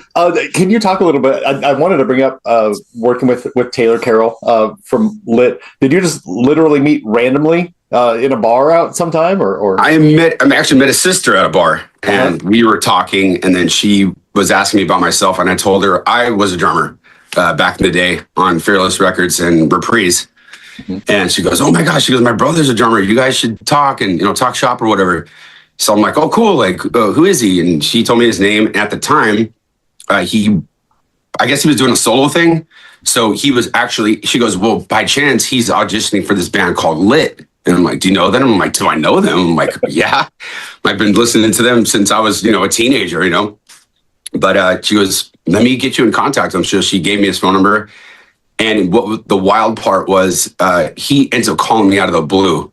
She gives him my phone number, and he calls me out of the blue, and he goes, bro, he's like, this is Taylor from Taylor Carroll. I'm like, yeah, what's up, dude? He goes, I gotta ask you a quick question. He's like, were you dating this one girl?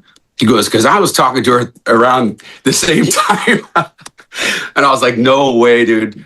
But he's like, yeah, man, I ended up getting with her. I was like, this is crazy stuff. So from there, we were talking, and we met at a bar when he came in town. And there he was like, let's work, dude. Let's do it. So I had one song that I shot at him, and he goes, dude, this is total like 2000s like pop punk vibe. Like right up my alley, dude. I could totally do this. So I was like, let's go. That's cool. When I first saw that on the credits that he did it, I don't think Sound Siren sounds like lit, except the big production value. I mean, the guitars are just thick, which is funny coming from a former drummer, and he's a drummer. That the guitar sound is really, something that kicks ass. Appreciate that. Yeah, I love big sounds. And the other thing, I mean, you mentioned pop punk. Here it is. I think the first time I heard you was 2024, and I played your song for my wife, who kind of grew up in the pop punk era, and we were both like, man, this is good, and it's super retro, but it's super today. It doesn't sound like that. It sounds born of that. Is that just kind of was that the music you kind of grew up with? Yeah, I mean, I grew up listening to Blink 182, MXPX. Unwritten Law. That's actually where I got the name for the band. Sound Siren is one of their songs. It's called Sound Siren. But yeah, that total like 90s Green Day, that pop punk stuff like really hits home to me. And I always wanted to blend, the rock style with the pop punk, and then I love catchy anthem, types of tunes, sing along type of stuff. Like my forte are choruses. Like I love a big, huge sing along chorus. But yeah, it totally taps into that retro, but I wanted to make it something that's relevant, Yeah. Well, let's talk about some of your songs.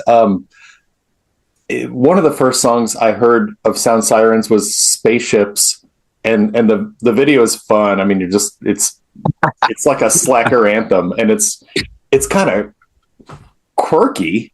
And so, my first thought is, oh, this is what this band is. They do fun, quirky stuff. And then the more I listen to it, it's like, no. That's a song that is like this. Your latest singles, Leavin' and Can't Let Go, are more emotional and real. There's not anything quirky or silly or fun. What goes into the inspiration for different tracks and deciding, that the band has this image or vibe, and what can fit in there and what can't? It's just kind of one of those things that's like how you're feeling at the time. I bring a lot of emotion when it comes to, my own experiences in life, Leaving, it was one of those, it actually has to do with Taylor and I. We co-wrote that one together. I wrote it, but then we co-wrote the lyrics and stuff. But it has to do with trying to find your way home, meaning like you were born and raised in California, but you want to go to Nashville to pursue your dream in music, right? And you get to Nashville and you see that there's all of this, there's hundreds of thousands, of the same thing, and you're just like, wow, like how do I fit in here? Is this my place? Is this where I'm meant to be? So, it's kind of like, then you find yourself going, I guess California really is where the home is, So Leaving, Can't Let Go, it was that, like you said, a more emotional one. It had to do with the past experience of mine. I was married at one point, and it didn't work out. But that song, what came from that, and I just kind of take like little things that I'm weird in a way too, like. The Spaceships is more of like an Afro man, meets pop punk, Thanks. Yeah, I was. Yeah. Oh, which they're kind of quirky, but like you said, it is quirky. I mean, I kind of want to balance it out where everything doesn't sound the same. It's like watching a band live. It's like the first song to the last song sounds like one whole long song. Yeah. If you listen to these, you're going to go, wow, you're getting kind of like all kinds of different, things and ideas and whatnot. But and Alex, go ahead and chime in, dude. Like, what do you? Yeah, I actually was gonna bug Alex here to kind of get your perspective. You've been in the band, just over a year or so. What has this been like entering this project compared to others that you've been a part of? Yeah, it's interesting.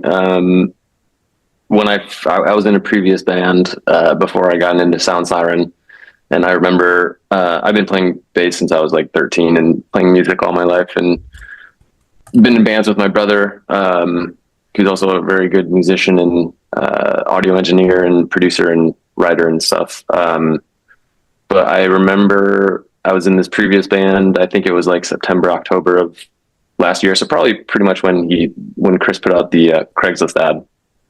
And yeah, those first 3 songs, I think he had 3 songs up there. Maybe it was one of them, Parasite maybe, and maybe one more. I can't remember what it was. The other guy.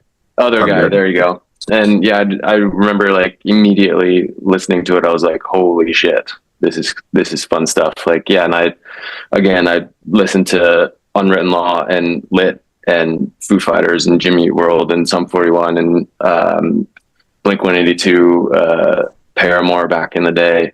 And also this band, who'd you go on tour, Chris? Blanking on the name. That's okay. Oh, Amberlin? Amberlin. Yeah. And so yeah, all these pop punk all rock bands. And so when I first heard those songs that Chris put up on Craigslist, I was like, yeah, this is good stuff.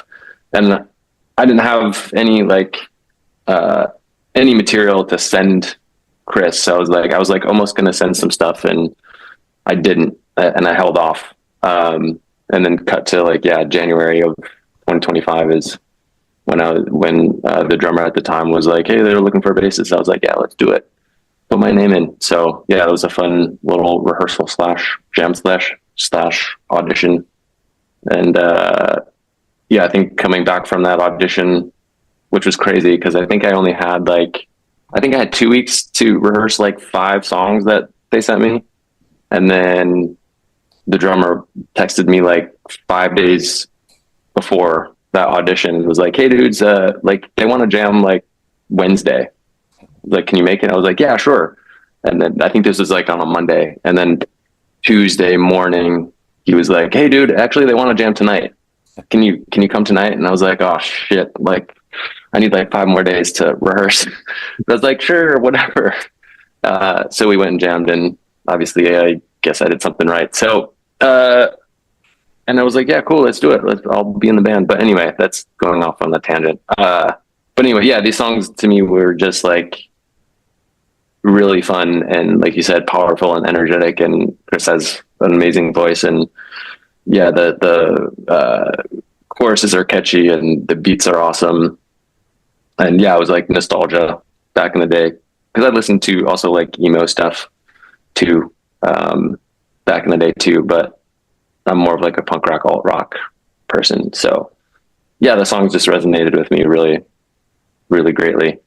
So it was fun to, audition for these dudes, and they called me on my way home, which was I was talking, they were talking in the parking lot, and I was just like, I think I'm going to go. So I just said bye to him and drove home. And yeah, the rehearsal spot was 10 minutes away from my house. And 5 minutes later, drummer at the time called and was like, hey dudes, so they want you on the band. Cool. So anyway, it was just a funny little thing that happened. But yeah, I think that's a lot of the entertainment business or music or whatever is jumping for the opportunity, even if you might not be ready for it. Yeah, and I think it almost was better that way too. Just because I didn't really have time to overthink it. I knew the songs pretty well, I think, but yeah, I just wanted to perfect more things. But yeah, I just didn't have time and didn't have time to think about it. So it was just okay, cool, let's go. Yeah, Alex is a badass bass player, though. You're a really good bass player, dude. Thank you. And I'm one of those. Just I hear something and I know I know what I want, kind of thing. It's why waste time? Sit on it and let this guy, sit there and let it stew in his mind. Am I gonna get it? Am I gonna get it? It's no, dude. If I already know the answer, I'm gonna, just gonna go. Hey, you want it or not? It's simple. Mm-hmm. No, it's so wild when you jam with other artists, with other musicians. Even if say you didn't know the bridge to song number 5 or whatever, that I think most people know after about the first 8 bars if this will work or it won't. Exactly. It's all the things that you were talking about. It's presence and it's personality and commitment, and then you got to hit the notes. But no, I think there is kind of a feel that yeah. And there's a bit of too of like singing somebody when they want something too. You're not just sitting there all, bored.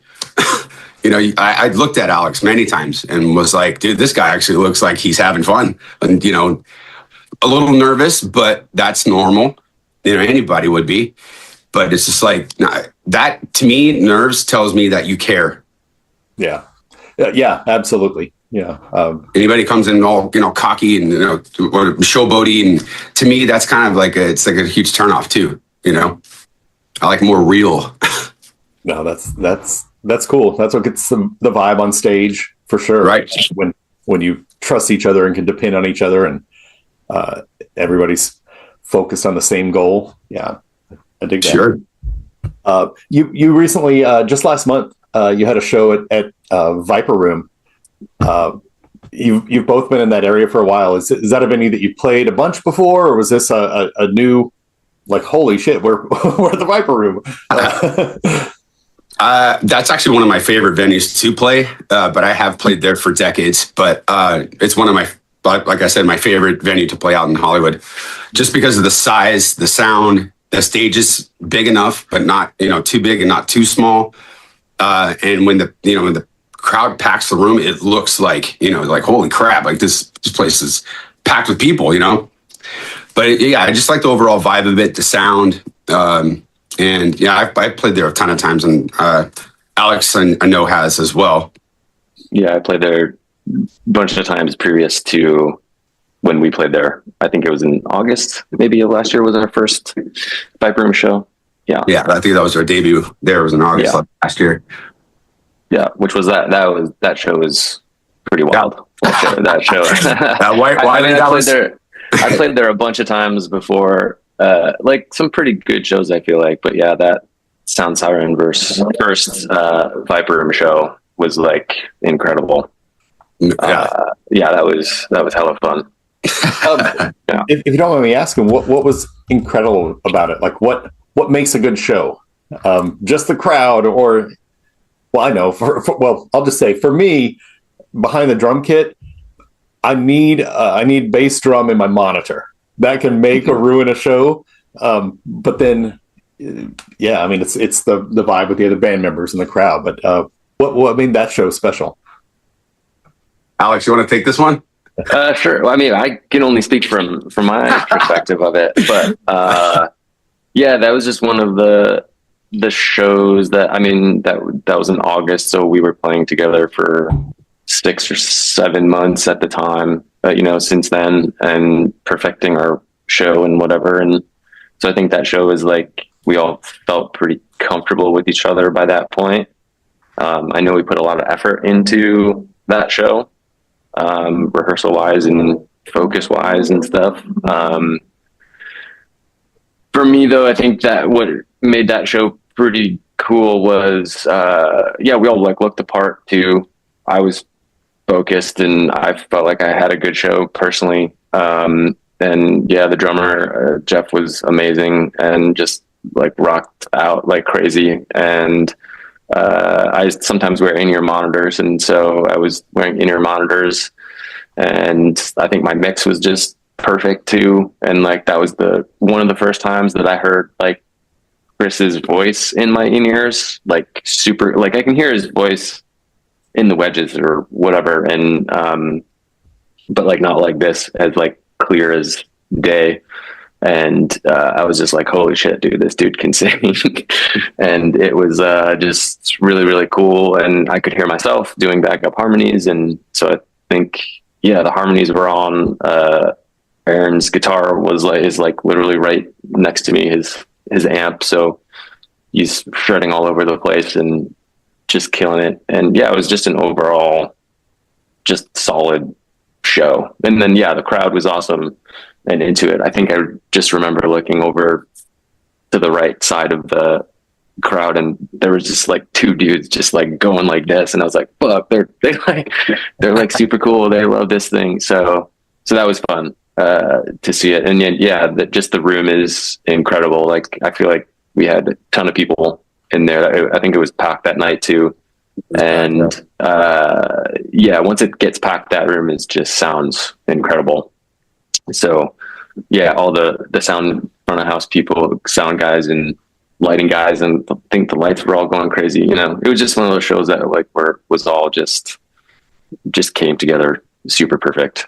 Yeah. So, and I think that was the show that one of the music execs came to, and I think I will remember this for the rest of my life. But he did say that I had really good dance moves up there, which is really stupid because I don't dance. And so yeah, that was really just touched me. So bad. I was there for that. I heard that. I was like, what is Alex doing behind me that I don't see? Apparently you missed a lot of good stuff. Is this guy doing a break dance? Yeah. You should turn around more. I should turn around more. Yeah. You should turn around more, Chris. You're missing out. That's fun. Now I really want to hear from Chris. What made that show great for you? Oh, man. Okay. Well, it was the energy. I mean, obviously, you know, there were girls in the front that were just losing their minds. It was like, it was almost like a Beatles show, but a pop punk Beatles show. You know, just like there was, you know, heads bobbing and people just running around. And then at one point, I look up, and then there's a bra being thrown in my face, and I. Oh man, Alex, is it wrong or no? No, you are completely right. And wasn't there a joke? I forget. I don't know. There was some joke that was going around. It doesn't matter. But yeah, there was definitely a bra that got thrown on stage.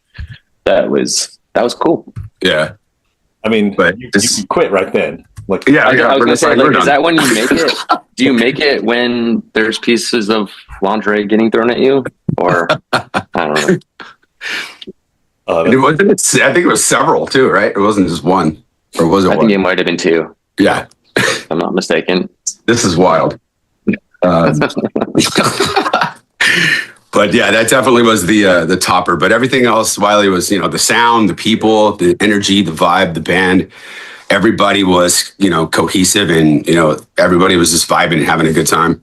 Yeah. Yeah, I think that was one of the shows that I know a few people came up afterwards and later on too, and it was like, because they've seen the shows before, and they were like, oh yeah, this was the show that, like, we actually saw a band.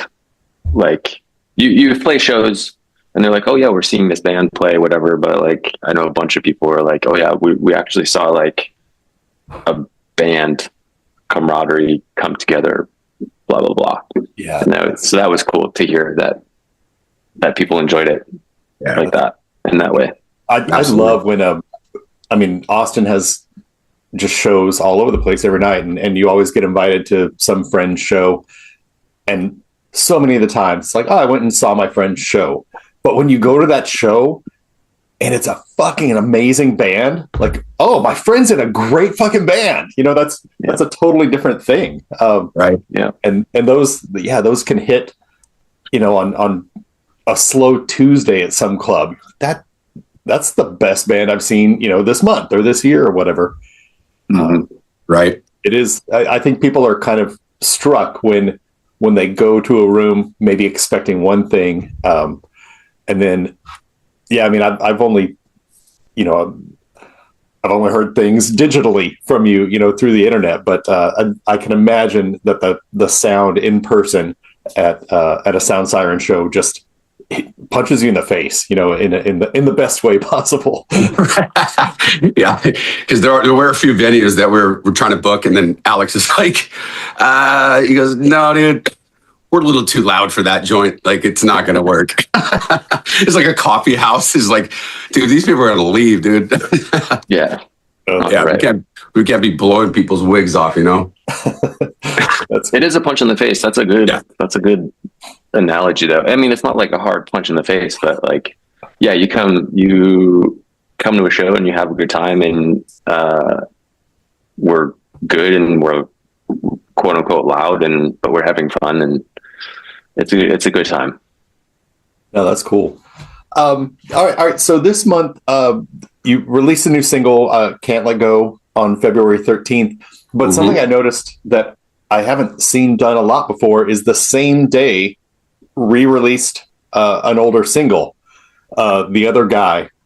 Right. What? Yeah, I know. It's very confusing. Yeah, but, I was like, holy shit, what a great idea. Re-release old stuff when you release new and pair it for the audience. Yeah, it just kind of brings in more, but it kind of happened. I don't know how I thought of that, but what came to mind, actually, what happened is the distribution when I first started this band, it was "The Other Guy" was the initial debut single, right? And it was Taylor's manager who said, "I will, quote unquote, look after the band or manage the band until you guys start, broadening out." So he goes, "I've got a distribution company." So he ended up putting "The Other Guy" on his distribution. Okay. So all of the rest of the stuff I was putting up by myself because we kind of parted ways. So I was putting my stuff up on TuneCore, which I've had for many, many years. The only thing is "The Other Guy" was linked to his distribution. Uh-huh.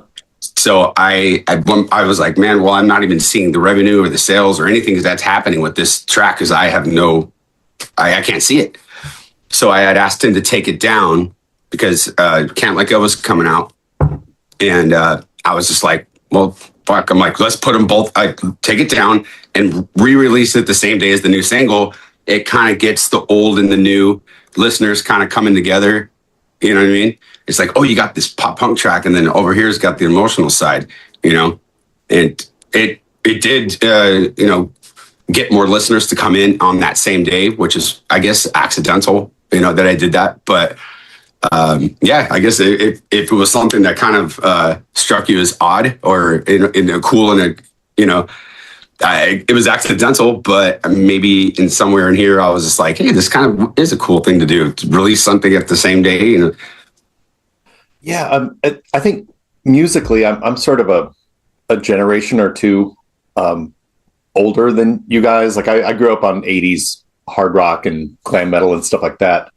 And a lot of those bands have had a resurgence in the past few years. I guess pop punk too. I mean, Blink 182 is like selling larger venues. My wife and I went to that show, and it's like, man, are they bigger today than they were, at the height of their career or whatever? But yeah, same with Green Day too. Yeah, Green Day is like having a resurgence too. Anyway, it's it's because the fan bases all had kids. The kids left, and now they have money. Let's go pay a lot of money for tickets to these shows. But something I noticed about the bands that I dug as a kid, kind of similar to what you just explained, Chris, is their albums were recorded and sold a lot, and they don't have any claim to them. So they've started re-recording their full albums and releasing them on their own labels. And of course, it sounds different, but in some ways better. Some not as polished because it wasn't a $250,000 production. But I think it's fantastic because as a fan, you want to help bands you like. You want to give money to the person who wrote the song, not the executive that signed them 35 years ago. Right. Doesn't make sense. So I'm all for, re-releasing old things if it can help you create new things. Sure. Yeah. I mean, I even spruced up the album artwork a little bit, kind of, just give it a little more life to it. But yeah,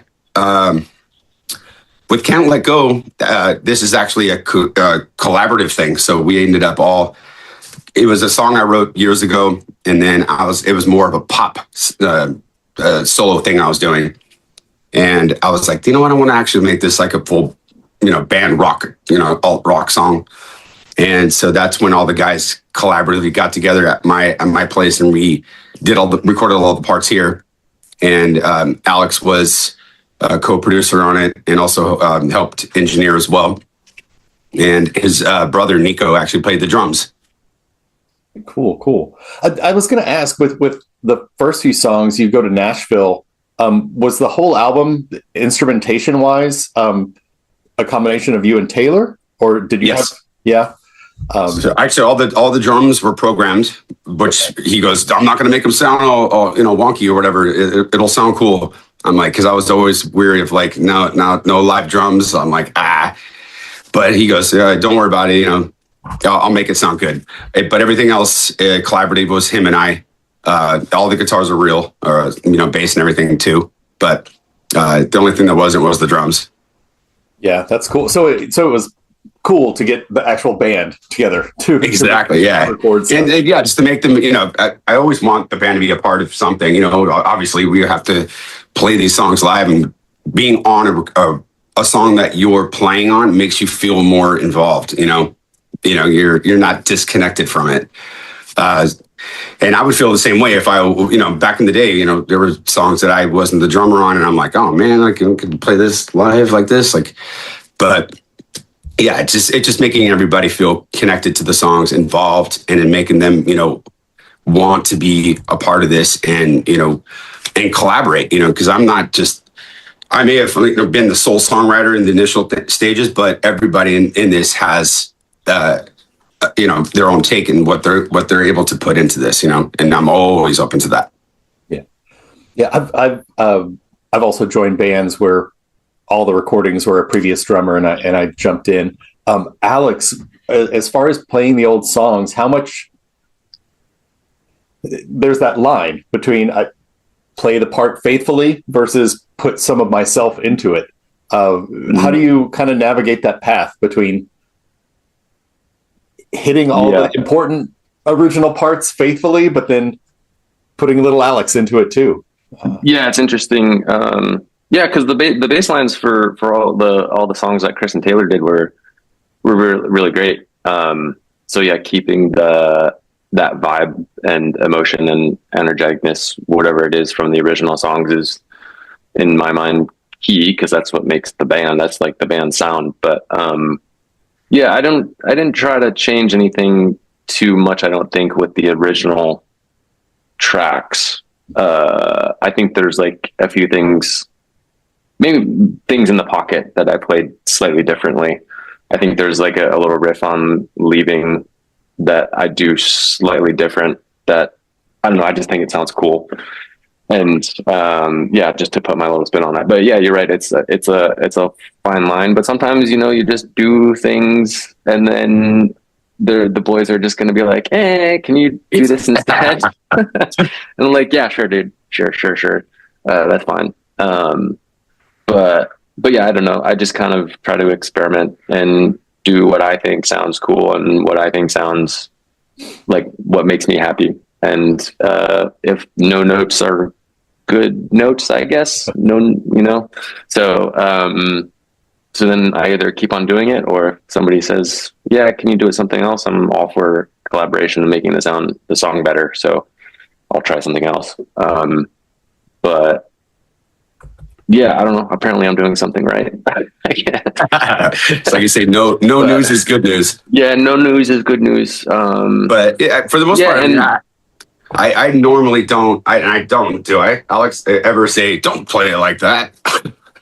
No, you don't. But yeah, Chris is very good at explaining what he has in his head and in his mind. So that's very easy to play those ideas. They're all notes and collaboration, so it wasn't like a bad note by any means, but just to make the song better and make the riff better. But yeah, basically I just try to do what makes me happy in general, and I want to rock out, and so I just kind of do the things that make me want to rock out on stage and make me smile. And if other people like them, great, and if other people want me to play it different, that's what I do. But yeah, I was thinking about when my wife and I went to see Blink-182, just and now you can do it again with Tom DeLonge and then Matt Skiba's parts, to hear them play each other's parts. That stuff fascinates me, of how did this member contribute and change things positively and negatively, and then vice versa. Mm-hmm. Yeah, that album that Skiba played on was I liked that album, but it was California? Yeah, it was California. It was great.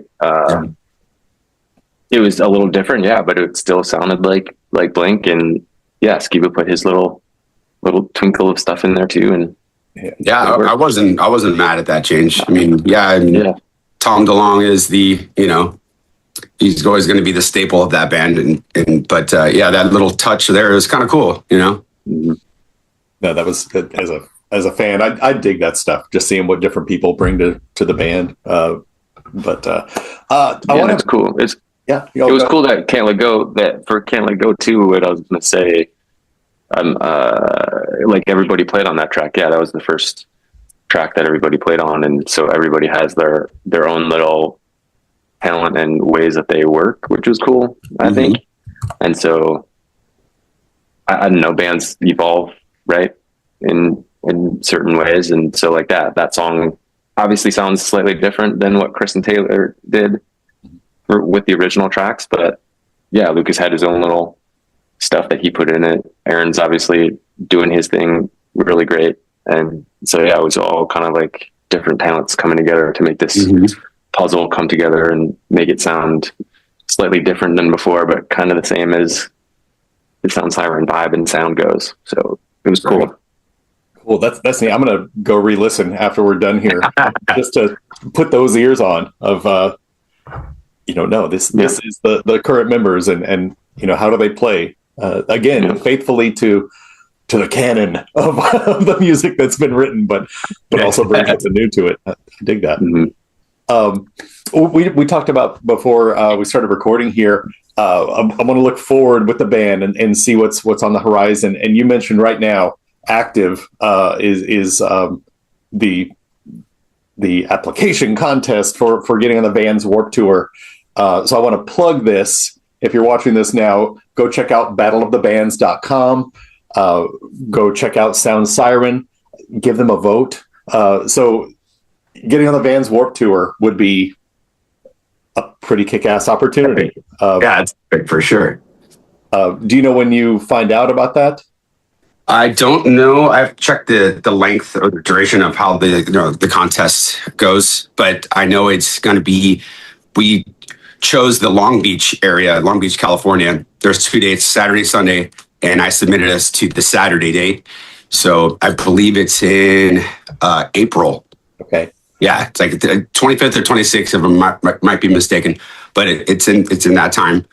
But yeah, if you go to the Battle of the Bands, search Sound Siren, we got 3 songs up there right now. One of them's Haunted, Spaceships. It's our little Afro Man meets, pop punk quirky song. And the other one is One of Them, which is our more pop punk kind of sounding song. Cool. Best of luck. I mean, I love that. That's such an epic tour with so much history. Like so many badass bands have broken onto it. Right. Been taken to the next level. That's cool. And then the other one you were talking about before was the Beach Life Festival in Florida. Is that right? Alex? I think it's in Redondo Beach, California. Oh, okay. Yeah. All right. Yeah, in SoCal. Great.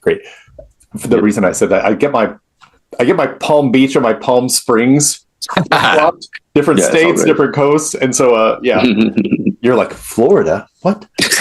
No. If there is a festival in Florida, I'd love to be considered to.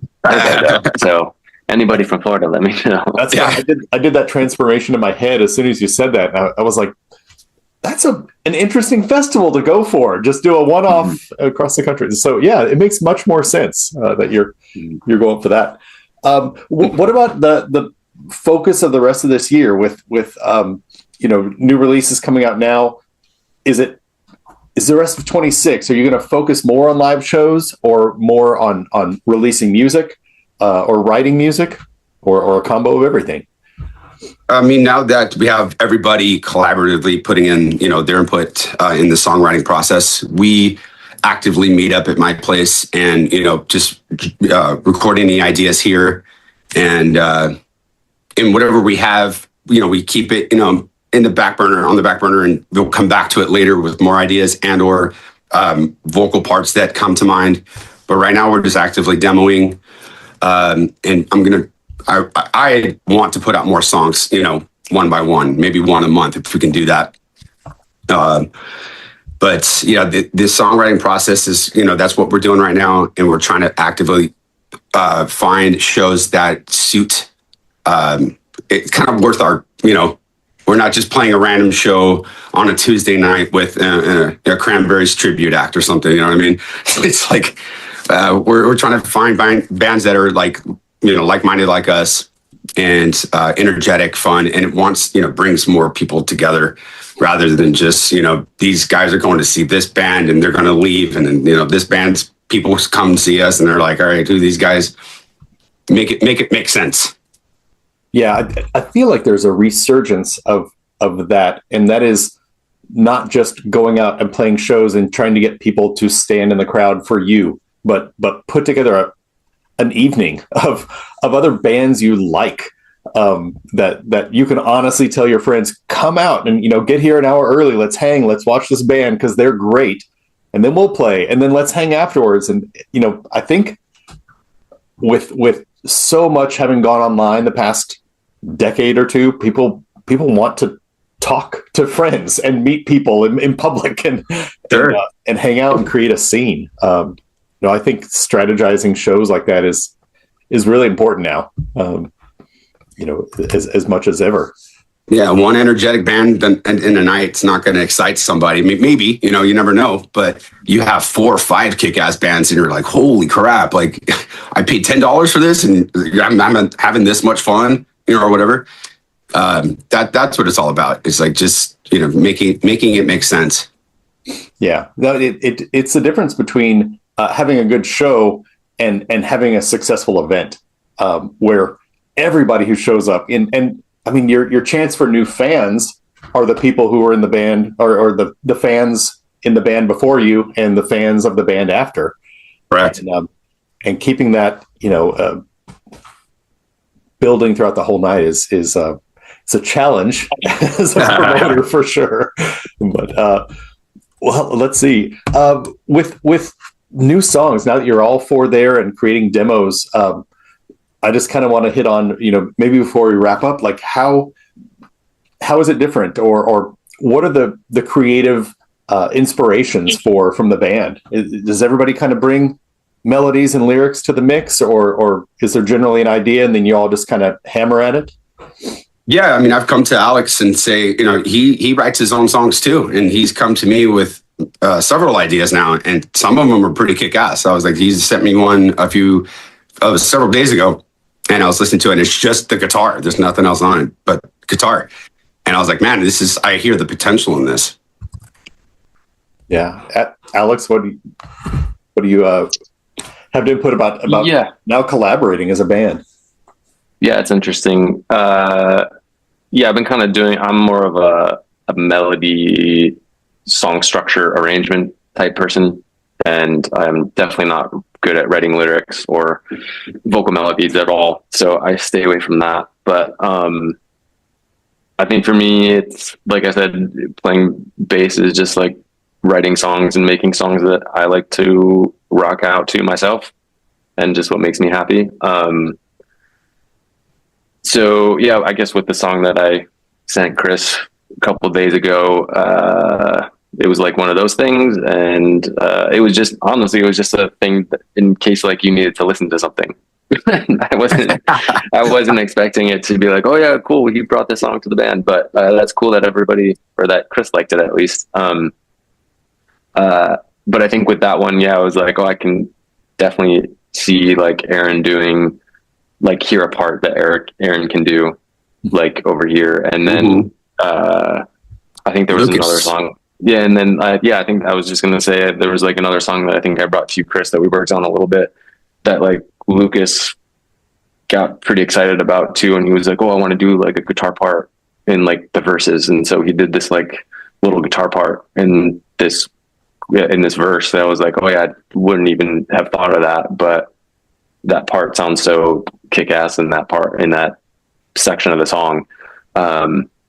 So yeah, it's cool. I don't know. I'm a bassist, so I try to hang back and let the boys do their thing. And Chris has amazing ideas in his head, and they're usually really, really good when they come out in the song. And then I just kind of am like, oh, how do I make my bass parts chug the song along and like be rocky and alt rocky and just sound cool? And so I just do my parts, and like I said, no news is good news, and if they like it, they like it. If they don't, they tell me to play something different. But and I guess that's the good part about me being a former drummer as well, is like he sent me the guitar, and I was like, I already heard the drum parts, which then he's got all excited. He's like, can we record this, soon? And because that inspires him to write, kick-ass bass line. And that those two right there, they gotta, it drives the song, right? Mm-hmm. But you have, Lucas, who's more, his style of guitar is a lot different from Aaron, but those two make, it's a really nice blend between the two of them, because we got the shredder, who's Aaron, and then we have Lucas, who brings these little, I would say little sprinkles of interesting parts. Yeah. He puts in some really nice textures and tastes in a lot of these ideas, and Aaron just loves to, he would love to blow the speakers out if he could, but and if you're watching this, Aaron, if there was a 12 on his amp, he would definitely turn it up to 12. They make one that goes up to 20. Do they? Yeah. He should get that amp. That's funny. I mean, amp, just put zeros after every number. Just put zeros after every. This one goes to 100. No, that's cool. Man, that's you guys are getting me jazzed. I haven't been in a gigging band in a while, but it brings me back to that moment where in most of the bands I'm in, a guitarist will come and strum out and maybe have lyrics and say, hey, here's the song, and it sounds nice. But then once you kind of convey the chords to the bassist and other guitarists, and then say, let's try it, and you hit that downbeat, holy shit, that's the best moment, where you just hear this idea fleshed out. It's that chill. You get the chills, when you hit something good. You're just like, oh man. Yeah, no, it's that same vibe. Yeah, and then everybody gets excited too. When other people get excited, if it's your idea or not, when other people get excited about it, it's just very, very cool. And the momentum keeps going, and then the ideas start flowing, and it's good. I think very true. That dopamine release, along with like you described, looking out in the crowd when you see somebody reacting to the music, it's like, oh, that's the other one. That's why we do this, right? That's why you do it, right? Well, cool. Well, guys, I want to thank you again for taking the time out to visit. This has been great. For people who are watching now, check out soundsirenofficial.com. The band is all over social media on all the platforms. You guys have lots of video content out there. The new singles, the old singles, finding new life. There's a lot going on with the band. So Alex and Chris, thanks so much. Thank you so much, Wiley. Appreciate you, dude. Yeah, thank you, Wiley, so much.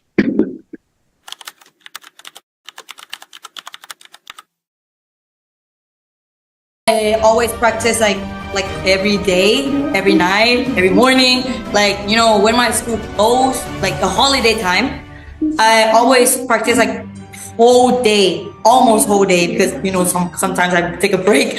For me, I'm so proud of myself that oh my god, I got this, that I made it up, because all the famous see our covers their own song, and they saw our covers that were playing their own song, and it was wow. After forming the band in late 2021, we begin performing together every week in Naka Market. So we've been sharing our journey through weekly video clips on our Facebook.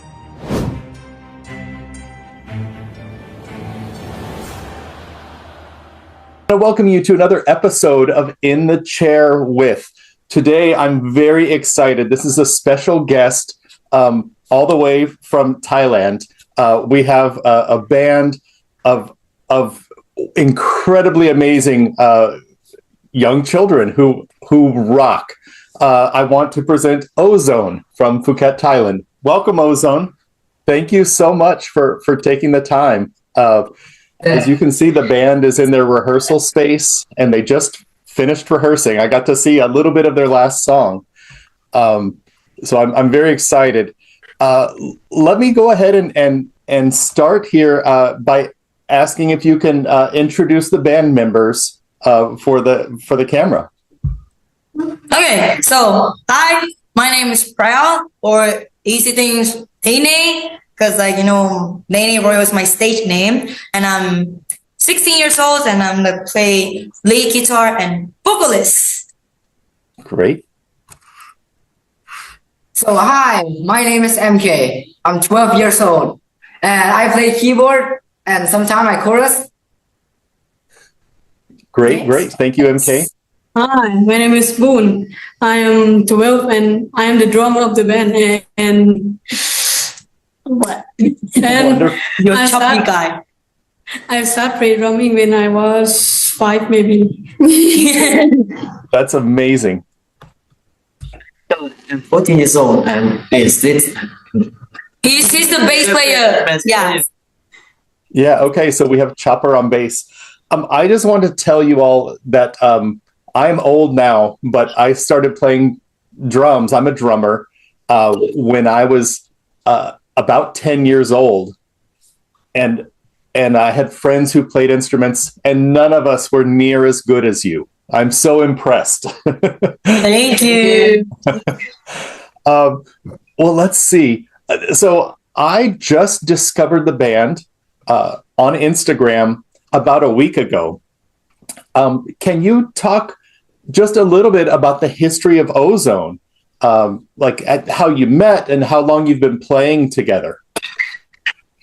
Okay, so the original members were see each other at Yamaha music schools while learning our individual instruments in what year? 2021. Yeah, 21. So our band's teachers, his name's teacher Roger, what's it called? Roger encouraged. So he started the band, the lesson together, and gave us the name called Ozone. So inspiration by the band that he had when he was young. So yeah. And along the way, some members came and went, like bass player and keyboard players. But me and Boon, we still stay together. So yeah. And we found the lineup we have today. So since then, we've been regularly busking at Naka Night Market in Phuket, Thailand. So yeah.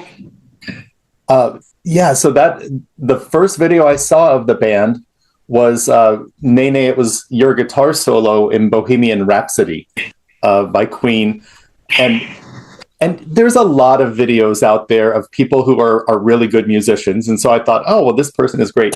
But I saw a comment from Brian May of Queen, and he said, "Great." So the guitarist who played that part saw you and commented on it. Did you see that comment? And I wondered how it might have made you feel. For me, I didn't see it, but you said that, it makes me, what? Really? Okay. Is that? Because we didn't see all the comments because sometimes we're busy. So but maybe you guys saw the comments. Well, so yeah, I busy for school. Yeah, I might go back and send it to your manager. B, I might send a screenshot so that you see it. Thank you.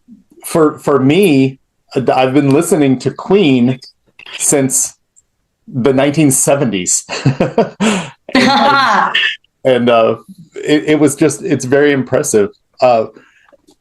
Nene, how does it make you feel to know that some of the musicians who wrote these pieces are seeing you guys play the songs and really liking it? Well, normally, it makes me very happy and impressed for me, like I'm so proud of myself that like, oh my God, I got this, that like I made it up because like, you know, like all the famous see our covers, like their own song, and they saw our covers that were playing their own song, and they was like, wow. And we're very proud because like we made it. We made like a famous person saw our covers, like their own song. So I'm very happy. We're very happy also. Yeah.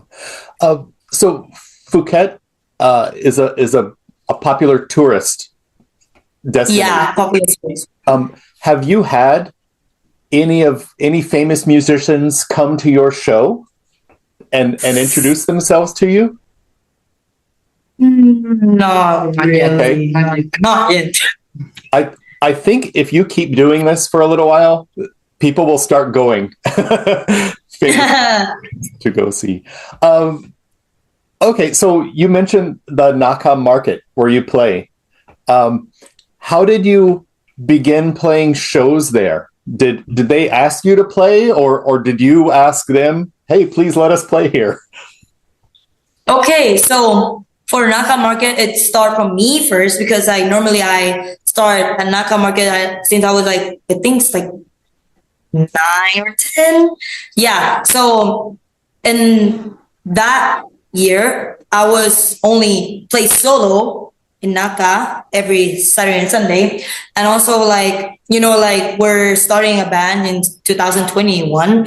So we decided to like, you know, I tell them to like, you want to join in Naka Market to like busking, to like show our talent to the audience? Is it okay? And they say, yeah, sure. So we did the busking week right now in Naka Market. So yeah, it started on me first, and then I asked them to like want to join. Yeah. Wow. I want to ask you about your set list. From the videos that I've seen on your social media, you play a lot of hard rock songs from the 1980s and 1990s. But you also played, I heard, Maneskin's Beggin'. You played Beggin'. How do you choose your songs? Do you choose songs that you like, or do you choose songs that the audience might like? Well, normally, it's a part of the lead vocals.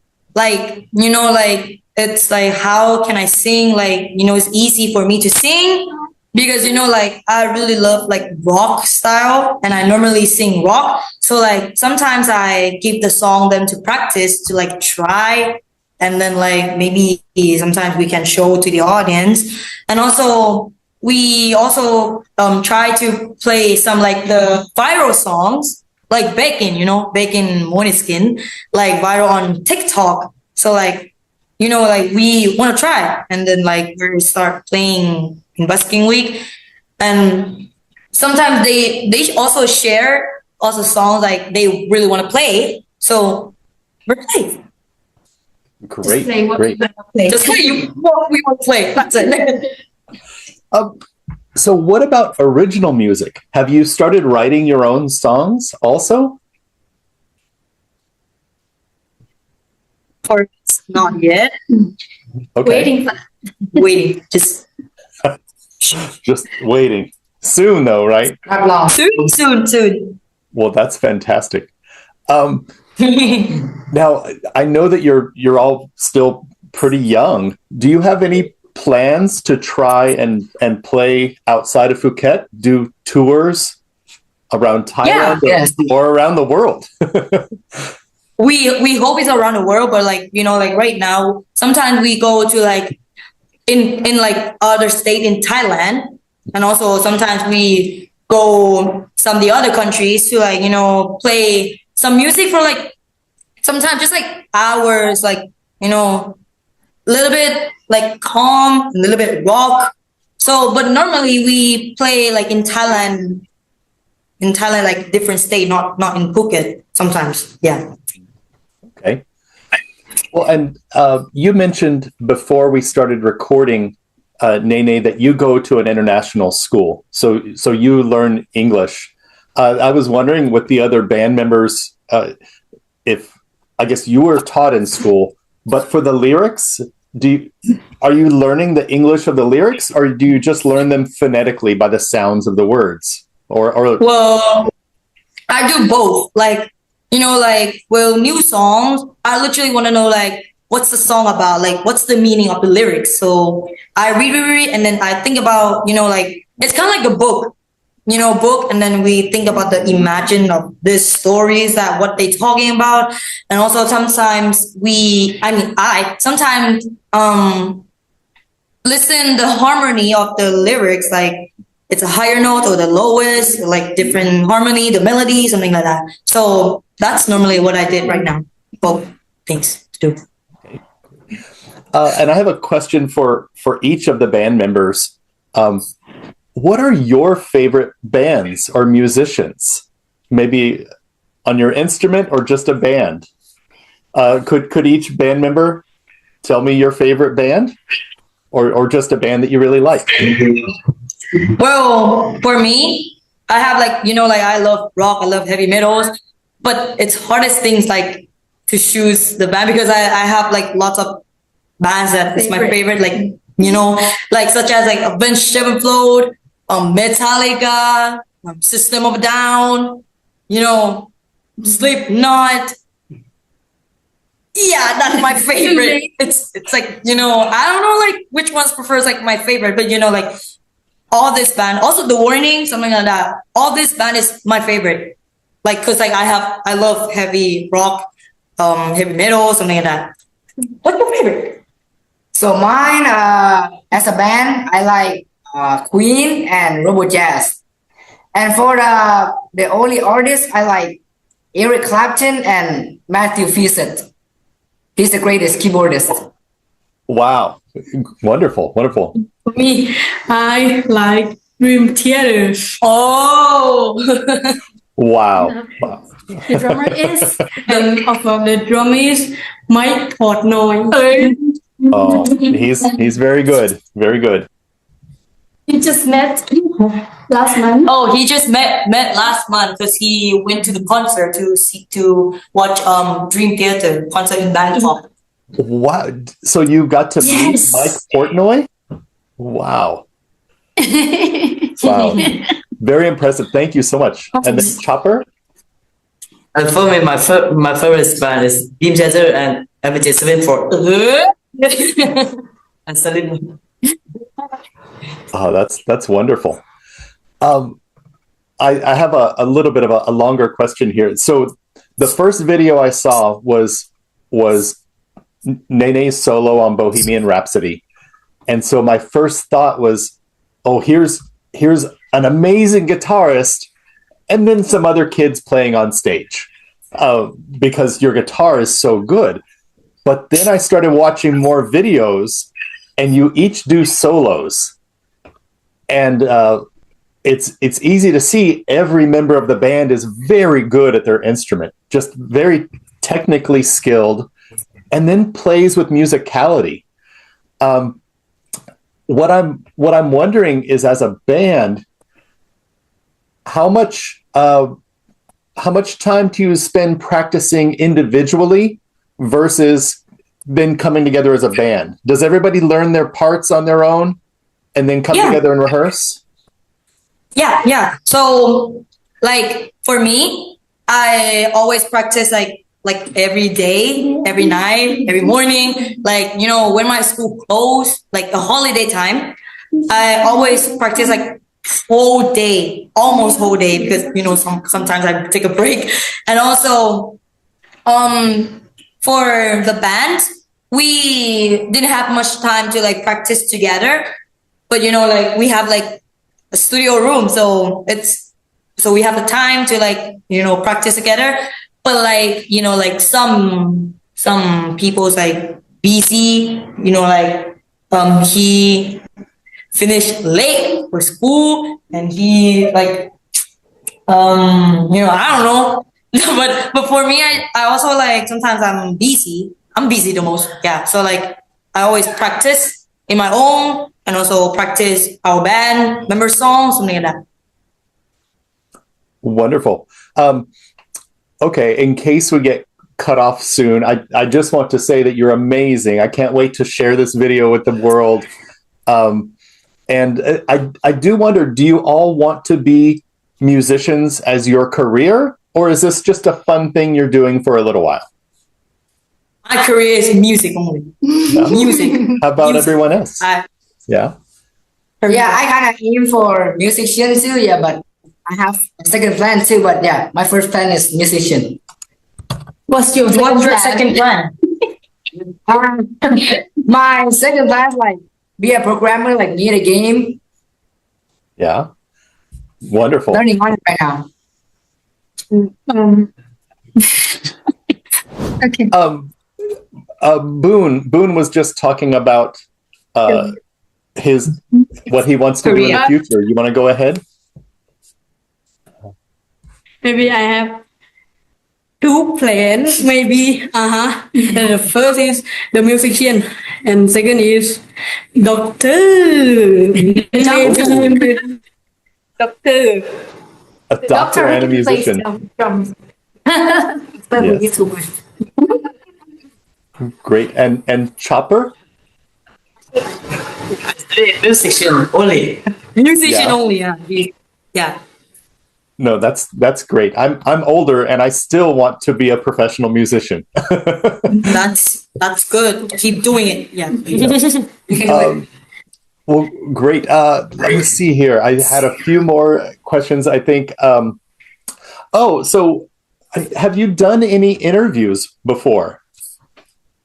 Oh yeah. We've done interview before. Yeah. Okay, great. For people who are watching this who have never seen Ozone, do you have something you would like to share, or would you like people to go see you on Instagram or YouTube? Okay. So I'm gonna say that after forming the band in late 2021, we begin performing together like every week in Naka Market. So like we've been sharing our journey through weekly video clips on our Facebook, and our band members is B, mommy's a drummer's son. Yeah. So she's take care of all the Ozone like platforms, something like that. Like she started on Facebook page in 2022. Yeah, 2022. So like, and also followed by YouTube, TikTok, Instagram. Came later, so about like 2 years ago. Yeah. So even though like they not really her things, and like since she's also works full time, she managed like everything's during like her free time. And there was like quite a period during like 2023 until 2024 when I took a break. So like B was very busy with work, so our page went like updating much. And around the time I also like start my own page. It's called Nene Royal, which is grew quite quickly. So like my page is called Nene Royal, NENEROYAL. So you can follow on like Instagram, Facebook, TikTok, and YouTube to see like, sometimes I also post our band on my social media. That's wonderful. Don't forget to follow our channel, Ozone and Nene. Well, when we post this interview, we will include links to all of your social media. Thank you. So yeah, I don't really have any more questions. I did want to say thank you again for taking time after practice. I know you probably have homework from school. You've got to learn another song. So thank you so much. Thank your manager B for setting this up. And I wish you the best of luck. I would love to make it to Phuket, and if I do, I will go see you. Thank you so much. All right, good to meet you, Ozone. Good to meet you also. Nice to meet you. Nice to meet you. Willie, bye-bye. Bye-bye, Willie.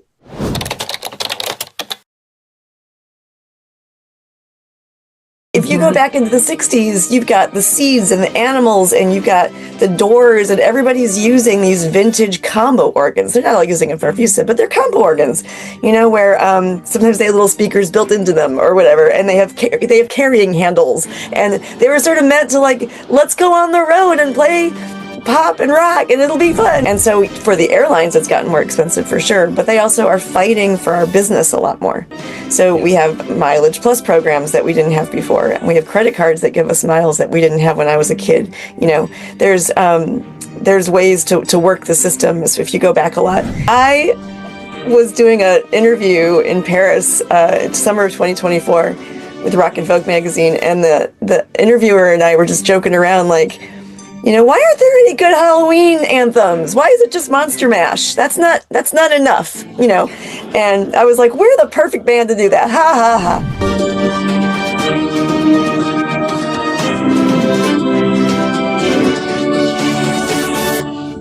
Hi there, welcome to another episode of In the Chair. Today I'm in the chair with Nicole and Lindsay from The Darts. Nicole and Lindsay, thanks for joining today. Thanks for having us. This is great. I had seen a few emails about the Darts come through, and just clicked, and I was kind of instantly drawn in. I mean, the look of the band is impactful, so you see it, and then as soon as you jump in, the music just pulls you in. Can you talk about how the Darts formed and how this aura came to be?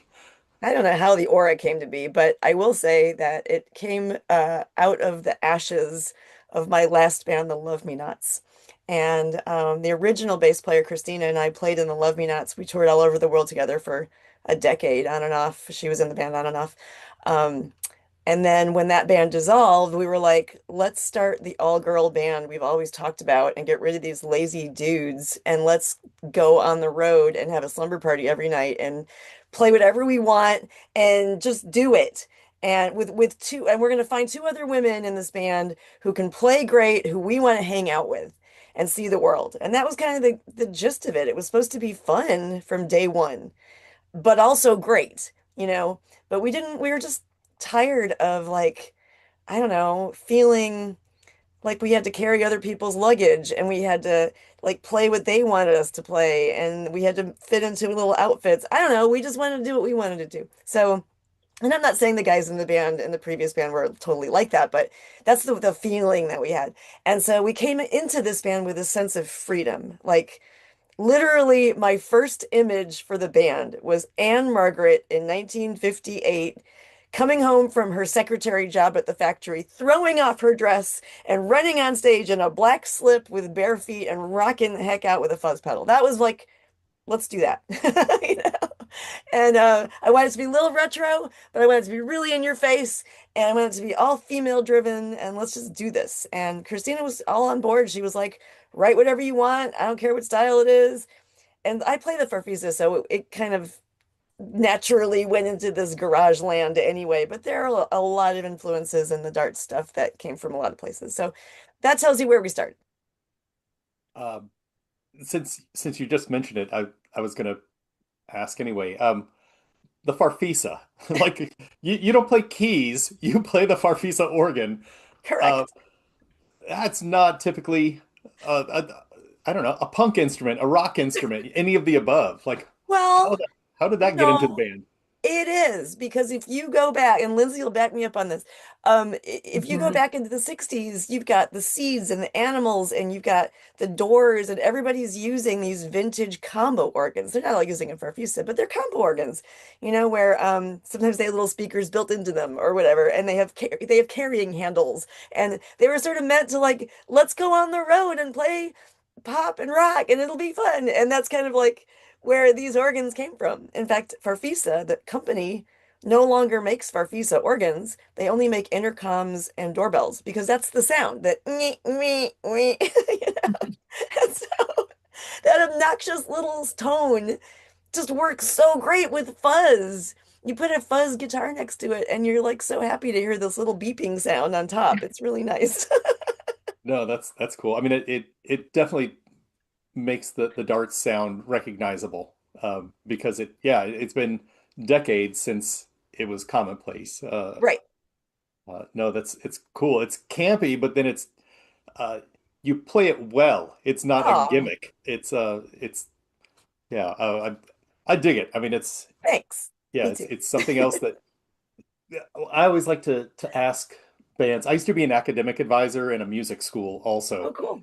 and whether it was a freshman coming in or a new band that's talking to me, the way that I phrase it to them is like here in Austin, every night there's easily 100 bands playing at one time. So I just kind of ask, what makes you, or what makes you as an oboe player or an opera singer? Why would I go see you over the other 99 bands? Um, and I feel like the darts has like a half a dozen reasons just off the cuff. Ah, that's nice.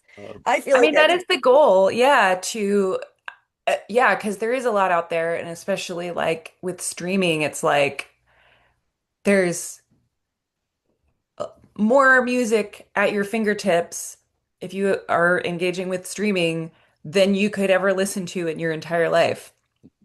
So I think it is something that we think about, like what's setting us apart, why should anybody care about us? And thinking about, I mean, not in a negative way, but like, what can we do and being thoughtful about,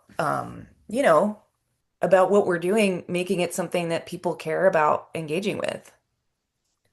Yeah, Yeah, we're I not think trying to sell out and like be what the audience wants us to be, but we do want to be interesting to them, you know? And we Yeah. always want them to be interested and we want to keep them interested and we want it to be interesting for us too, you know?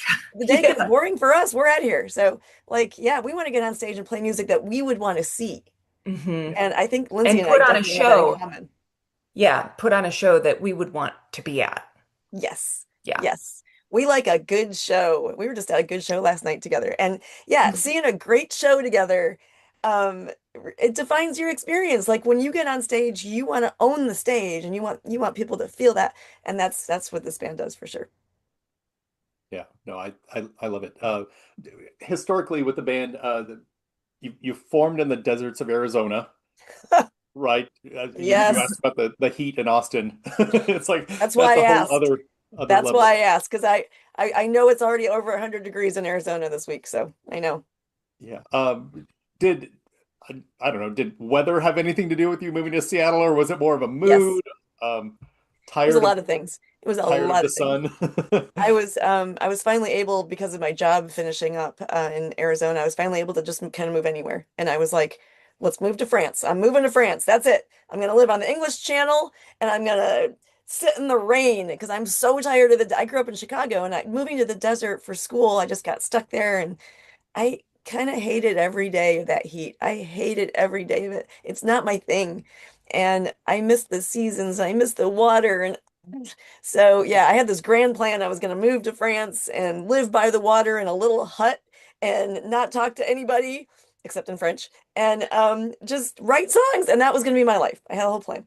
And that kind of fell through for tax reasons. And so I was like, okay, if I'm going to be in the US, where can I go that's got glorious rainy weather, rocky cliffs and beaches, a killer music scene? And I was like, oh, duh. But every time I go touring in Seattle, I have a great time. It's like, and I have some family around here, and like, it was a no-brainer. It's been the best move I've ever made. So it was partly weather. It was partly like, I worked in the legal industry in the legal world in Arizona, and it was a very conservative environment, and politically and culturally, it just didn't jive with my feelings about a lot of things, and so it was really hard to be there for that many years, honestly.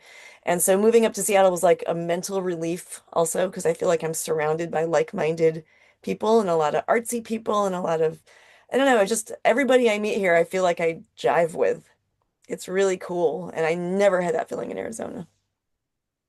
Yeah, it's wild. I hadn't been to the Pacific Northwest before until last year, and I went to Oh, Portland, and then Salem, and kind of up the coast and everything, and it blew me away. Like, I mean, the highways are smaller. You just feel Yeah. happier on smaller roads, and I mean, good God, everything is green and just seems living. It seems alive. It seems alive in every possible facet. You're exactly right. Even the bugs are different here. I mean, like everything's like brighter and stronger, and I don't know. You definitely have hit on something there. Yeah. Damper too, better for your skin. Ooh, yeah. It's very hydrating to be here. Yes. No, that's incredible. You mentioned maybe the idea of moving to France. The band is signed to Adrenaline Fix Mhm. Music, that is a label based in France, and a lot of your press is European press. Um, what started the connection, the intercontinental connection, and then the growth from there? I have to go back to the last band, the Love Me Nots. When we were touring with that band, we were just getting started. I didn't think that band was ever going to go anywhere, but I whipped out a credit card and I was like, I want to tour Europe. I don't care what it takes. I want to do it one time in my life. And so I made a few phone calls. I got a couple crappy gigs lined up and we got on the plane. And the second show in Paris, we got signed to a great label, Bad Reputation, and I don't know if they exist anymore, but they were a Southern France label that came to the show. And we had a little backing behind us. Jim Diamond, from who did the White Stripes early records, was our producer and stuff. So we had like a little name recognition, but not very much. And right out of the gate, France, because of that label, France embraced my music with such open arms. I can't even describe it. It was like right out of the gate, we were on the cover of Rolling Stone and Rock and Folk, and there were interviewers waiting every day to talk to us at the airport, and like the tours were insane. And it sounds crazy to even say these things but it really was like that.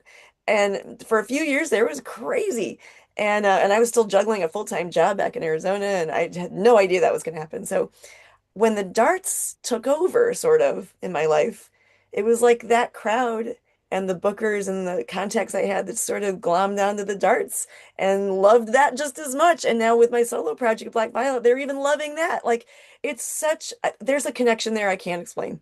I don't know. They've been there from day one for me, and it's never changed. And Lindsay, we were just there 2 days ago. We just got back, and every crowd, I mean, the people will show up with my entire discography for my entire life for me to sign every record I've ever made. Yeah. And in a tiny little town in France, like it's incredibly touching. I don't know. I I don't can really have an confirm answer for this. you. Yes, people bring old, or they'll wear Love Me Nots shirts to the gig and be like, look, yeah. It's really sweet. And so yeah, it's something about that country, and it just gets me. I don't know. And Ludo, who runs Adrenaline Fix, is based in Bordeaux, and he actually came on board a little later in my life. In the After the Darts started and the Darts were already touring there, he was managing a lot of bands that we knew and toured with. And he was like, I can help if you need some help in Europe. And I was like, we absolutely do. So he took over, and now he's like my brother. Like we talk, like if our WhatsApp messages are like insane. They're like billions a day. And we're just running, he runs not only this label, which actually is a tiny part of what he does at this point. He wants to grow that. But really the band management and booking is the meat of his business. And he had like 100 bands on his roster at one point, but we keep him so busy now that he's had to pare it down. But yeah, he is the other reason that we're big in France, is that Mhm. that he keeps us going. I can say, Ludo, I got 4 months I want to work with, and I want to be overseas for those 4 months. And he'll be like, I got you. We're gonna go to Scandinavia, we're gonna go to Greece, and we're gonna go to the UK. Let's go. Like he'll set it all up. So he's the reason more than anything now. Can you talk about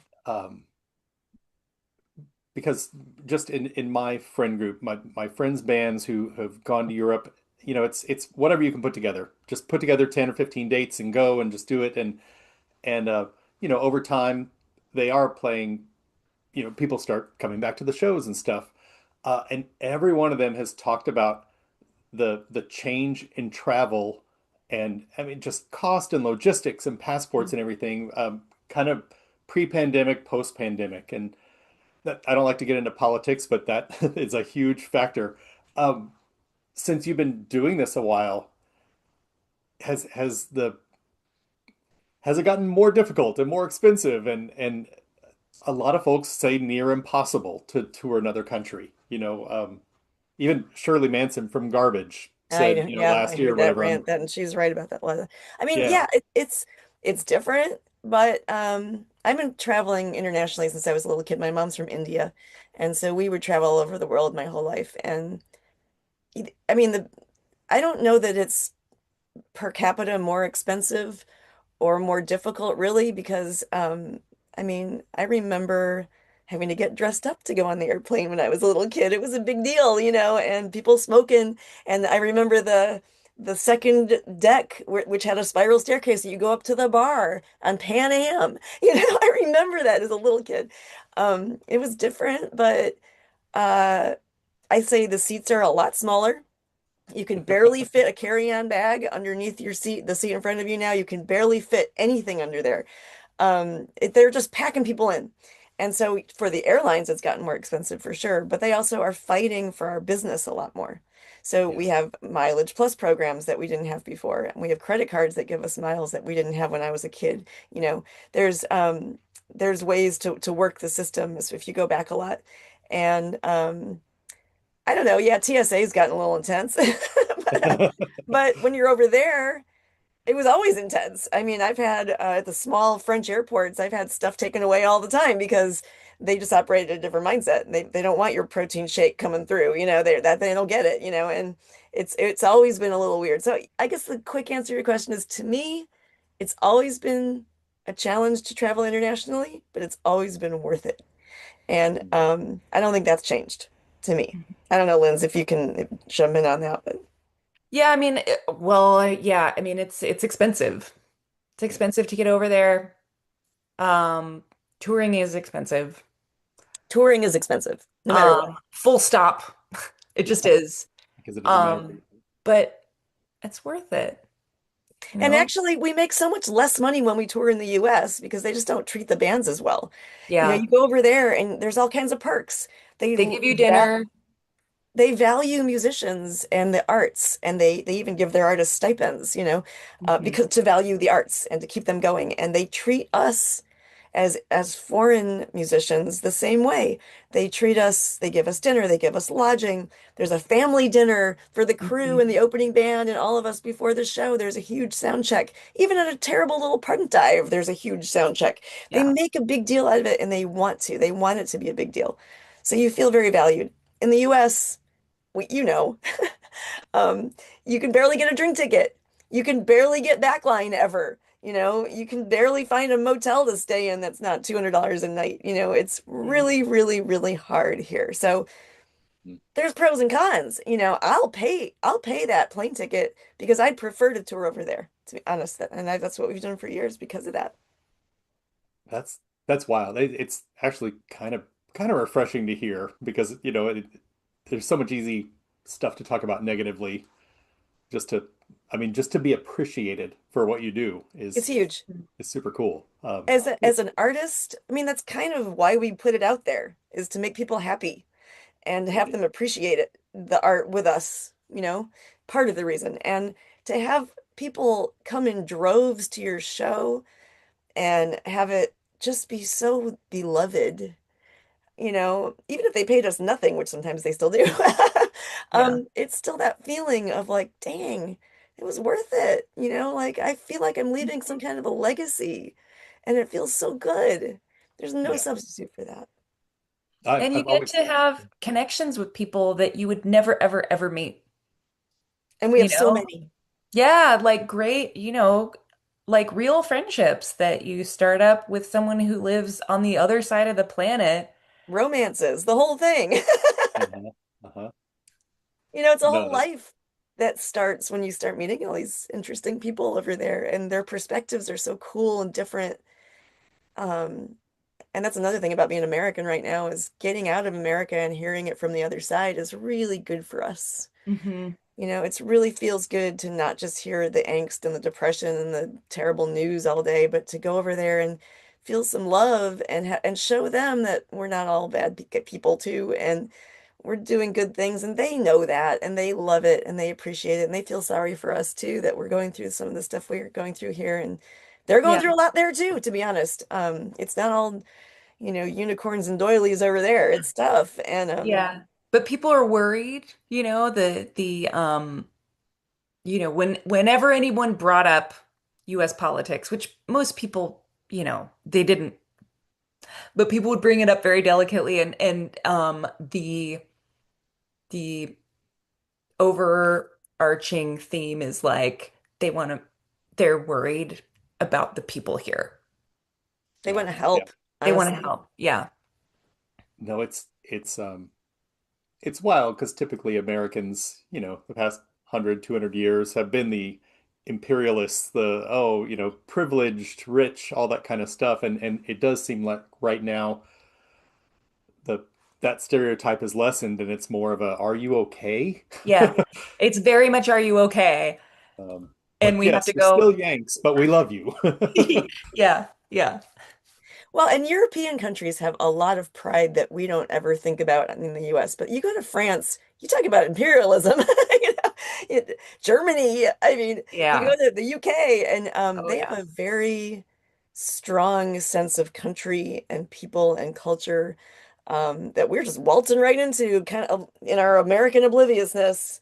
We don't get educated in French history. We don't get educated in English history other than how it's affected us. It's a Mhm. very, and they alternatively, conversely, do get educated in American history. They know a lot about us. We don't know anything about them, honestly, comparatively, Mhm. unless we've made it a point to learn. So we walk in there just, in our dumb cowboy hat mentality. And it's so refreshing to be there and absorb all this. We were just at a castle on Saturday together, just Yeah. looking at all this stuff like, man, how cool is this? There's a whole world in the 15th century bourgeoisie in France that we never would have known about unless we come to this castle. They were living it off. They were living so high. We had no sense of that here, back then. I don't know. It's really fascinating when you look at imperialism and difficult politics to see it from that perspective, with that long history behind it. This is a blip in my eyes, the way I see it now. I don't panic about it like I maybe used to. This is this is why I don't like to structure a formal Q&A because we would have not had a discussion of comparing imperialism of the United States to the history of in Europe. These are the moments Oh, why Lindsay and I can go. You just let us go. Oh, yeah. We can talk for 6 hours on an airplane if you let us. Don't let us. I did have a singer in one of my last bands. We were on a radio station here in Austin, and he just didn't want to have another local band interview. And they do take calls on the show. It's Local Licks Live is a show that's been on for ages here in Austin. And he had arranged with somebody beforehand to call in and ask a question about the Bronze Age. And so they started this deep, dark discussion of the Bronze Age in the middle. Hell yeah. And then let's play another song off the new album or whatever. It rolls so much. Oh my God. Lindsay, we have to start doing that. Yeah. Let's talk about the hanging latrine that we saw at the castle last week. We got to see one. Yeah. It's just a tube on the side of a building with a hole in it for your poop to go down onto the grass. From a castle. But it was a major technology because you didn't have to go all the way down to an outhouse or poop in a bucket for later. It was really cool and really gross and really and that was amazing. cutting edge technology at It one point. was, yeah. Let's see. I do want to get on topics that we have planned on. I want to talk about the new album. I believe just last month, Halloween Love Songs came out, and I saw that come across my inbox, and I don't know if you all approach any new music at all, just any new thing. I approach everything with cynicism, like, Yeah, what me is too. this thing? And then, Yep. and This then I isn't already love- my favorite thing. Boo. I already like all the Halloween songs. I already have my favorite love songs. Why do I need both? So what I really love is when I'm in this negative mood of let's listen to whatever this is, and then it's great. Aw. Can you talk about putting together Halloween love songs? There was a great story kind of in the press releases about it. So, maybe touch on that, but why Well, Halloween love I can songs? start it. I can start it, but Lindsay should finish it. I was doing an interview in Paris, summer of 2024 with Rock and Folk magazine, and the interviewer and I were just joking around like, why aren't there any good Halloween anthems? Why is it just Monster Mash? That's not enough, And I was like, we're the perfect band to do that. Ha ha ha. And then the van left the interview, and I was like, huh, we really are the perfect band to do this. Let's write some Halloween anthems. And then we stopped not very long after that in Angers, France, which is where they have a castle with the Apocalypse Tapestry, which I'd never heard of until we were there. And my bass player at the time was like, we should really go see this tapestry. It's really famous. I'm like, cool, Apocalypse, I'm in. And so we went into this castle, and it was the most amazing thing. It's this tapestry that goes all the way around this room of this entire castle, and it was handmade by women during the medieval times, depicting on the top what the gods were thinking, and on the bottom all the destruction that was going on Earth. And it's like this sort of timeline of the earth being destroyed and royalty being destroyed and kings being destroyed and the gods kind of partying and kind of going, this place sucks. We're going to start over. It's a do-over, and boom, and blah, blah. And I don't know, it's really graphic and really intense. And I walked out of there like, whoa, I think I have my head around this whole dark Halloween theme now. And I sat in the van that day and I wrote the song Apocalypse in the van that day. Actually, not many people know this. I actually wrote it originally in Spanish because the band didn't wanted to know have that. one song in Spanish because I have songs in French, but a lot of them they spoke Spanish and or they came from Spanish Mexican backgrounds, and they were like, we need one song in Spanish, so I wrote it in Spanish, and that's how the lyrics started, and then I later translated them into English, more or less translated, revamped, but that's how Apocalypse started. And one by one, I just sat writing, maybe we need a monstery song. Maybe we need a zombie song. Maybe we need a song about how your own demons and devils are trying to get you. Maybe we need a song about, how we're trying to run away from our dark sides, and everything was based in this Halloween sort of demon world. Oh my God, it was so much fun to write this song. And then Lindsay walks into my life when I changed the lineup, and she's like, "Hey, and she's a great songwriter from her past band. I just love her past band, 38 Coffin, and she would do a lot of the songwriting there. And she was like, "I have a song idea. It's called Phantom Creep, and just take it." And I'm like, "Are you sure I can just mess with it?" And she was like, "Yeah, go ahead." I'm like, "Okay." And so I dartsed it up and made it this thing. And then she was like, "We should have a dance." And so we made a dance for it and it just turned into this great thing. But yeah, I'll let Lindsay take it from there because that's when she entered the picture. Well, yeah, I mean, so that I don't know. Yeah, we what more is there to tell? We recorded it in 3 days. We got all of the basic tracks done in one day, 13 songs. We recorded 13 songs in one day. Live to tape, live to Yes. That's how I like to do it. I was so tired. And, and then the next day we did like, some overdubs. We did a lot of percussion overdubs, including dog bowls. So there is a dog bowl Screams. song on there. We had Oh, Lindsay did we get screams? trying Yeah. to make the door creak. That took a lot That of one work. didn't make it on. We couldn't really get the door creak sound, but yeah, Ricky and me, the scream at the beginning of Zombies on the Metro is me and Ricky. And Ricky had a great time playing every single possible percussion instrument. Castanets. Yeah. The scrapey thing. Yeah, a dog bowl, literally like a dog bowl full of water going boom and making that like woo sound. What is that on? That's on Every Night is Halloween. She did bongos. Yeah, a lot of it was on Every Night is Halloween because we wanted the bridge to be full of sound effects, and you In can Shadow. You can a kind lot of of it's on barely shadow. hear some of it, but it's there as a layer, and it just It's yeah, it just adds to the vibe. Nicole played all kinds of different pianos, including a Pianos, toy one, like a little organs, a toy child. piano, two toy pianos, a glockenspiel. I played a glockenspiel. When you listen to the keyboard solo on, I think it's on Zombies, I recreated the entire keyboard solo on a glockenspiel following the line, so you can hear the little bells going Yeah. in Oh, tune with the exact thing. a music box They bought me a music Oh, box in wow. Strasbourg to cheer me for up your after my breakup. birthday.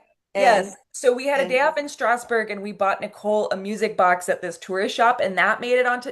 So there's a bunch of different sounds on the record. And what I would like everyone to know is that none of those are samples. We made all of those in the studio.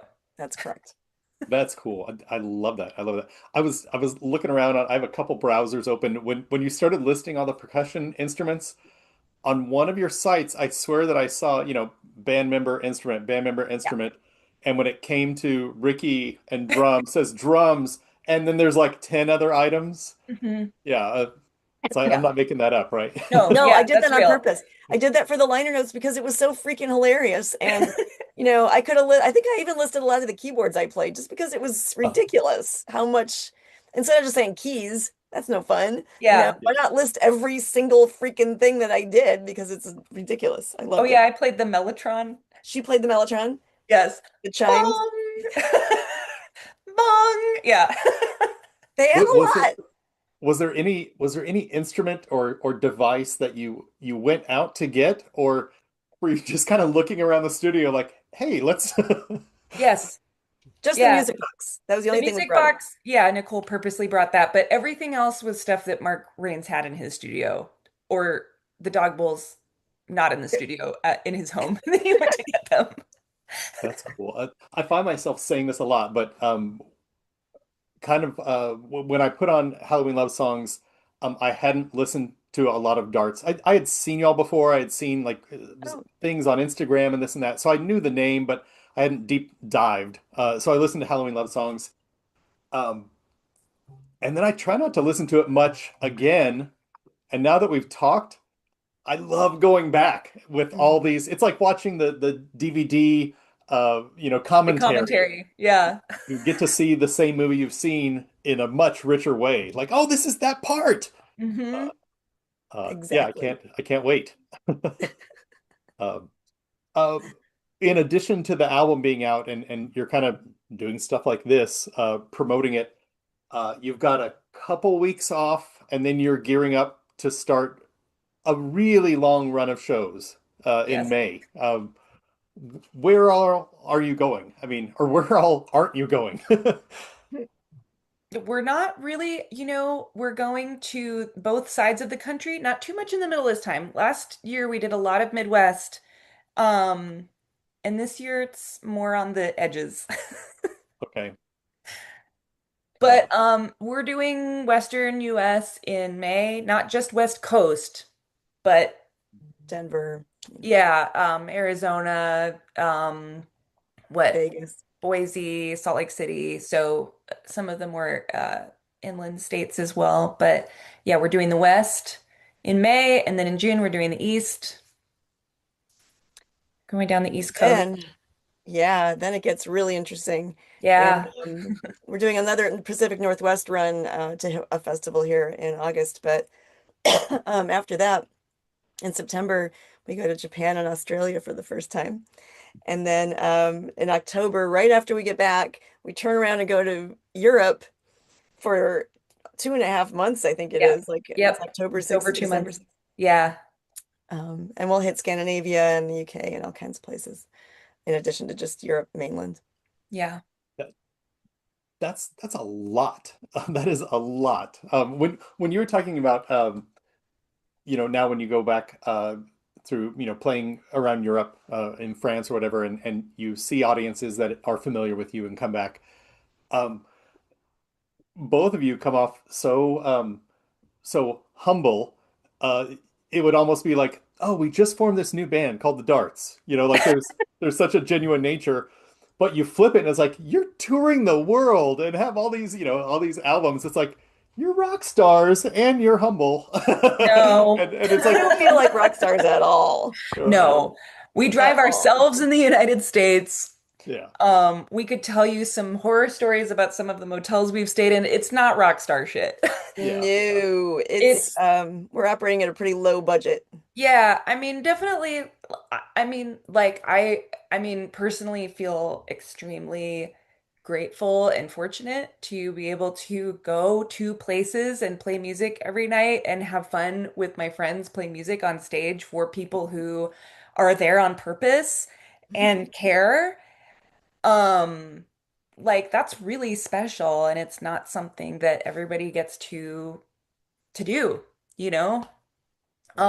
So yeah, I just feel really happy that I get to do that. But yeah, it's definitely not I would not characterize that as rock star stuff. No, we drive our own little minivan around the US.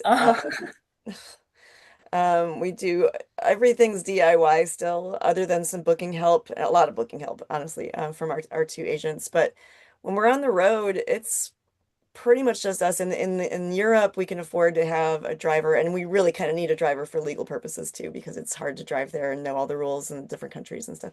But other than that, we're doing it ourselves. Our drummer Ricky just came back from tour with pneumonia. It's not pretty. A lot of what we do, it's really hard. It's physically very hard work. You are lifting things every day, and you are repacking your suitcase every day, and you're constantly looking in a strange country for toothpaste, and you're And a trying laundromat.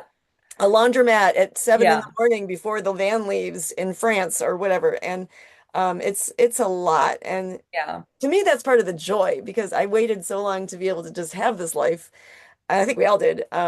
It's just part of the ridiculous fun of it, but it's not easy. That's for Yeah. sure. And it's not a Definitely. rock star life at all. When No, we have our rider backstage, we're like, whoa, wow, we got have a popcorn. rider.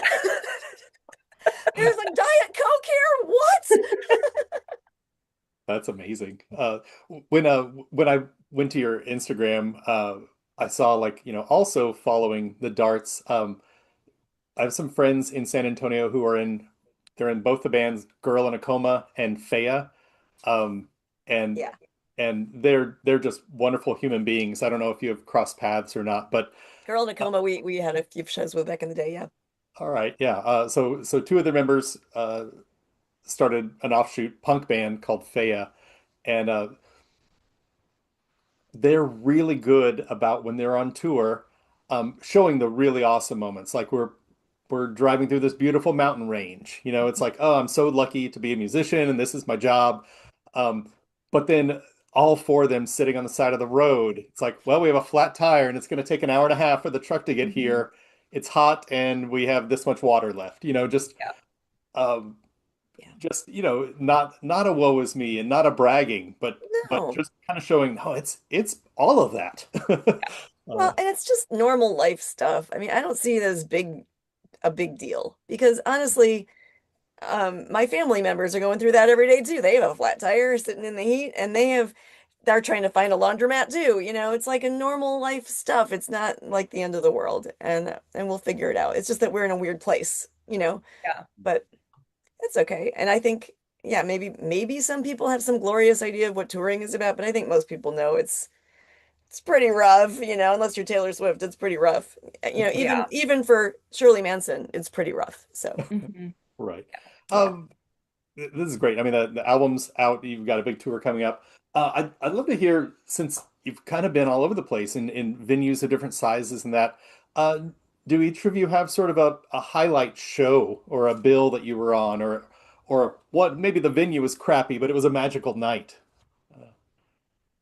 I do. Yeah, I mean, lots of them. Okay, you go first. I'm trying to Okay, pick I'll go one. first. I waited for years to play this festival on the beaches of France in Brittany. It's called Binnock Blues and Folk Festival, and it's like thousands of people on this beach in my favorite part of the world in Brittany, France. And the stage is huge. We finally got to play it last summer, and there I am with everybody singing along to our songs, thousands of people, and I'm crowd surfing, and the sea is right next to me, and like, oh, it was just like, this is all I want in my whole life is this moment forever. And I still look at those pictures and I'm just so happy that we got to do that. Everything was jiving. It was just perfect. That was an amazing show. Okay, I'm going to choose a story that's like the opposite end of the spectrum, which is like a terrible show that's a great memory. Memphis. Yes, yes. Tell that story. Oh my God, I love this story. Okay, so we had this show in Memphis. We were on the road with this band Service, who, by the way, we are going to be touring with all of May in the Western United States. They're so so good. Anywhere near any of the cities we're playing with Service, you should go. They're amazing. We love them so much. And this story is part of the reason why. So we're driving to Memphis. They call us and they're like, hey, we had a tire blowout on the freeway. Everybody's okay, but it was really scary. We almost got into a big car accident and now we need to like figure out getting our tire replaced. So we get to the venue and it's just not, nobody's showing up. The show is not well attended and it's almost showtime and we're like, and Nicole by that, there was one person there. A longtime fan. He was the only human being. Shout out to Bruce. We love him. No, there was one other lady and then there was the whiskey guys. But they came later. They did. They when came the later. doors Yeah, opened, yeah. it was just Bruce, and we It were was like, just "What Bruce. is going on?" That's right. That's right. So we were like, so Nicole texts them. She's like, nobody's here. Don't come. Or not don't come, but like, don't worry about it. If you No can't rush. make it, like, no big deal. And they were like, no, we're coming. So we hold the show for as long as possible. There's literally 5 people who paid to be there. And we're like, okay, we're gonna play this show. Service shows up and we're like, we're gonna go crazy. We're gonna do this show. We are gonna do this show. And so Service is playing and we're like losing our minds, like running around screaming, just trying to hype them up to make them feel like they're not this empty room. Yeah. We're trying to fill up the room with our energy. So they play and we get on stage and they're doing the same thing for us. I crowd surfed on just their singer, basically. Yeah. She was just holding me One up. person. And their bass player, they're like, yay! It was Yeah. just like 2 people. And it ended up being such an awesome experience because it was like we really bonded. That was the night we really bonded as 2 bands on tour together. We were like, okay, we had what could have been a horrible night. Really a major disappointment to drive this far and have no one show up. And we ended up making it fun because we were there for each other and we like ended a up big just party. having a great time. It was like this amazing rehearsal. Yeah. And what was even weirder was the 3 guys that did show up were with this bourbon company that used the Darts photograph on their label. The bourbon company is owned by Pat Benatar's husband, the guitar player, and he used a Darts photo on the label. And they showed up to give us the whiskey and to make a big deal out of it. So it was this weird moment where we're playing to nobody's there, nobody, but yet we're being celebrated on this whiskey bottle. And we're like So taking pictures wild. with the whiskey and like Signing a can't make whiskey this up. bottle. We don't drink, signing whiskey bottles. And yeah, it was like this great weird moment. We had the craziest sound man who added delay to everything I was singing. So it was like, in addition to there being nobody at the venue, it sounded like I was singing in Madison Square Garden because it was like zombie, yeah, yeah, yeah, yeah, yeah, yeah, Yeah, yeah, insane. Shout out Kofi. It was like that the whole time. Which made it even better because it was just insane.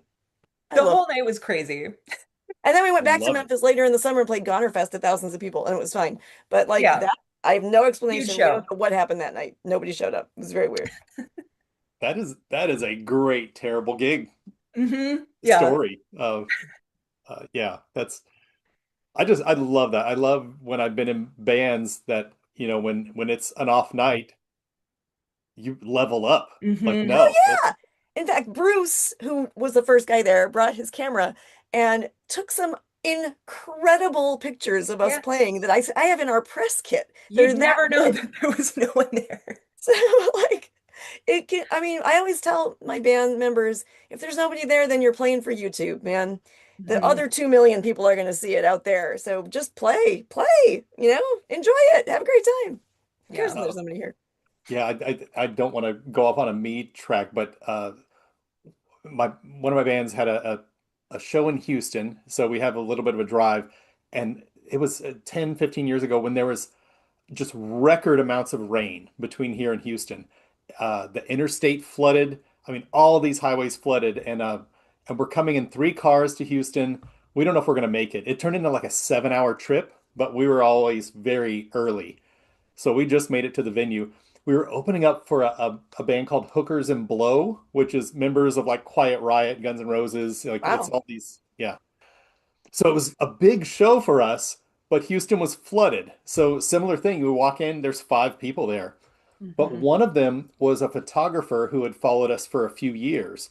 And so we played the show to, maybe 10 people tops, but it's the best photo of a band I've ever been in. It's magic. We used it for all of our press from then on out. And so it was, we could have all turned around. The venue would have understood.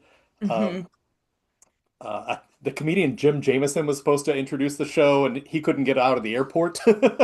But we made it, and Hookers and Blow made it, and we got the photo. It was almost like the whiskey bottle moment of, no, there was something hugely valuable, some important moment that happened in this show that it didn't always seem like it was going to go that way. Yeah, I've had a drummer in the past in the Love Me Nots who would say, you know what, if there's not 100 people in the venue, I don't even want to set up my drums. That was the attitude. And having lived that life and being frustrated by that, I like to surround myself now with people who think the exact opposite, where, we're just gonna have a good time no matter what. No matter what. We're gonna say yes to things, and we're gonna have a good time, and great things will come of it. The karma will come back to us. And that's how everybody in these bands, it's incredible. I found my people. Yeah, I love that. That might be a good note to end on there, of just surround yourself with people who, lift up the moment. And then when you have a great moment, a big crowd, then it's easy. Then you get to relax because, you're used to lifting up empty rooms. You can just enjoy it. It's twice as much fun. It's great. You could crowd surf on 2 or 3 people, Sometimes 3. 3 is good. 3 is better than 2. Oh my God. Those pictures of you crowd surfing in Vinnick are so funny though, because it's like, or there's this video where it's like, you see Nicole and then all of a sudden it's like, boop, she like falls down. They drop my front half, and then you see my feet go up, and then they pick me up. It was actually safer crowd surfing on the 2 people in Memphis because they had me. There's nothing better than a good awkward crowd surf. That's flippity floppity. No, that's great. Well, Nicole, Lindsay, it's been a pleasure. Thank you so much for taking part of your afternoon to visit with us. Thank you. Yeah, I'll keep my eye out for dates. I'm stuck in the middle, and you're doing kind of both coasts. Yeah, we're not doing Texas this time. But I'll certainly keep my eye out. If you make it within hours of Austin, now that I've seen videos, your set from KEXP. Is great. Just the sound and the video there is so crystal clear. Oh, they're so good at what they do. It's incredible. Yeah, that's always a real enjoyable watch. Yeah, thank you again, and be safe out there on the road and on the planes. Thank you.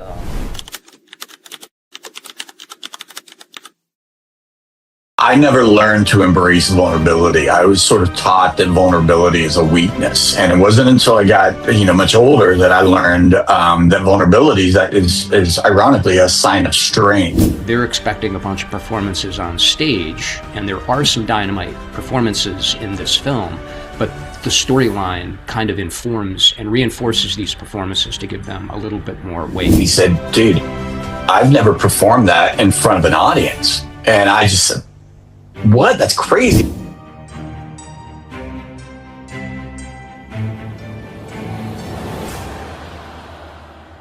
Welcome to another episode of In the Chair with today's kind of a different fun episode. I'm with Troy Paff and Joshua Jones. They are representing a documentary and music festival that we're going to dive into. Joshua and Troy, thank you for joining today. Yeah. We're honored to be here. Thanks for having us. Rather than me give an explanation of what you're doing, I would love for each of you to kind of tell us how we got here. Sort of just the thumbnail of the music festival and how the documentary came about.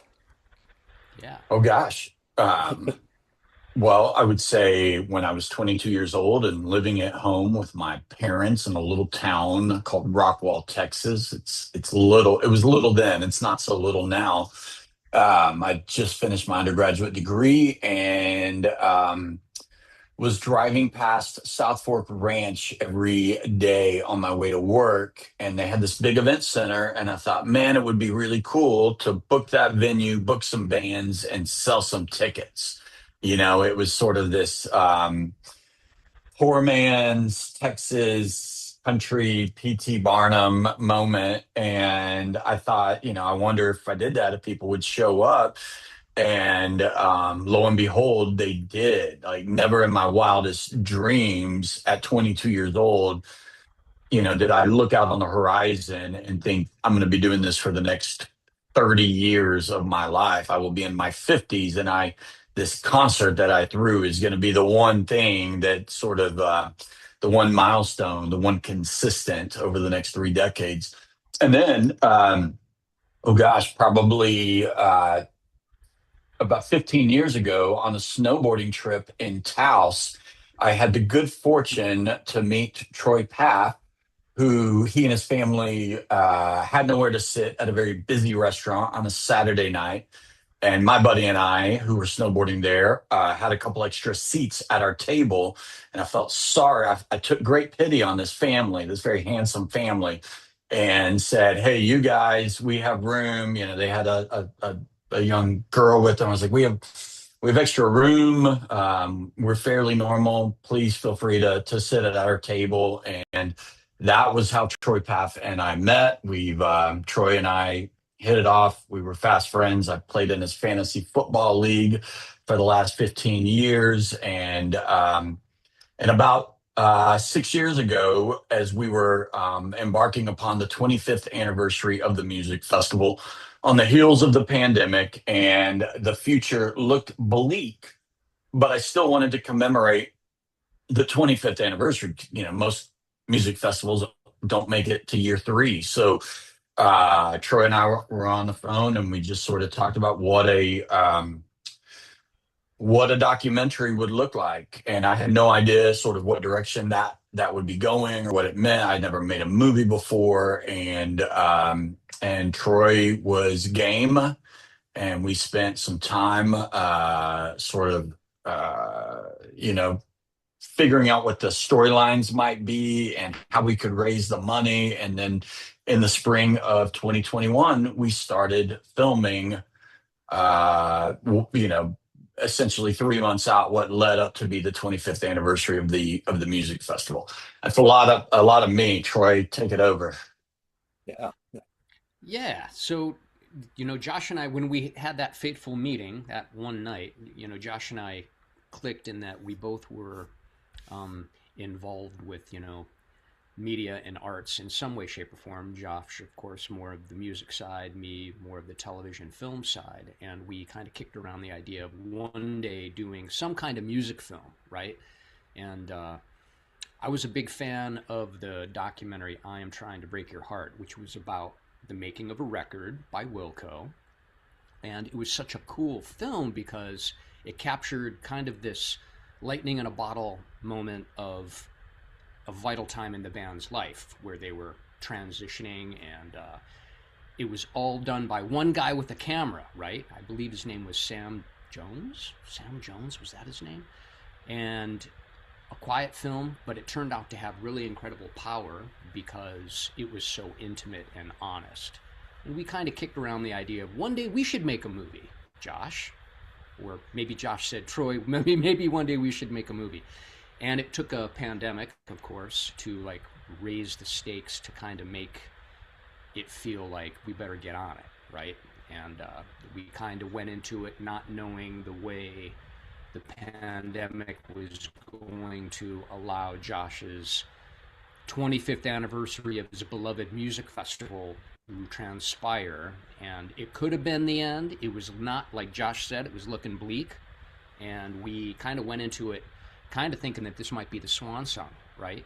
And I was captivated by the notion of Josh's story really mirroring or expressing the soul of what Texas music is.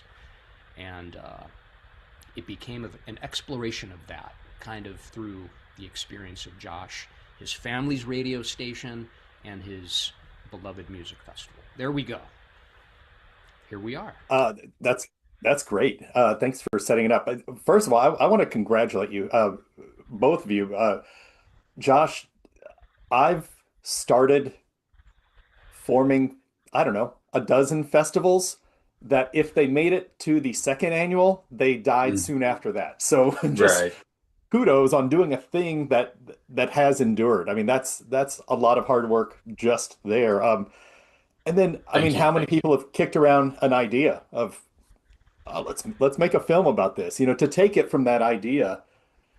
Yeah. Well, make it you know, happen.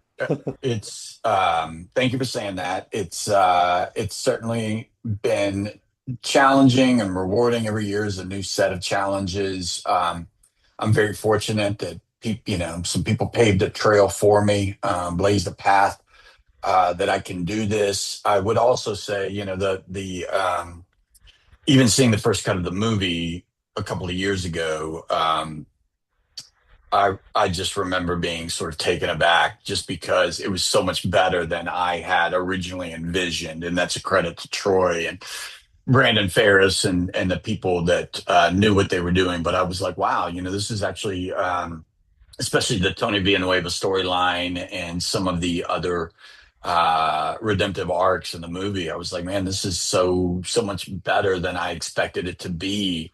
It really deserves an audience. It's not just, hey, here's a music festival celebrating 25 years. Here's some footage. Here's a couple of interviews.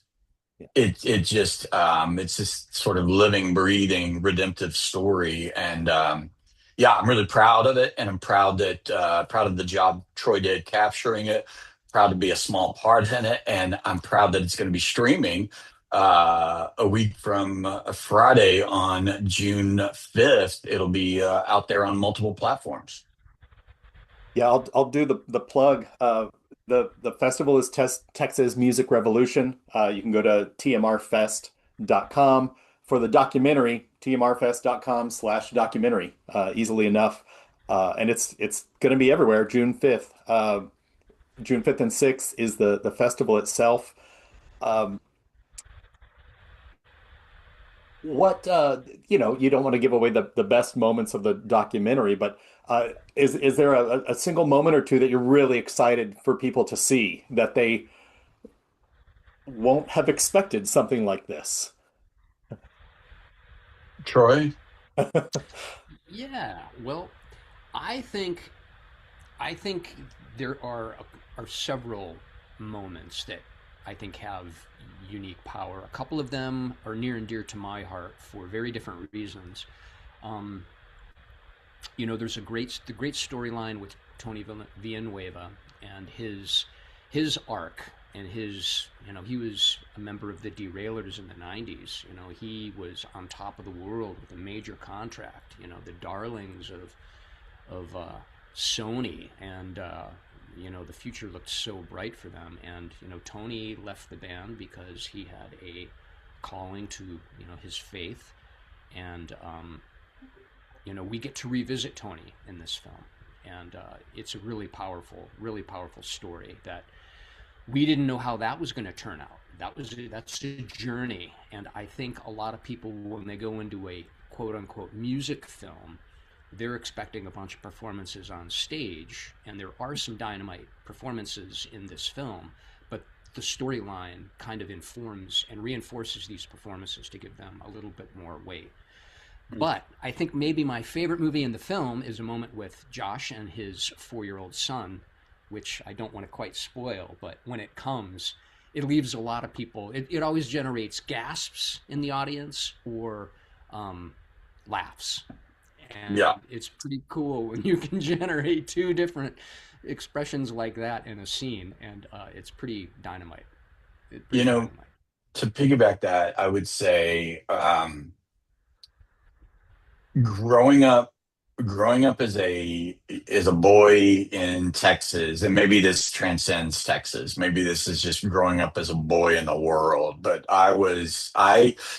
I never learned to embrace vulnerability. I was sort of taught that vulnerability is a weakness, and it wasn't until I got much older that I learned that vulnerability is ironically a sign of strength. And there are a few times when I watch the movie back and I see scenes of my life on film where I honestly I feel very vulnerable, and I feel I want to cringe and hide under the theater seat in a couple of those moments, but they're honest and they're true and they're raw, and I feel like those turn out to be some of the best parts of the movie. And to Troy's point, my 4-year-old son is now 9, and he's got a very gregarious, sort of larger than life personality, and he wasn't really supposed to be involved in the film at all, really, other than maybe just in some B-roll, and somehow wrote himself into the movie, and not just wrote himself into the movie, but like the climax of the most important scene. Here he comes in, and I don't want to ruin any more than that, but he did it in a way that only Locke Jones could do it, and it was totally on brand. But yeah, it's a lot of people's favorite part of the movie. That's great. I was actually not expecting that much information about this. I'm psyched. Talking about Tony Villanueva, I worked at a record store in Austin in the 90s, and the Derailers were kind of at their height. I don't know. They were doing great then. Absolutely. And one night, it was like 8 p.m. The Derailers come in, and they're full in their on-stage get-up, like nudie suit or whatever. They had a lot of style. Sure. And just giving us copies of their new CD, and they gave out branded combs because he had that beautiful sort of slick back thing. And it's in a box somewhere in my house, but not many local artists utilize the local stores here. Yeah. And this was a corporate store, and the fact that they took time, it's like these guys not only perform well and do good music, but actually care. They want to connect with the people selling their albums and everything. And they just blew me away. And I'm excited to kind of see Tony's story unfold in this. Yeah, no, it's beautiful, man. And the Derailers at that time, especially if you're working at a record store in Austin, I mean, they were signed to Sony, like Troy said. They had the most requested video of the year on CMT. They were at they were almost on this precipice of stardom, of becoming sort of a major, player on the country music landscape. And right when they were about to renew their contract for the next album with Sony and take that next step into stardom, is when Tony felt the Lord telling him, man, he wanted Tony to go in a different direction. And I know that a lot of people feel the Lord telling them to do something like that, but the stones that it takes to feel the Lord compelling you to do something, but actually doing it, when it involves surrendering a successful music career and stardom and money and glory, the courage that it takes to walk away from that and into this nebulous abyss that you feel God calling you into is just honestly, it's really one of the most courageous things I think I've ever seen in my life. But it's really cool to see that people who watch the movie will get to see I had to wait sort of 20 years to watch that story unfold, mostly in the dark. And it's going to be like, when you get to watch 5 seasons of Lost at a time, because it all came out, you're watching it. Well, after all the seasons came out, you get to see Tony's story, unfold or unfold. This 20-year arc, you get to see unfold in 94 minutes of this movie. And it's really, really inspirational and cool. Yeah. That's great. I'm looking forward to it. Absolutely. Something else that jumped out at me on the website tmrfest.com. You have an archive page with most of the old posters, and so you can go see the mini acts that have performed, and there's the names you recognize, and then the smaller names that became bigger names. Yeah. I read in one of the pieces the festival helped launch the careers of folks like Hayes Carll and Pat Green. Can you share maybe just one anecdote of this small new artist that came in and then just went on to much bigger and better things? Yeah, I mean, there's a lot of them. You do a you do a festival for 3 decades. You're gonna hit on a few of your lottery tickets. But my favorite story, and I think it's Hayes's favorite story, would be a Hayes Carl story, and that is this was back in the South Fork days, and I don't remember what year it was. Probably, oh man, it was when Hayes was just, his career was just starting to take off, and we had a radio hit with the song "Down the Road Tonight," that song of Hayes's. So it's probably our most requested song of the year on KHYI, and it's got this sort of subterranean homesick blues vibe, very stream of consciousness, and Hayes and I and a couple other people were sitting at a round table backstage at TMR, and like a catering table. And I see Hayes with a Sharpie and a piece of typing paper, and he's writing out his set list. And I don't see "Down the Road Tonight" on there. And I'm just like, man, that's been a hit for us. And so I say, Hayes, you got to play "Down the Road Tonight." And he's like, I just see this look of kind of panic on his face. And he said, dude, I've never performed that in front of an audience. And I just said, what? That's crazy. And he goes, no, like, we needed an extra song in the studio for that album. And I literally sat down, I wrote the song, we recorded it, it made its way onto the album, and we never played it again. And we've certainly never played it live. And I was like, well, dude, thousands of people are going to revolt if you don't play that song today. And so I've never seen this. I've never seen it before, and I've never seen it after. So Hayes had to literally go back and listen to his song in the van and write down the lyrics to his song in a Sharpie with typing paper, printing paper, and then put it all down by the monitors, tape the lyrics down all along the floor by the monitors underneath the mic stand. But the craziest phenomenon was thousands of people that were in the audience knew every word to that song. And I've never seen a weirder phenomenon where an artist starts a song, the crowd goes crazy, but the crowd actually knows the lyrics to the song better than the guy who wrote and recorded the song. It was just a really, really weird thing. But Hayes, even to this day, I've seen him.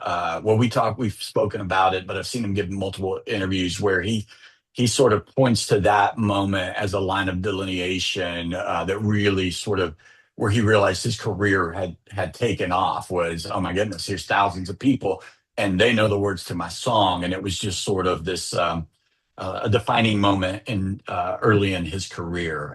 But that's one of my favorite TMR memories of somebody that we sort of helped launch, and it's just it's crazy to think about the details of a guy not knowing the lyrics to his own song. That's an amazing story. Yeah. Thanks for sharing that. That's I gotta know though, does Hayes play that live now? Does he know that it's like a hit? Does he know that Yeah. I think he probably. I mean, I don't think he plays at every show, and I certainly don't want to speak for him. But I feel like that's a crowd pleaser, and it's probably one of the more. I would imagine one of the more downloaded songs in his catalog historically. That's a good question. I kind of want to text him and ask him that later today. Like, when's the last time you played that in front of an audience? that's I'll find out for you, Troy. No, you hear so many stories of artists not wanting to play their bigger song, or Totally. whatever. And this is a new take on that. Yeah.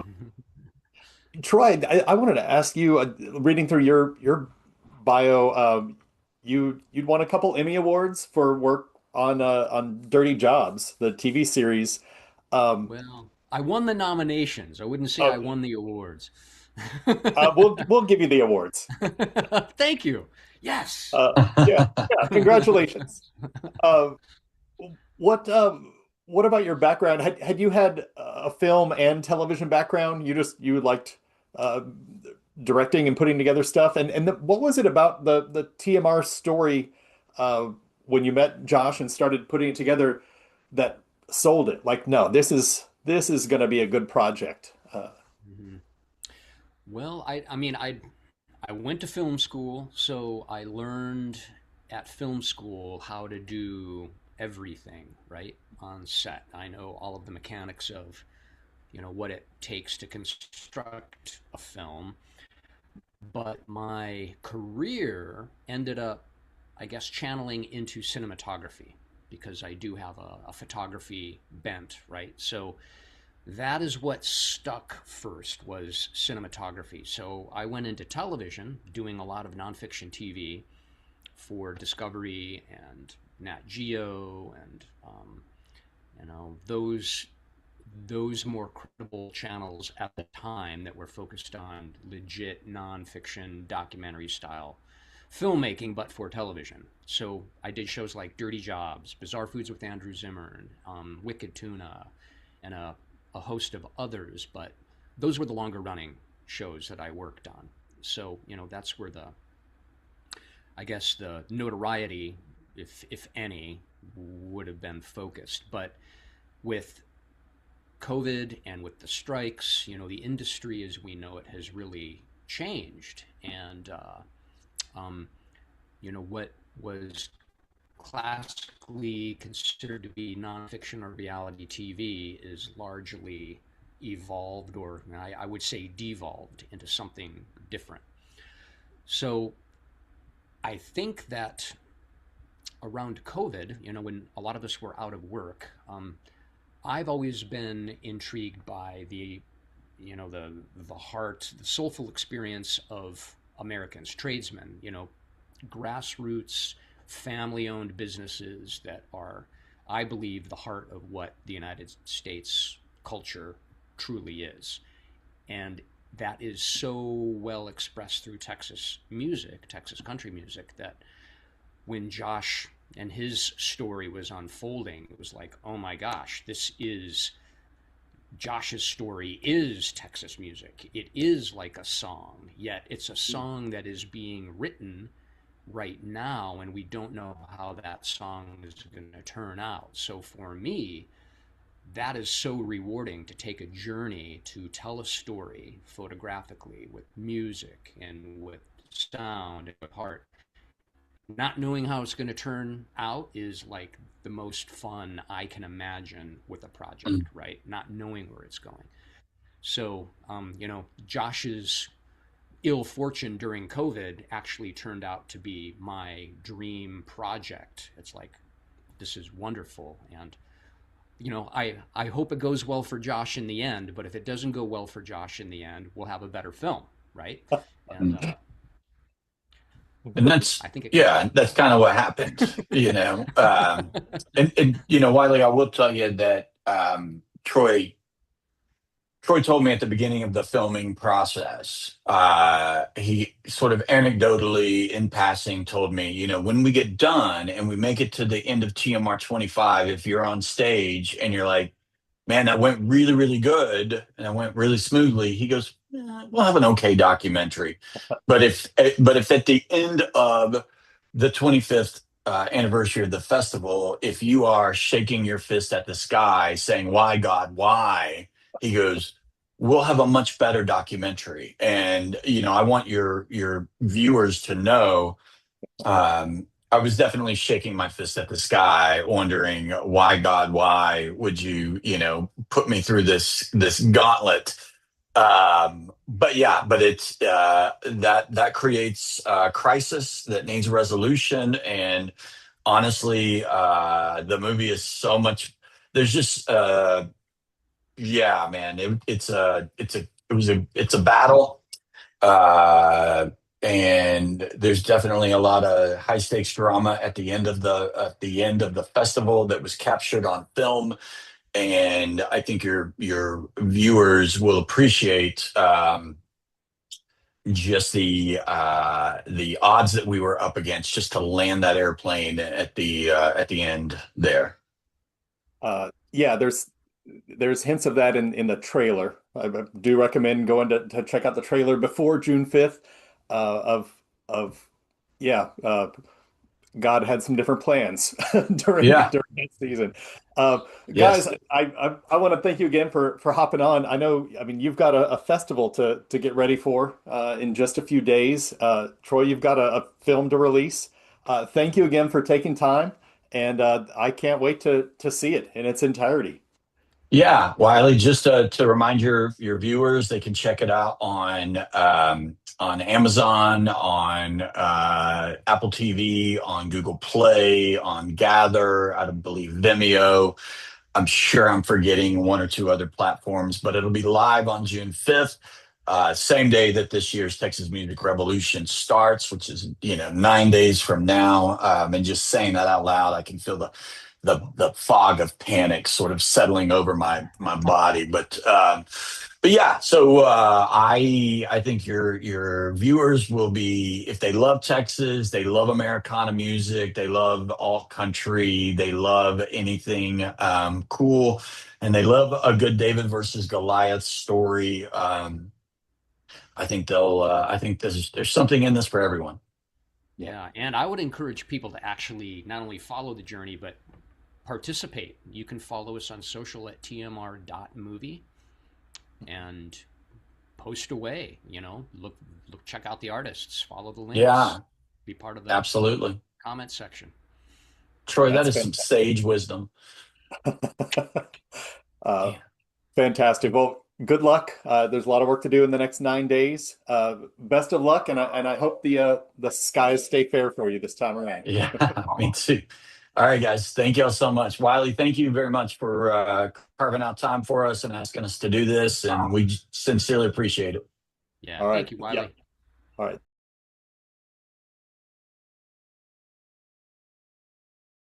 That we didn't go right away into the studio. We've talked about it. We took them on the road for about a year, and they mutated and changed. Yeah. They got for the better, always for the better. So, yeah, I think, like she said earlier, songwriting is always, or a song can always evolve a little bit till its final form in the recording studio. So they hired me to do like a Rick and Morty Christmas rap song, and so that was really my first recording experience apart from doing Rick and Morty, where I was singing. I did some like backing vocals for myself. We're layering the tracks as well. I'm probably underprepared for what I would like to be always, but I feel like we'll get better as we go along. We played most of these songs all over the world with different audiences.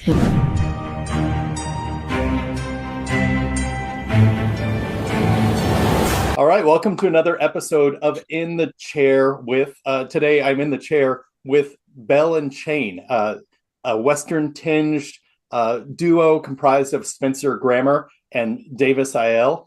Spencer and Davis, thanks for joining.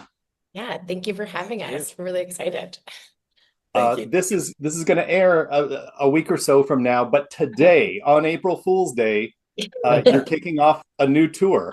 Yeah, we are. We're the headliner is Barnes Courtney, and we're his supporting act. So yeah, we're really looking forward to it. This is our first really big, intense series of tour dates. So we have 24 dates total in like, I don't know, 30 something plus days. I was reviewing the tour dates because I wanted to frame it in, oh, is it an East Coast tour or a West Coast? You're hitting the whole damn country. Yeah, with one day in Toronto. So yeah, we're doing the whole country. 3 days in Florida, a couple of days on the East Coast, middle of the country. And it's exciting. It's fun. That's awesome. I went and saw Barnes Courtney open for the Struts a few months ago, a year or so ago in Austin. Yeah. And I had heard his songs, and his songs are good. They're fine. The show blew me away. Like, I didn't realize he was so much of a showman. But this one, he's doing solo acoustic for this tour? Yeah, he's doing a solo acoustic tour, and we're doing also acoustic. We have we play with a band as well. We do not just our acoustic set, but it is pretty easy. It's a lot easier to just do two people instead of five, you know. But yeah, he's doing an acoustic set. I think it's just a nice way for him to be able to really connect with his fans in an easier way. And Yeah, he still does the crowd surfing thing though. He does. Even in an unplugged acoustic show, he still does that craziness. Yeah. So we're excited to He rocks hard. take part in it with him. That's fun. I've never I know actually crowd surfed before, to be honest. I've never crowd surfed. Maybe it's done. Maybe it's happening on this tour. You know, I've never seen crowd surfing at an acoustic show. So this is I know, right? Like, why not? Just make that the memory. Exactly. Well, cool. I want to get into, well, actually, I want to kind of ask you a little bit of how this, how the duo formed. Spencer, you talk about you had a terrible attack where you were stabbed, and you kind of go into that in detail on your YouTube. I don't want to make you relive the whole experience. Oh, no, it's okay. Yeah, in 2020, right around, when the pandemic was sort of starting to open up again in New York City, I got stabbed trying to break up a fight.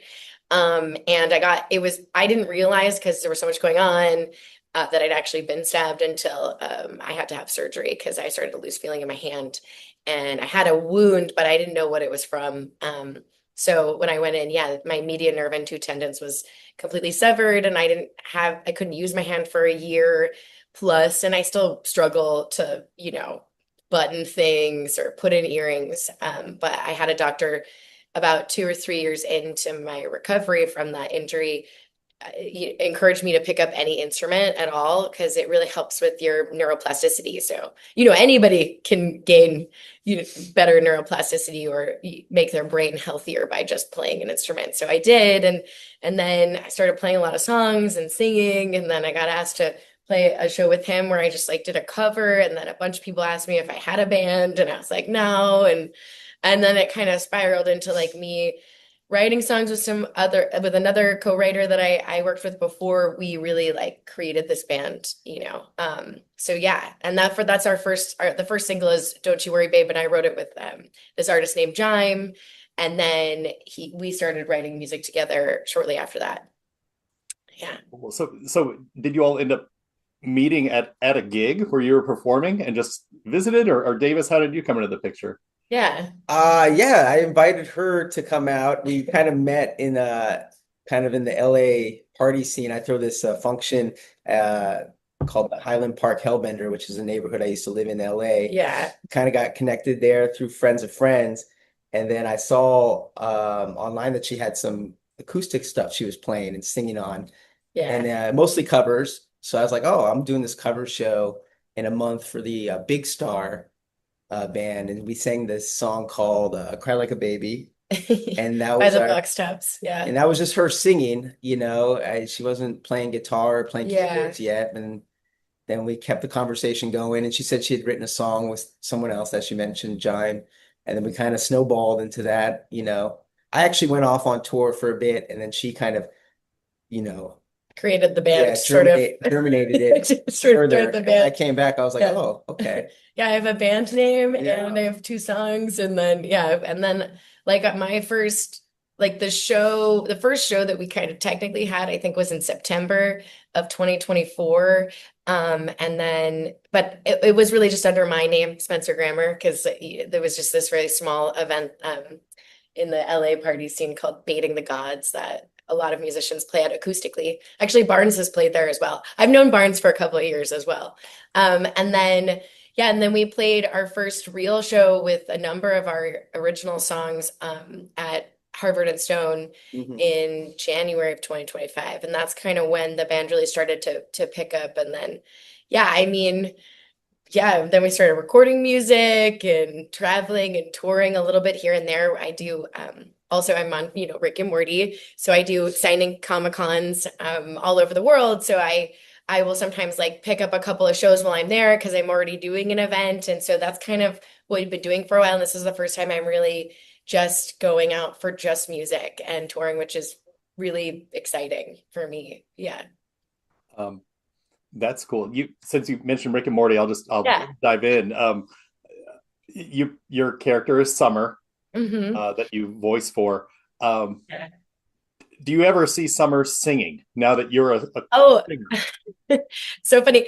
Actually a couple of years ago, I want to say I did they hired me to do like a Rick and Morty Christmas rap song. And so that was really my first recording experience, apart from doing Rick and Morty, where I was singing, I did some like backing vocals for myself, we're layering the tracks as well. Is that streaming? Yeah, it's on YouTube. There's no like video for it. It's just like a sing along. But that was actually, there is one song where Summer's a rapper, so you can check that out. But mostly she's just going on adventures and trying to figure out what the meaning of life is as a 17-year-old. And we do have that season is coming out May 24th, our next season for season 9. So I'll be doing press for that coming up as well. That's cool. Just one more silly Rick and Morty question. Yeah. If Davis were not here and you had to do a duet, would the better partner be Space Beth or Earth Beth? Earth Beth. I feel like Space Beth is always going to be the cooler rock and roll. She's got like shaved head, like half of her head is shaved. I mean, she's already halfway there. She's got a look. All right. Talking about Belle and Beth, the side project. Yeah. The way that you've described this, just kind of just rolling into what it is today. Who knows? Yeah. I mean, I feel like it's that. I mean, I have Matthew McConaughey's book on tape that I still have not listened to, but like his memoir is called Green Lights, I think. And I just somebody mentioned it at some point and I was like, yeah, I'm just trying to follow the green lights, man. Like wherever the doors are opening. And music the last year has continued to persist at being like an open channel for me, whether it was creatively or the opportunity presented itself to like record music or write or go on tour. So I feel really grateful for that. And I think, obviously having had a history in the entertainment business has helped people be interested in like booking us. And then, as we play better and better shows, I think it's also created an experience for people to want to hire us and book us. Yeah. I'm psyched to see you. I get to go attend the show tomorrow night of just Awesome. Yeah, I mean, right now I've seen a couple videos on YouTube and listened to the new single. But I mean, live music is where it's at. I'm glad you feel that way. Amen. Yeah, I mean, I've always loved live music. It's being in the other side of like entertainment, like television and film. I feel like not as many people have been as interested in live music. Although we did go see a show last week. We went to see Paul McCartney. I didn't like get a special entrance. I won the raffle. And so we went to see him. So we were with like all the celebrities on the balcony, which is always a really interesting thing to experience when you're watching a live show. Like there's like one show down where everyone else is, and then there's like another show above the stage behind you. And I was like, I always feel really strange about that because I am a big lover of live music as well, truly. Yeah. And so I'm happy to hear you say that, because I really think being with people and experiencing something communal like that, whether it's in a theater or it's, a live show, is important for us as people, as a human Yeah, especially collective. Texas live music. Yeah. In particular, you guys have a great scene here. You mentioned you're in Austin, obviously. That's an amazing town to Music catch town, yeah. music at all times. So we're excited. And did I get it right? Tonight, are you at Dada in Dallas? We are, yeah, at Dada in Dallas. I don't know exactly where that is, and I haven't been there because this is, I think, my first time in Dallas, apart from maybe transferring planes at the airport in Fort Worth. But yeah, I haven't been to Dallas really. Yeah. Yeah, I have. I've played a few times here, but Yeah. not Dada. Dada in Dallas. It's got a good ring to it. Yeah, that's funny.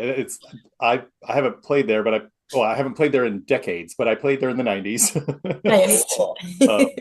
And I think my wife's band played there in the 2000s, but Cool. no, it's a good space. That whole area is Yeah. just a fun area. Good restaurants and all that kind of stuff too. Nice. Spencer, I'd be remiss if I didn't mention that your father is Kelsey Grammer. Yeah. I've heard kind of both sides of the coin for children of famous parents. Your mother, not to slight her, she's a famous dancer or a well accomplished. She was a dancer on Broadway. I don't know if she's like a famous dancer, but she made a living. And at the time that my parents met, she actually made more of a living than my dad did. She was on SNL on an episode of She was actually backup dancer. She did book an SNL. She was one of the backup dancers in the King Tut song that Steve Martin did. My mom is the dark hair. She's like dancing, doing this thing. I think that's probably on YouTube actually. Shout out to Doreen. Oh my gosh, that's crazy. Yeah. My brother bought the Steve Martin album when that song was big. It was huge. Yeah. A few years. So I'm definitely gonna go see you got to go check it out. That's my mom. My mom's the dark haired with like the bob wig. That's my mom. I think she's like 20 something years old, 20, 21, 22. And actually at the time I think we had a conversation about it because they were like, you should come and like do this sketch. And she's like, no, I'm not an actress. And I was like, you always say yes, Mom. If I can tell you anything about any format, just say yes. Like even if you don't know how to do it, you just say yes.